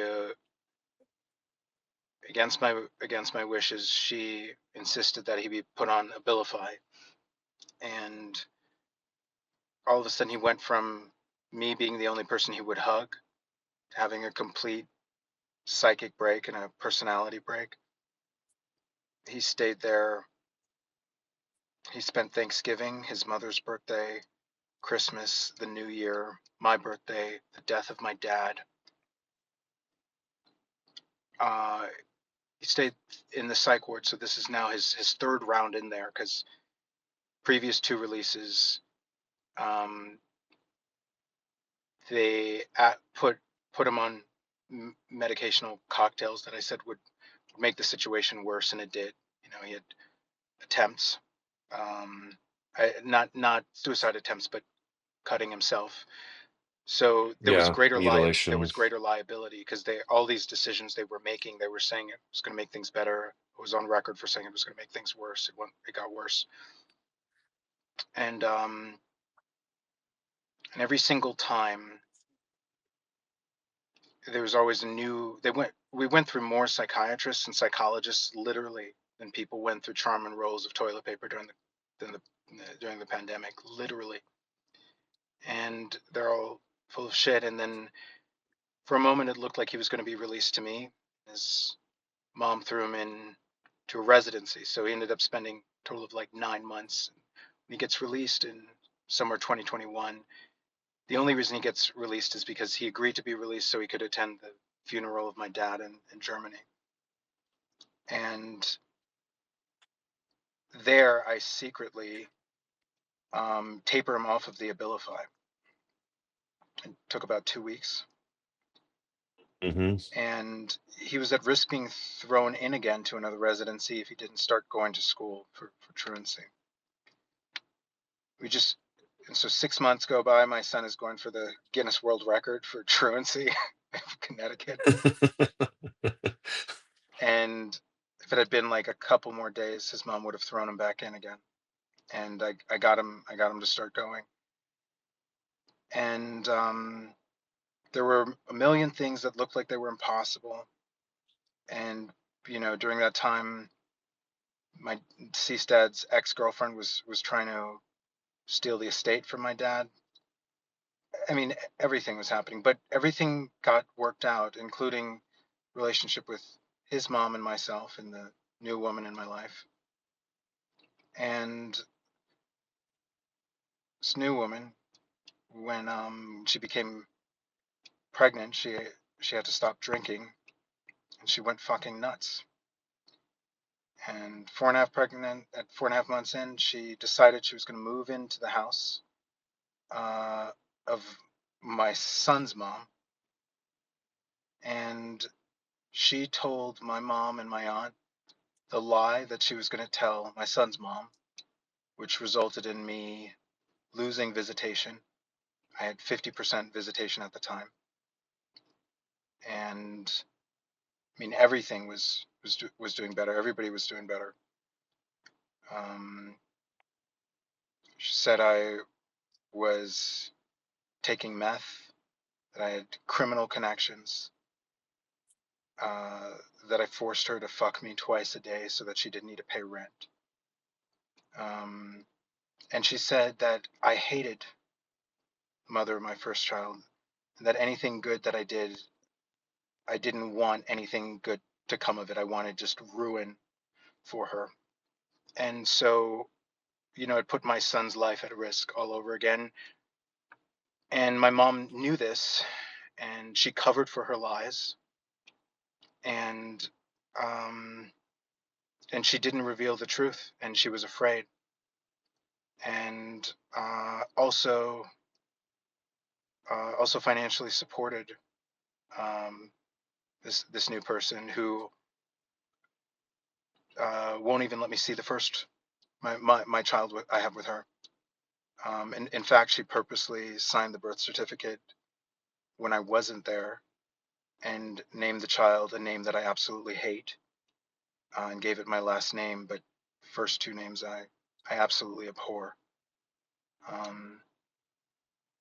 Yeah, and there's more, but I know what betrayal is. So I'm the last person who's judging you right now. Yeah, well, yeah, I don't know. It's just But I don't enjoy what's I'm happened saying, to like, me, your but emotions, your hmm anger. I mean, you need to be in control of your anger, but you also need to be in touch with it. You know, you need to be in touch with your anger, because otherwise, nothing that you say makes sense. Otherwise, it's just Chat GPT. Like, people don't know who you are if they don't know what you connect to, hmm right? And when you started talking about that, everything started making sense, at least to me. And like, not everything, but everything you were saying in that moment. Um, so, like, I want to understand what's going on with the phenomenon, because I'll tell you, the world doesn't make sense, and the phenomenon doesn't make sense either. It's not just humans who are fucking up. If these things are so fucking brilliant, they need to fucking drop down and start having a conversation. Yeah, I mean, telepathy is nice and all that, but it's causes problems, and I don't always get the message clearly. So, yeah, I don't know. I Well, I feel you. I mean, that's thanks for letting me connect and No, I wish you would talk do it about more. betrayal and such. I I Well, I wish you would do it more. Um, the the are you certain that it was human hijacking of the tech and not NHI that was doing that? yes, yeah, the dreams, yeah, because they got, well, I mean, I don't know for sure. I think there's hmm,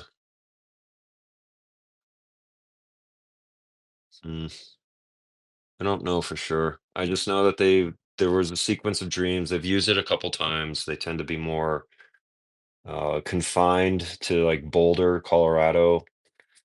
When I think it's the dream people, or excuse me, the IC deep state, trying to see if there's anything useful, because they've within the first week of them using the dream crown. I'm just going to call it the dream crown for the rest of the discussion, but this telepathic technology, the dream crown, they noticed that my dreams were prophetic. There was little things like I if I'm sober and baseline, like my dreams usually tell me what's going to happen a couple days ahead, or I'll get a heads up.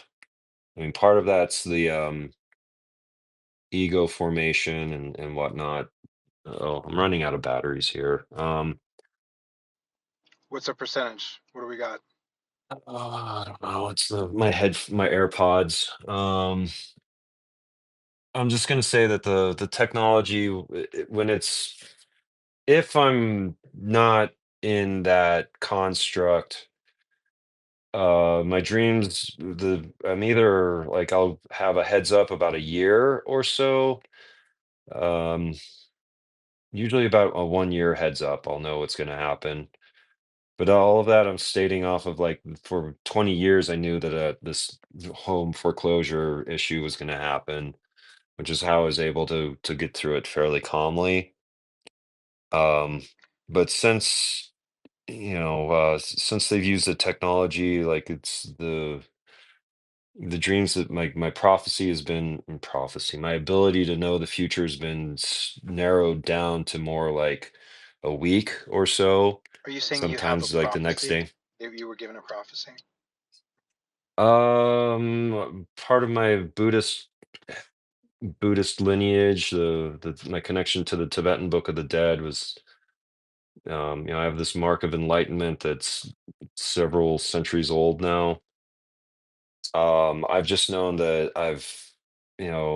usually I know what's going to happen beforehand, which is why, like, when it gets into like an emotional situation, I can be like, all right, I already knew that this was going to happen. I can step back a step or two and be the detached observer instead of like somebody gets angry with me and I go, oh yeah, well, you're a fucking dumbass and I know this and this. And, I've never really been able to use my full intellectual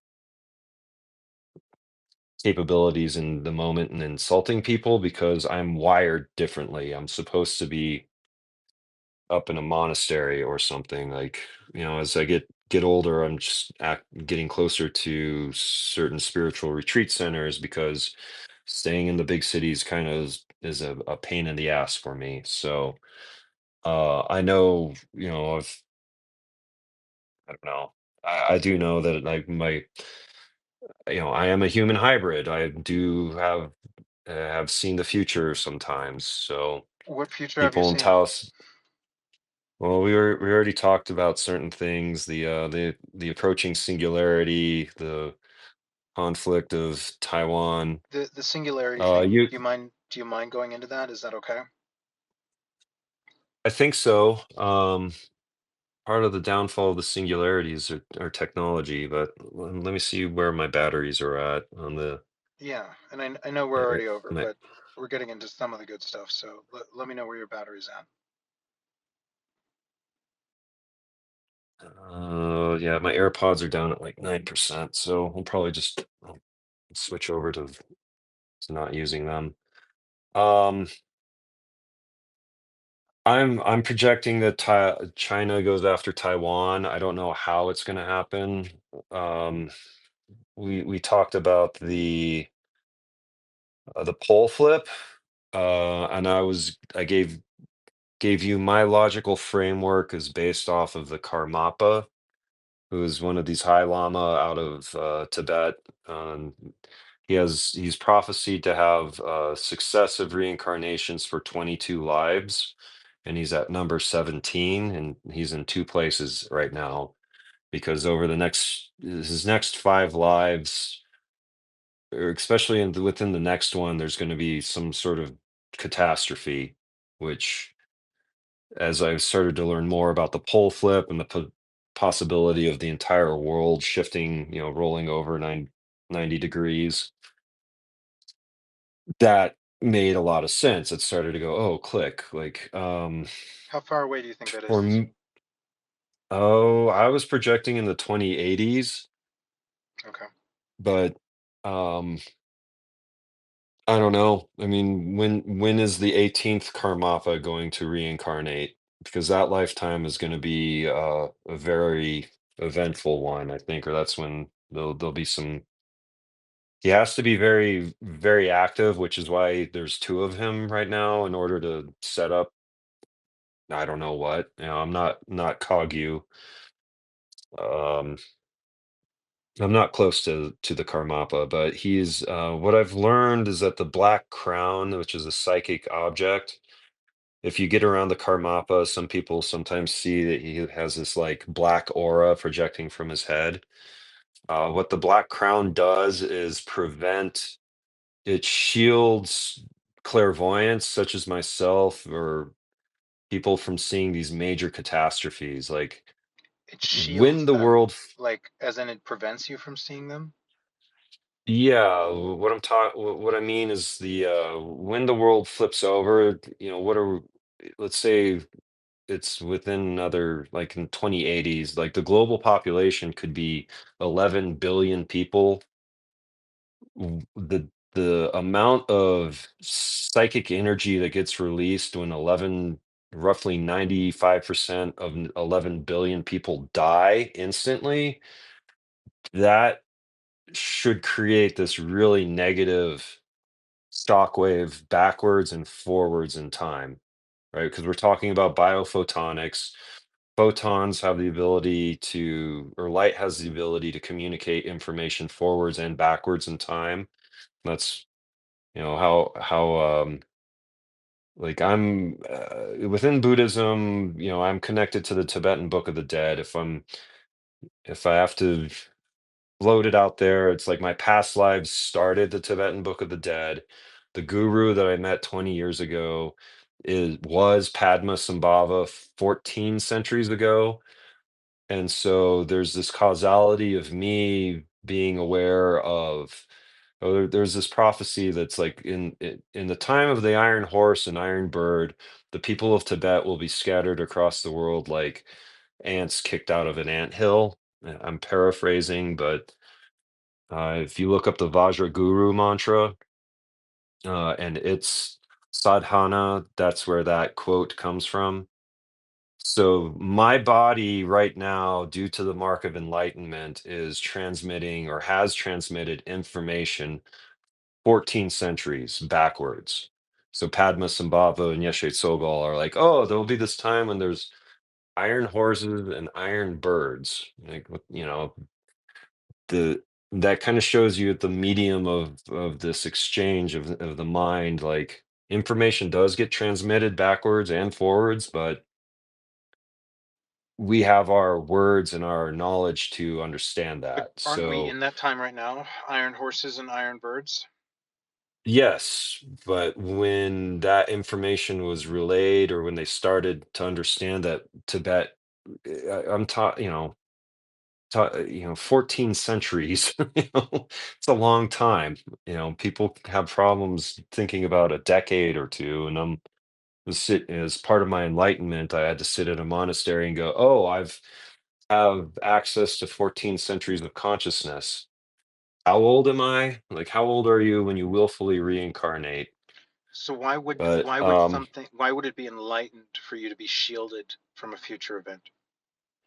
um, because it doesn't matter if everything's going to get destroyed. Why should I fucking bother paying taxes? If everything's getting destroyed, why should I go up and build these spiritual retreats? If everything's going to get destroyed, why should I even bother to have a family? Why? So and likewise, why should anything be bothering with our nuclear facilities? Because the dolphins have a right to do triple backflips, Well, and I mean, orangutans have the nobody's asking the dolphins permission for the solar micronova either. no, What's the distinction right? But here? I that's don't understand why do dolphins start swimming when we talk about nukes, but they stop swimming when we talk about a solar micronova? because they'll be able to well, I don't know. I mean, they'll be in the water. I don't, as the water comes on land, what's going to happen to the large sea mammals? I guess some will survive, some will not. Something, a lot of I these mean, the animals will elephants, the survive, the but elephants are roughly as intelligent as dolphins, right? Like, right. is there some sort of spiritual priority for you know, um, marine mammals? No, not really. I mean, help me understand. We do know that the mammoths were affected by the last pole shift. They're frozen like chicken Right. nuggets. What what am what am I missing here? Is Um, well, I'm just saying that my personal belief, because like over the last year or so, like as the approaching day of when the sheriffs were getting ready to kick me out, premonitionally, I went through this really painful experience of being cutting off from my sense of proprietorship of like that house is mine. Like there's people are saying that there's a really nasty vibe, a curse in there, because I knew for 20 years I was going to lose my home. But as that fear was coming, I was doing more meditations on the Karmapa's Black Crown and using the fear of being killed by the sheriff, filtering it through what I was learning from Ben Davidson, and then feeding it, wishing it towards the Karmapa so I would get information. And then I started seeing these like black objects or like object, like a black car that had, if I really looked at it, I could make make the black go away, which made me understand that the black crown is this psychic object. I would like to be able to talk with the Karmapa, but it shields. My understanding is that it shields clairvoyance. It's a feature of the humanity that was installed by the Buddha or whatnot to,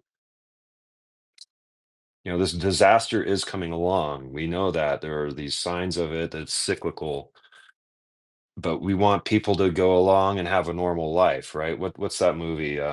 Don't Look Up, Is that right? Like really the enlightened thing to do? Like just keep on playing the violin on the Titanic? ignorance is bliss, my friend. Ignorance truly is Is bliss. that a yes? Is the enlightened thing to be shielded from the light? I don't understand why we should all be wildly aware of all these nukes that haven't gone off yet, Hmm. but it's really important that we remain ignorant from another giant nuke that cyclically goes off. Like, Hmm.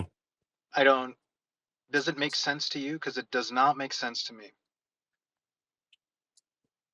Mm, um, I'd have to put on my Aspen hat, Aspen, Colorado. I mean, I think it's you I've can just take off all of the hats and you can ask Aidan. Does it right. make sense to you? If you're in a position of authority and power, then yes, it does. I mean, No, if you no, no, have no. From a position of the intelligence, from a position of being like from the position of Aidan, does it make sense to you? The argument that like we need to freak the fuck out about all these nukes, because nukes are a threat to humanity. But it's really important that we have this huge threat to ecology, right? Like the pole shift is going to change climate, ecology. It's going to change everything that nukes would change as well. We have a right, whole other planet that has been nuked called Mars, nuked more right. than Earth ever has been nuked before. So what is going on?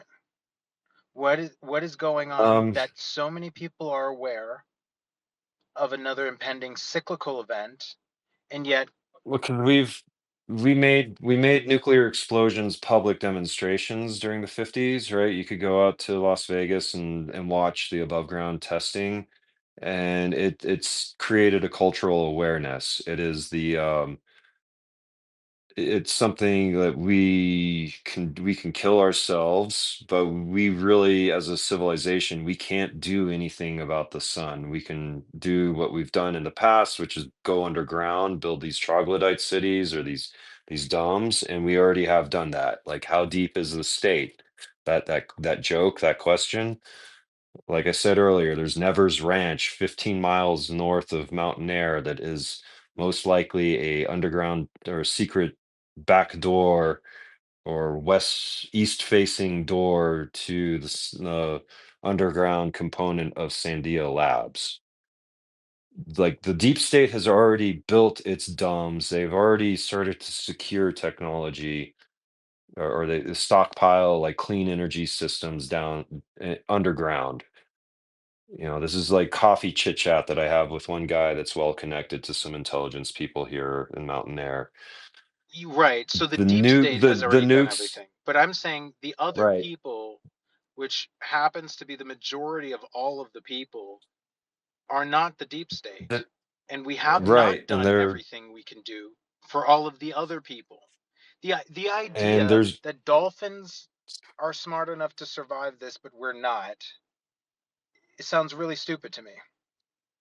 well, a select group of humans will survive the pole flip like they have the Of past course. several iterations. And The why are we saying that only a select group of humans should survive this? I don't get it. Because neither do I. You can't save everybody. Like, Right, how but nobody if right now if you were in a restaurant and you saw, let's say you saw one person use the restroom, one parent, and the other one just moved over to another table or something, or went over to the waiter to like fix an order, and you saw a 2-year-old choking, and you could do the Heimlich and save it. would you just stare at that 2-year-old and let it die and say you can't save everyone? Well, that's an extreme case, but No, an extreme case is 8 no. billion people needing to die because you can't save everyone. That's an extreme case. The 2-year-old is one Uh, case. Hey, everybody, let's move out of New York City. You've got, no time. You've got to, there's just, it causes panic. It'll 8 billion people moving towards Colorado, Utah, central New Mexico, Montana, Alaska. Or, I mean, that's not even that many, but the population of America and Central America, like people will move towards, there'll be an instinct that is probably released through the human population. Like, go seek high ground now. You've got about a year. That's what Ben's been making popular, is that if the big pole flip is the big change is going to happen, the sun's going to give off, the skies go dark, right? For like as the micronova gets ready to happen, Yeah. people are just people are going to ignore it. They're going to be like, yeah, whatever, like I'm stuck watching my dreams, or I'm stuck watching Wall Street, or I can't physically be changed, right? I mean, people, what makes a person want to survive? Knowing that death is impending. I think that's most people want to survive something when they know that death is on the way, but it's really hard to want to survive something that you have no idea is coming. At least in my experience. Like most people are going to turn on the engine if there's a car bomb underneath and they don't know it. Most people are not are not going to drive a car that they know has a car bomb if they want to survive. It seems to me like you need to know in order to want to survive.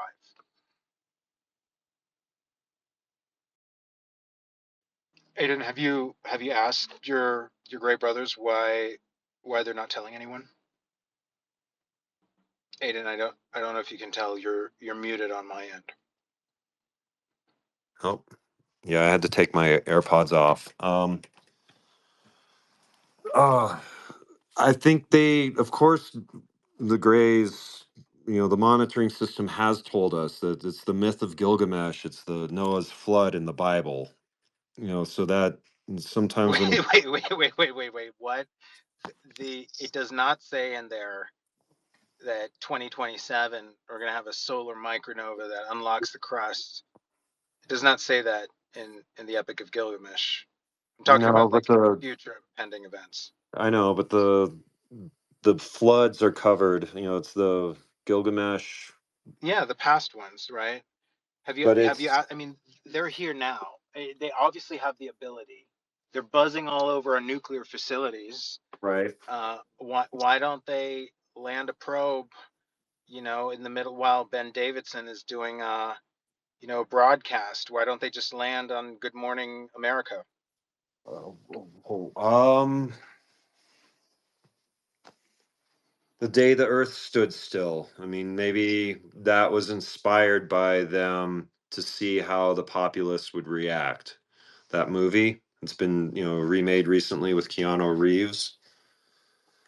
So, I mean, Uh, some of these scenarios have already been played out through Hollywood within the past 70 years.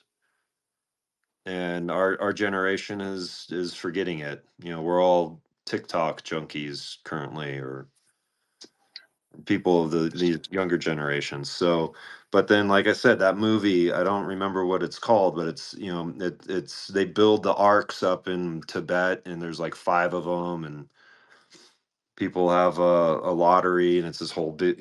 They go through the flood scenario, and the arcs end up crashing on South America, or excuse me, South Africa.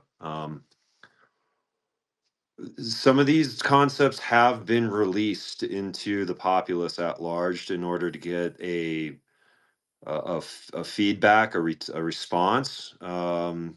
After the wait. But I'm not asking how should they release it so that we can all stomach the truth. I'm asking why haven't they just told people the truth? Because you're gonna get, like, I've stopped paying taxes because of how the Democratic Party has treated me, right? Right, but if Um, we have an extinction level event, that's obviously going to be more traumatic than the government not collecting any tax receipts. Right, but if you know that it's coming along, why behave? Why not just become, start the zombie apocalypse? So you keep it Right. secret so people just keep going along. Like I've learned that at times I'm more intelligent than the average person around me, and it's like I can't. I just learned to give out the simple answers sometimes instead of trying to break it down and be like, all right, let's get out the math books, let's get out the physics books, and start to give you the really precise PhD level answer. The average person doesn't have time to accept that or incorporate it into their daily routine. So, an end of world event, you you don't want to tell everybody because everybody's going to have a different reaction. I don't know. But is the reaction to the end of world event more traumatic than the event itself? Like, I don't think we're 80 years away. Yeah, yeah, I I think, know. so, but if we are 80 years away, there's less of a reason not to tell people. Because if it's 80 years away, the excuse that we can't do anything falls out the window. Like, if the NHI believe it's 80 years away and they're not Mhm. telling us, they're fucking stupid. They need to fucking put me in charge. Well, I mean, So so that's as this potential for death, being killed or go was getting closer. I was doing my best to like visualize and see what the pole flip looks like. all I'm saying is the further out in the horizon, the less of a reason you have to not tell people, right? So that goes out the window.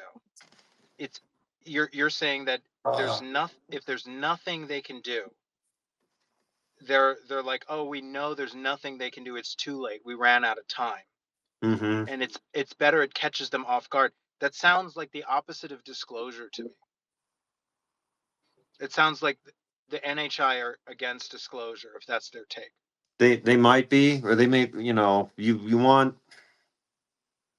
intellect is the ability to make choices, and they're gonna choose people that they choose, and there's also like a natural response.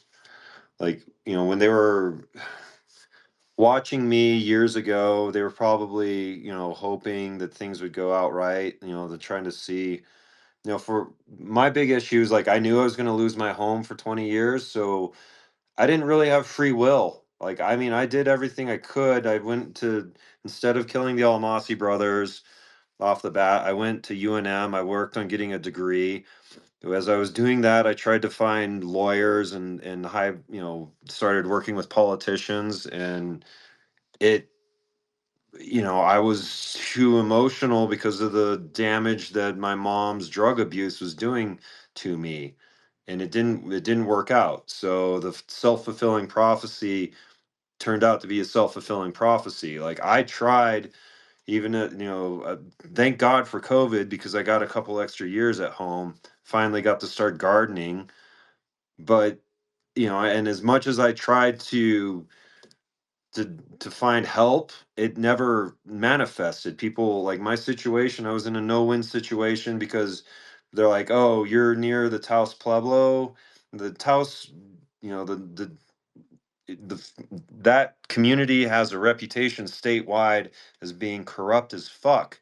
So I tried to fight the self-fulfilling prophecy, but I'm still fucking homeless, camped out in a hotel that my great grandparents built, and I have the good grace. So that I don't know. Is that why you were yelling at the NHI when it was happening? You felt like a Cassandra. You were seeing this coming for 20 years, Yeah, and they're fucking with your mind, and you know it's coming. They know you know it's coming for 20 years, and they're keeping you alive, but they're not actually doing anything to improve yeah. your They life. didn't. They didn't. They could have easily used their mind control technology to give a lawyer a fucking spine. Be like, "You're all right, Mr. Schaefer. I guess you're." I mean, what I've they. I just how powerful is free will? Like, I fundamentally operate that I don't have free will because over the years I've learned that my dreams show me what's going to happen a day or two before they happen, and people are like, Aidan, you're fucking crazy. Why are you doing that? And I'm like, I'm like, I already know what's going to happen. That's why I did it. Like my mom would try to pick arguments with me, and I would do stuff preemptively before the argument started, and she would be like, blah, blah, bitching at me. I'm like, I already did it. Look, I did it half an hour ago. Once you know that you're prophetic, like arguing with Mark Sokol was like I knew he was gonna be a piece. He's a clever guy, but he's got a fucking psychotic snap in him due to his like Adderall and Xanax usage. I knew he was just gonna be a fucking pain in the ass to deal with. And as I was helping set up Falcon Space and APEC, like he would want something done, and we'd go into this stupid argument. And I already have it done for him, and he would be making a fucking point. I'm like, the argument he would switch the argument around to my side. He was arguing my view, and at that point I'd be like, all right, I'm done. Like you tried to use your Jewish mind trick on me. You're now arguing my side. I'm walking out. It's my time off right now. And he finally got it, but it's So uh you agree they had the power to step in and have some sort of mind influence on other things to to have a more beneficial arc, either for technology for or but my happiness apparently, I don't know. Where's David Bowie? What's David Bowie? So there's a song that they've been letting me listen well, to. I'm asking you, based on your experience with them, Mm-hmm. you feel like they had the ability to step in and at least undo some of the psychosis in other people. Yeah. I mean, they're real good at releasing pent up rage and stuff. Like, I mean, they've set in motion some of the stuff that the Taos County has done to me did draw their attention, because draw the NHI monitors attention, because when they brought me back to Taos, like after March, the first couple weeks in April, they would wake me up and make me go out and look at a probe ship hovering over either the Taos ski valley or the town itself. And then started all of the close encounters from the spring. But so I mean, it's I don't know if it's fascinating, but they let us experience pain and suffering, because then they take that and they feed it back into how they're seeing things evolve. Because me as a person, I don't have enough power to overcome all of the drug trafficking that the CIA fucking started, right? in that in the lazy Hispanic FBI agents in Taos, or excuse me, in Albuquerque, just go, whatever. It's my cousin up there. I'm just gonna look the other way. I don't have enough power to change the corrupt government that is is in effect. But these guys, it was my hope that, well, they did do it the 2 weeks ago up in Taos. uh, Two police officers had a head-on collision in front of the courthouse on like a Monday morning, 2 weeks ago on Monday. And one of the vehicles that was involved with it was the Taos County Sheriff's mobile Stingray unit. Is an SUV unit, and it had, I don't know if anybody knows what a Stingray is, but it is basically an artificial cell tower. And once your phone hooks up to it, it has complete access to everything inside of your phone. So I noticed, like up in Taos, that my phone was getting only 2 bars. Um, and it was I guess, part of the flex, what the NHI monitors thinks is kind of a fair exchange. It did make me happy to hear that one of the vehicles that was used to surveil me this spring was destroyed, and this is like public demonstration. But from my perspective, I can see where it was arranged by these these beings with the ability to control us remotely through telepathy or influence things. From the sheriff's perspective, he's like, oh, fuck, I've got two dumb fucks that crashed and I got to fire them. Right. So it's this, again, it's this, you know, this question of perspective and whose view of events is most correct.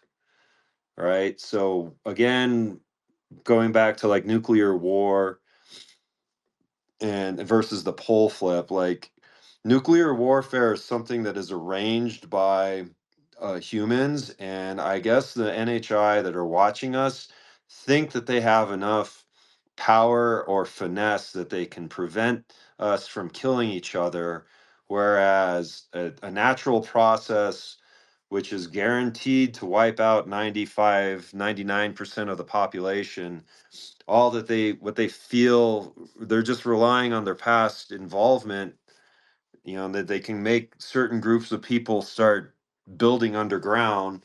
But for some reason in this cycle, they're allowing or they're accelerating our usage and an understanding of technology and physics as quick as possible.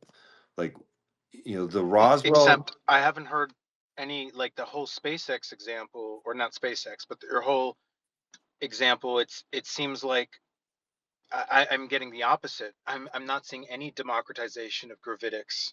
I'm only seeing stovepiping. I don't see any intervention from Mhm. NHI where they say we need a we need to bring about the singularity so that we all have robots to build provisional housing and survive a solar micronova.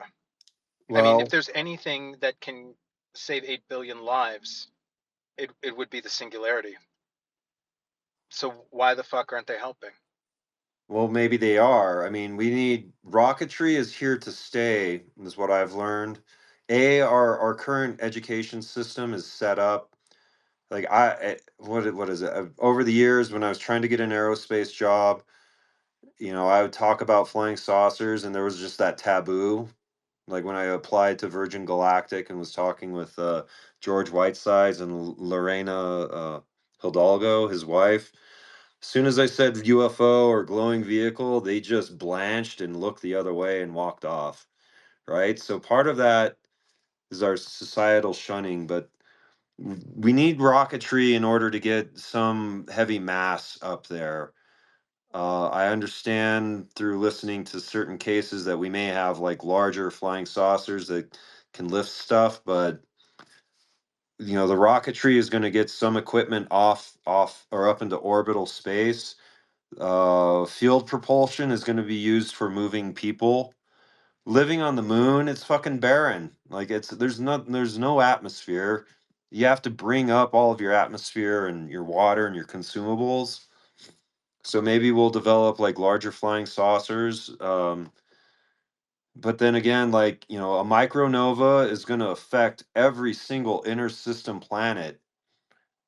It's going to, you know, tilt. I mean, it may have caused Uranus to tilt over sideways. Like in my usage of social media, I heard an interesting theory that Venus was a captured planet, which is why its day and its it its spin structure was not made in this solar system. Its orbital period and its day are the same thing. So it's rotating as slowly as it orbits. You know, so there's some people think that's proof that it's a captured planet.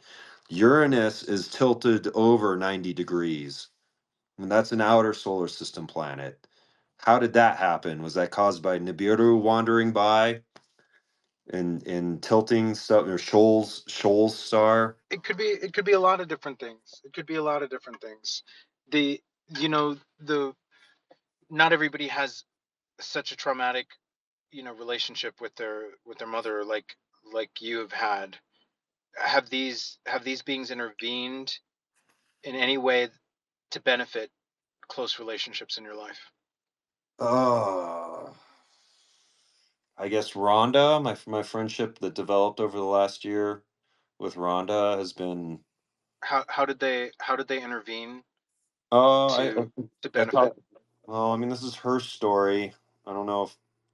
No, no, don't tell her story. But you feel like they have intervened in that way in a positive, like Yeah. it would have turned out without, it would have turned out worse without their intervention. Yeah, she helped me stay alive over this last year. She really did help, especially like after they did the neck injection on me in June 14th. Over they when that became activated, like I mean, getting into that red zone where I don't want to talk about what exactly happened, but I turned into a rage monster once or twice on a discussion, and it wasn't like she just triggered whatever the thing was, and then I had like the next day I had to be like, I don't know why. I'm sorry, but you got to realize like 2 days or a little while ago they injected something into my neck that within 3 seconds went into my heart, and it And physiologically. who is they? Who injected that They into in your neck? this case would be, it was it's one of the few times I can remember looking into the eyes of little of the android that visited. It wanted to be feminine, and it was also talking with Amy. It wanted to be called Nikki. It was picking up on Amy. Good morning UFO. I don't know. I don't remember her last name, but for a while she was calling herself Nikki. Um, so they've when they did the injection, like the android teleported. That woke me up, and then it came down. I was, it was I was in a bed that was pretty close to the ground, and so I remember feeling it in the room, and then kind of waking up and looking over, and there was this thing with big, big, big brown eyes, and it's gone. It's like half a second of a memory, and then there was this funny dream about of The room that you were in, was it a terrestrial room? yeah, it was here. This was the And injections were on Earth. Like I mean, they were. It's okay, not and a was, dream. do you think it was an implant or was it like some other treatment? It's some other treatment. Um, like I said, my digestion system has been modified, and part of it's like the stem cells or rejuvenation. And I could feel it. It was growing. Like I don't. I don't see. This is where I don't have enough knowledge. But whatever it was, they were letting it happen for while the treatment was affecting me, while the rejuvenation was going on. I was not allowed to eat red meat, cattle. For some reason, I was on fish. Uh, yeah, I had to stay away from like chicken, and a lot of red meat was just off the. And they told you this, or it was just your body that was rejecting it? It was my body that was rejecting it, so it could have been a subconscious implant of knowledge, because on one of the first close encounters, they showed me some of the programming that they can do and how they view how timelines interact.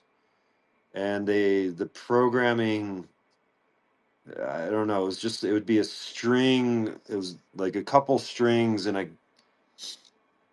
kind of like looking at old film. You know how film used to have the you'd have to ratchet you'd put in the film canister, and it had those little holes. You just pull out the tab strip, and then you start winding it, and because as you progress the film roll. So the dream programming would look like this string of imagery with yellow bars in between it, and there were these really intricate detailed images, and that was preloading my subconscious in the implant. um Richard Van Durek sent me a paper. I should probably read through it again on they've recovered and removed implants from some people, and they're not the technology isn't it's not like circuitry like we understand it. They always look like little inorganic things.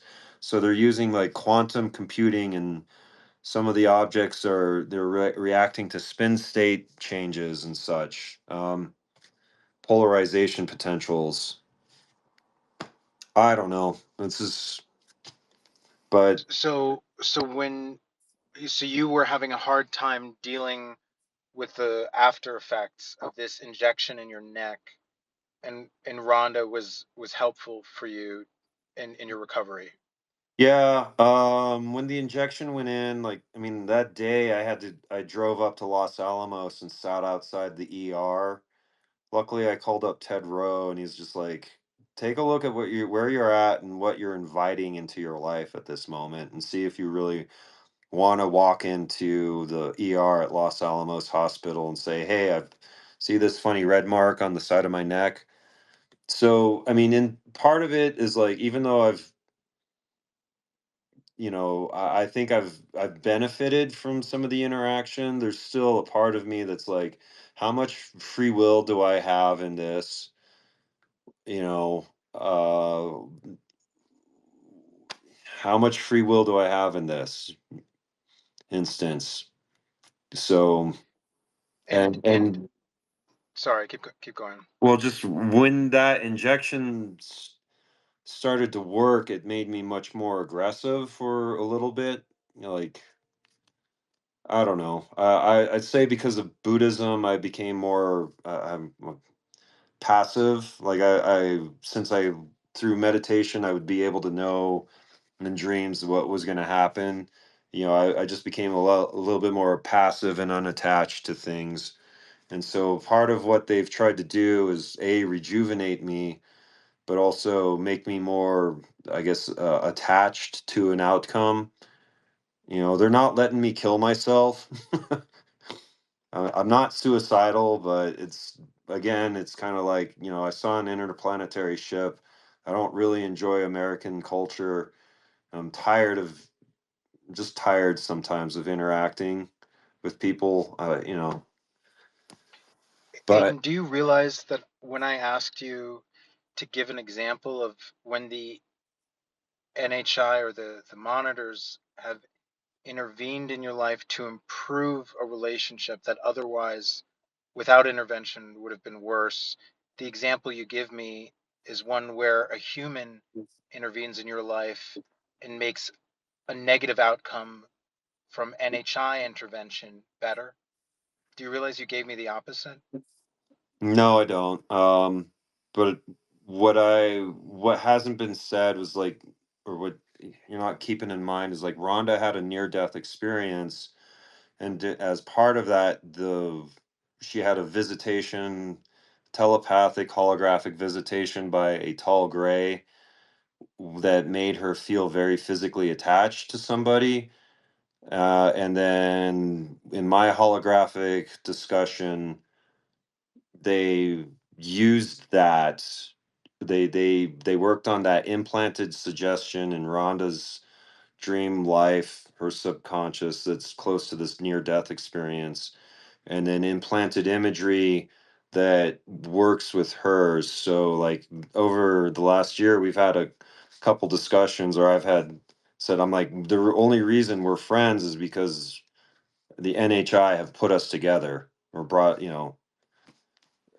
kind of, I don't know, questioning it, but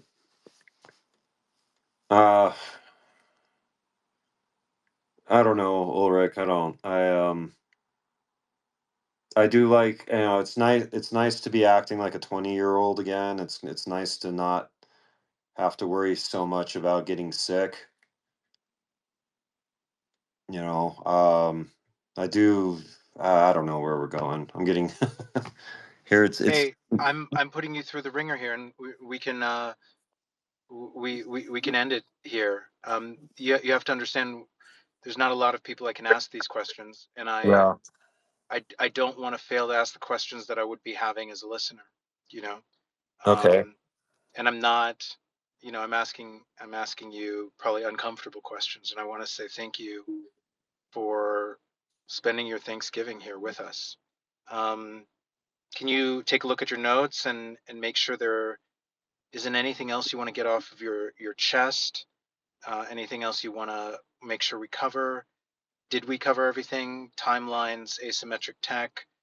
I reached out to you because I wanted you to have your space where you could go deep and speak on anything you wanted, and I want to make sure I keep that promise. I feel that promise has been kept. Yeah, So even if I exhausted you a little bit.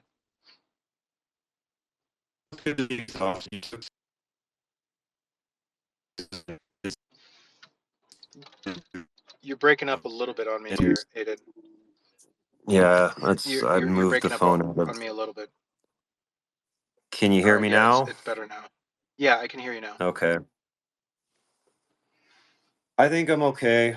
I think we did a good discussion. I don't, we didn't open it. I didn't look into my DMs, so I don't know if I don't have any right now. So if there's There's questions or anybody yeah, from the let me go crowd over or and see. I know people have given some. I don't think it's a lot. Let me just read it, go through all of them.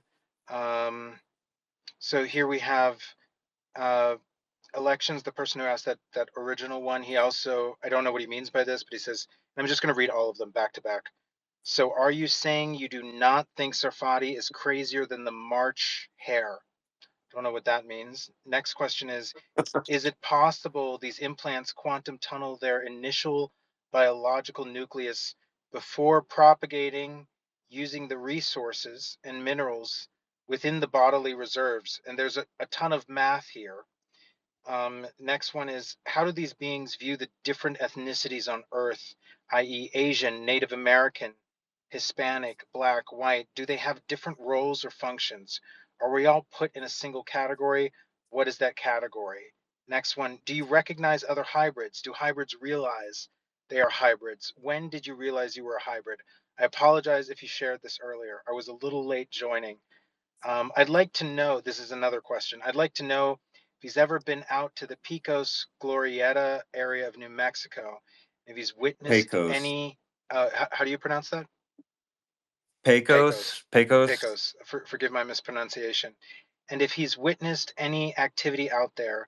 When I lived there, I saw several flashing rectangular orange-white lights descend below the tree line right across from me out there. And then the last one, isn't the point of all of this all similar things that I've experienced to choose to see the opportunities and bad things that happen to us even when we see they're coming, which almost makes it harder to see the opportunity in such situations? Perhaps that's the selection criteria. Given we are co-creating our reality, the selection needs to be for those who can continue to see a best possible outcome. Well, that's a long one. That's a long one. I think the question is, Let isn't me. the point to remain to keep an optimistic framing so that you still have choices that you recognize? But yeah, is there anything Yeah. that stuff, by the way, you're tagged in this, you can also respond to it later, but is there anything that jumps out to you that you want to respond to? 𝗧𝗏 is an asshole with a purpose. Um, his physics are he's he's he's getting towards the end of his career, so he's a lovable asshole from my perspective. He's taught me unintentionally since I was about 18 with that Gary Zukov and the Dancing Wooly Masters. What was the next? The other one that's sticking out real quick is hybrids. Do we recognize each other?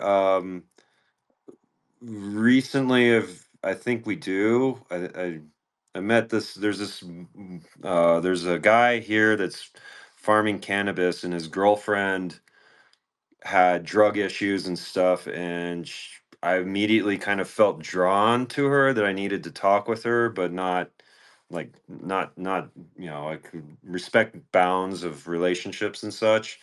And she ended up talking about how she was really down and low and in drugs, and then all of a sudden she was visited, and they literally came down to her house and pumped out toxins out of her. So I think hybrids, we are starting to recognize each other. Or was it Shane Frank's old vet symposium? I didn't get any like male ego issues that can happen sometimes. It's kind of like, so yes, I think hybrids can answer each other or see each other. The 𝗬𝗁𝘗𝗃𝗓 question, no, I haven't been over there. That sounds like an interesting sighting. Hit me up in my DMs or give me a follow and talk with me over the next couple days about that. Uh, what was the last one? There's a couple other ones in there. The power of positive mindset. I mean, that's been part of my struggle, right? Like, I mean, I've all of like the guru reawakened my connection to Buddhism, and you study teachings out of Vajrayana Buddhism, and they tell you to treat all of these people as your loving mother. These people that insult you and betray you and such. But the power of a positive mindset that's something I'm struggling with, because I've just the power of betrayal, but You know, it as does help. perhaps the most well-respected love and lighter in the UFO Twitter community, I would like to deliver my wisdom on a positive mindset. Sometimes there's a positive perspective to primary anger, righteous anger, because there's things that are worthy, that you love, that deserve your protection. Maybe the problem is that we're not actually practicing a positive mindset when it comes to emotions that we narrow-mindedly label as negative. And maybe you shouldn't be so hard on yourself for caring.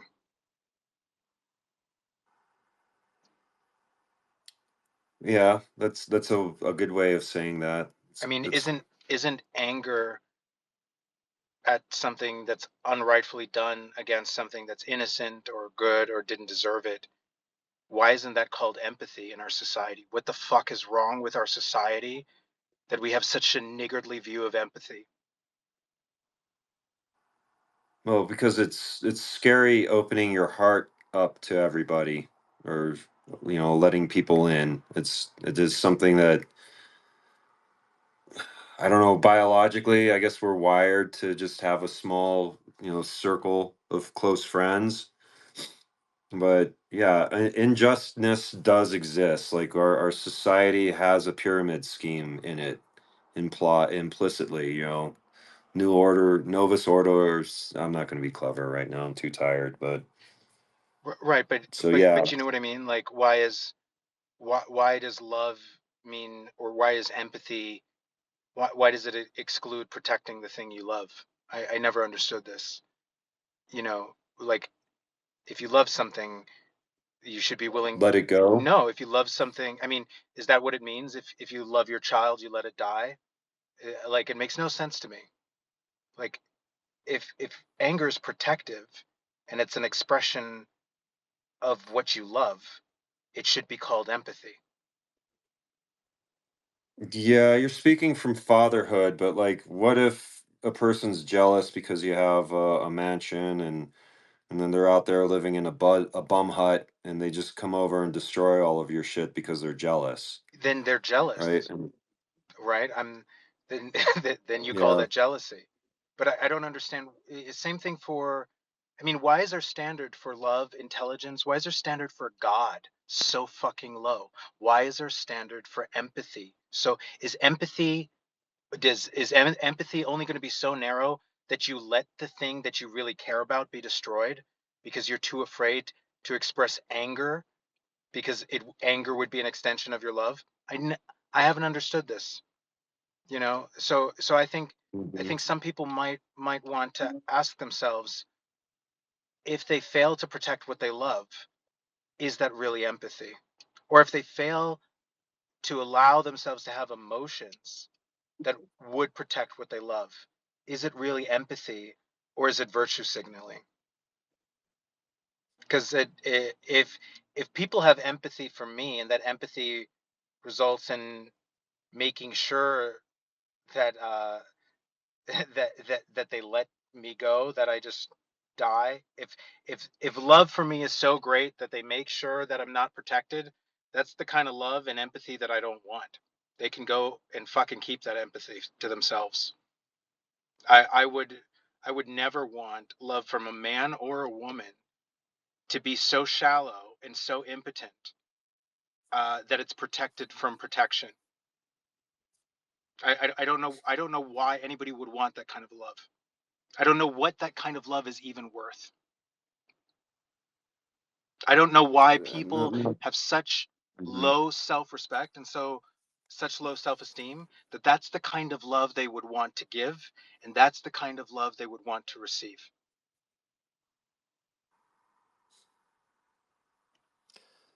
Depends on how they were raised, and it depends on how they were raised and what level of society that they are at. But people that have their basic needs taken care of, they're going to be more open to loving.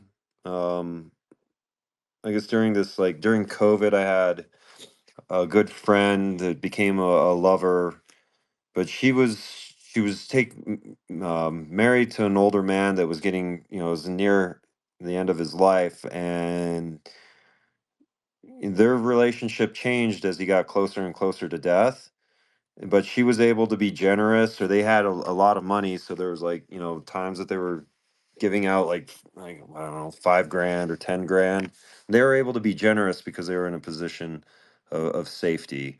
So with the love and empathy, people who are more secure with their emotional, their EQ, they're going to be able to act like I knew like with the Almasi brothers, I knew I was smarter than Grant, so I didn't need to fucking beat the crap out of him. But the right thing for me to do would have been to shoot him the day that I caught him, doing selling drugs after he had set my house on fire, before he murdered my grandmother.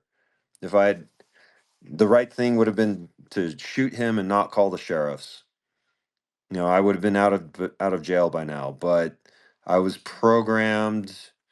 I was studying, strongly influenced by Buddhism. So instead, I called the sheriffs and set in motion my ultimate homelessness, or not ultimate, but my current situation of homelessness and living in a hotel that my great grandparents built. So I don't know. I thought I acted from a place of power, but things were foreordained, ranged against me, and now the NHI monitors are using the pain that I've experienced as data for their manipulation of society. I don't know if I'm supposed to feel a petty joy or a glorious joy, the fact that one of the vehicles that was used to monitor me got destroyed in a controlled act of demolition. I mean, there's a 4-lane road, 2 police officers. They're supposed to be sober, and they had a head-on collision in front of the courthouse. And that So, vehicle that was used to monitor you, that was human monitoring, right? yeah, yeah. It's not that much of a. By the way, I have regrets of inaction myself, not not acting from a place of enlightened anger. You're not alone there, and I think the more you can be reflective and honest with yourself, I mean, that takes courage. The more you do have influence over the arc of your own destiny. Yeah. I, I think I want to the when I was building Diamond Mountain Retreat, Diamond Mountain University, 𝗬𝗂𝗄 said, "Forget about it. Everything in this life is already everything that you're doing that's meritorious. You're setting up good karma in your future life. This life is already set in stone because of all the actions you've done in your past life. So in this moment, your action of free will is." The ability to choose to be kind of happy about the situation, or to fucking go apeshit bonkers. I mean, that's a strong paraphrase, but the gist of the message is I mean, there. that is the So original Hindu conception of karma. That karma is what you're reaping in this life as a result of your past life actions, and your yeah, current life will determine your future life's outcome. Technically, how light the skin of your color will be in your next life, right? Varna means color. Varna. Varna Okay. is the caste system, and it means color because They were conquered by a Oh. lighter race. And it was a Hmm. beautiful justification to say that the Kshatriya class and the Brahmin class, they just happened to be, of the lighter skinned ethnicity. And so the darker your color, the shittier your incarnation. Yeah, but dark skin, like, I mean, there's some beautiful people that come out of Africa. Oh, I'm not the I don't one know. I mean, who that's I'm not the one who oh, decided that color done was the name of the caste system. Varna means right, color, and right. the higher your incarnation, the lighter your Varna. I did not decide on these semantics. Some of that I can understand from, like, there's the white light barrier, and then there's, the black barrier when you close your eyes, and it's just dark. But if you get advanced enough in meditation, you can raise yourself out of the dream world, and as you do that, it becomes more and more fractally, and then you hit this like wavering checkerboard pattern, and your higher self is a mandala, as a crystalline being. And then if your consciousness is being drawn towards source, there's this white light barrier that you hit, and then on the other side of that white light barrier is source, is heaven. And it's I don't know, I mean, I used to look into the emptiness as a young kid, or when during the years then I wasn't talking. My third eye was open. I wasn't having dreams. I would just go to bed watching this wavering, multicolored checkerboard pattern, which is above. It's beyond the dream realm. So I think some of the old Hindu, these older knowledges are based off of that. These direct experiences of how consciousness interacts with reality. So yeah, I don't know. I mean, Uh, if the Hindu conception of karma is accurate, it would still have to mean that your inner world is protected from fatalism, because otherwise, even the choice you make is already foreordained. So if our free will choices are determining how good of an incarnation or how free of an incarnation we have in the next life, but the fate of our current life, the circumstances are already set in stone. The only way that we could incarnate into a better one is if the inner world, our free will, were not governed by fatalism, because otherwise you can't even make a free choice. right. And I think that fatalism in our culture is being driven by, our collective fear of nuclear war and the military industrial complex. I mean, that's if I feel that like the fatalism is tied into the level of technology that we have, and that we're always less than half an hour away from complete annihilation. And isn't it ironic that all this technology is so bad, but these beings have way more technology, a deeper sophistication, and yet our default expectation is that they're so much better because they have more technology or have a deeper mastery of it. What Yeah, and then they I mean, they warn they warn. does that make sense to you? Yeah, it does. What it's bringing to mind is the school children down in Africa when the saucer came down, and the beings came out, and they told the children to be careful of technology, be careful of what it can do. But Right, like the ultimate abuse of technology would be a technology of the mind where you can convince somebody to see or believe everything. Wouldn't that be the ultimate use of technology? mm, that's one aspect. That's in the mind, the telepathic technology stuff, or smart tech that we all have. So, or we don't all have it, but. No, no, no. I'm saying these beings communicated telepathically and delivered a story to 200 kids. I mean, whenever I see Hmm. somebody on Facebook posting on Facebook that they're getting off of Facebook because it's too much technology, and they're using technology to deliver the message that they're not going to use technology. I think of these beings that are using technology to come down on a UFO and use technology to broadcast a message to not use technology.